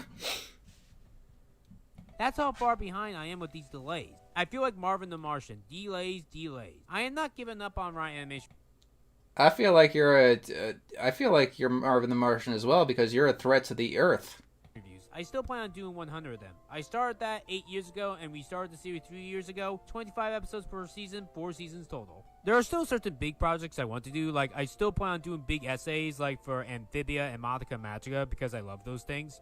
As for the opposite side, the garbage, I saw Snow White recently, and that's definitely getting the garbage essay. I definitely want to do it for High Guardian Spice, because it gives me a lot of things to say. I mean, yeah, there's a lot from my videos that you could probably pick from. And there'll probably be more essays in the future, depending on my mood. Depending on your mood, huh? The point is, I can't just do the single cartoon shows anymore. It's just too much for me. I feel a lot more relaxed with the movies things because of how much easier it is. So you want everything that everyone else has, but you don't want to put in the effort. I see how it goes. Like, if you want to be seen as a great critic, you gotta put in the effort. You gotta go the mile. You gotta put your nose to the grindstone. Like, or I guess you could just take the shortcuts that everyone else is doing. Thank you for the donation. And keep in mind, for those Cartoon Network 64 episodes... Oh, by the way, his Little Mermaid review is probably the worst. I don't even want to say why. You could discover that one for yourself. DuckTales, those 10 minutes isn't just 10 hours. That doesn't even count me finding the clips. Finding the clips. So, fun fact. Like, for Seeing Real, before I even started, I had all of the clips that I needed for everything. That took me like 2 days to get everything. 2 days. That's it. I don't have the newer stuff that started afterwards, but like 60 plus shows I have. Watching the clips, downloading the clips, right? Finding the clips, watching the... Finding the clips and downloading the clips is the same thing. The script and finally recording it, and then trying to find the right footage and right music to use. So essentially, one and right music to use. doesn't even count me finding the clips, watching the clips, downloading the clips, writing the script, and finally recording it, and then trying to find the right footage and write music to use. So essentially, one video can take like 20 hours to do. And you want to Like, if you discount, like, watching the show, none of the videos took 20 hours to do for seeing Real. even something as long as... And, like, here's the thing. Like, I like cartoons. Like, so, like, I am curious about what is X, Y, and Z. Like, I have a feeling, like, the only reason that Ryan watches cartoons at all that aren't Madoka Magica is because someone else he wants to be is reviewing them. Whether it be me or Lily Orchard. That's the only reason that he gets outside of his comfort zone at all, ever. Hi Puffy Ami Yumi. I only watched the first 12 7-minute segments. Okay, he only watched 12 episodes of Hi Puffy Yumi and... We saw like 4 episodes, like 4 22-minute segments. I did have footage of other things, but I kind of just skimmed through them. Heck, I think I even skimmed through the, some of the first episodes. And I talked about that for what, half an hour? Watched 4 episodes total, less than 2 hours of content, skimming through some of the first episodes, and somehow he gets half an hour long video. Like, what the fuck? Like, that's Homer Simpson setting cereal on fire level of what the fuck. This is why I had to cancel the project. It's just too big. If I had more free time in the world, like I didn't have a job and I just stayed at home, I would definitely... Thank you for the donation. Do every single episode. But unfortunately, I just don't have the time anymore. I'm sad that I'm canceling the series, and I know that other people will be sad too, because there were people that really did care about the series. Like, here's the fun thing. Like, I'm doing a marathon. Like, I do a marathon video every day. He had no set time limit, no set deadlines.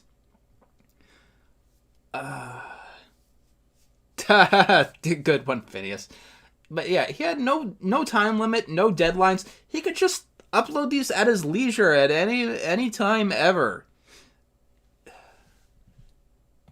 If you only follow me for this, then that's on you. But if you're still gonna watch my stuff even after this, I thank you for that, because I do want to move on and do other things with my life. I'm interested in other things. There are different avenues of aspects that I want to explore.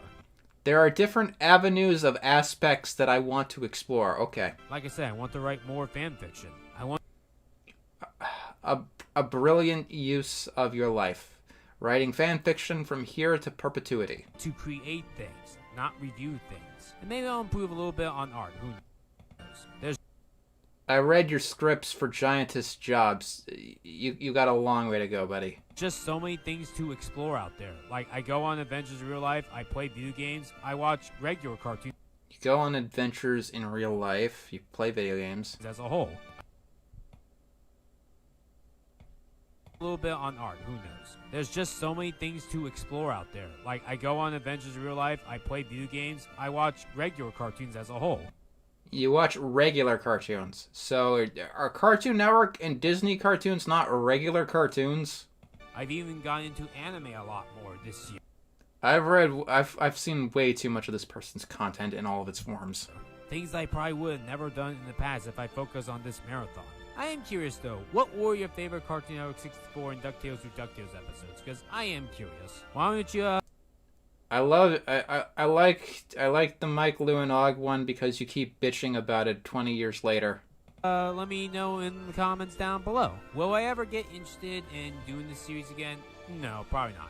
However, I am tempted to try to finish it, like maybe do like the final few episodes of Cartoon Network 64 and DuckTales to DuckTales, if enough people are interested. If you're interested in at least me doing that, please let me know down below. It would mean the world to me to figure out what people want. Okay, I know that was a lot, but let me do the TLDR for those that need it simplified.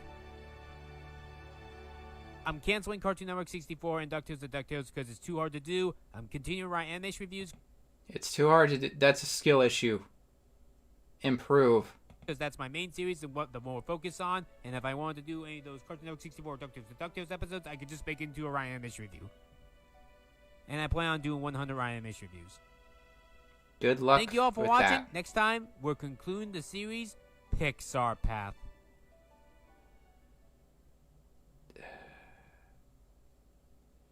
So, do you guys feel more?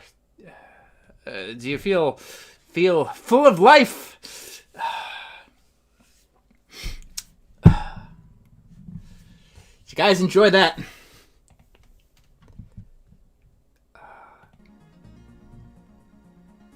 Yeah. So that's a part of doing the investigation on Ryan, because he drops weird lore shit in videos where lore shit doesn't belong.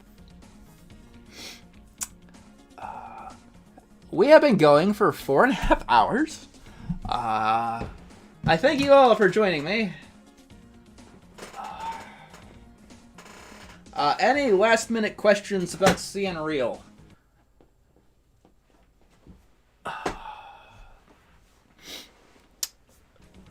It was long and hard to sit through. Any last minute questions here? Yes, this was fun. This was an adventure.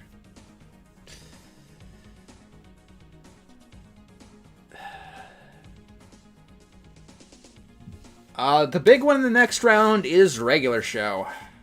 Ninjago is acquired programming. No. I haven't gotten to Squirrel Boy yet. Will you back up this stream? Meh.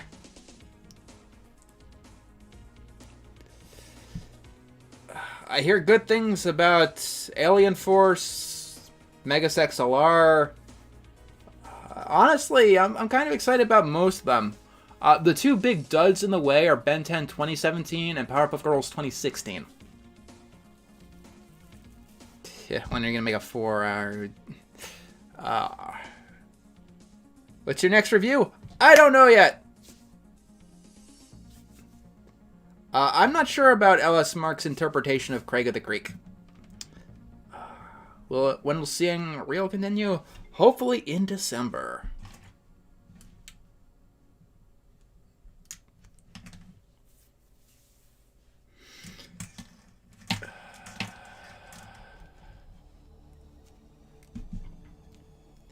Anyway, see you all guys next time. This was an experiment. See you guys next time. We'll have fun.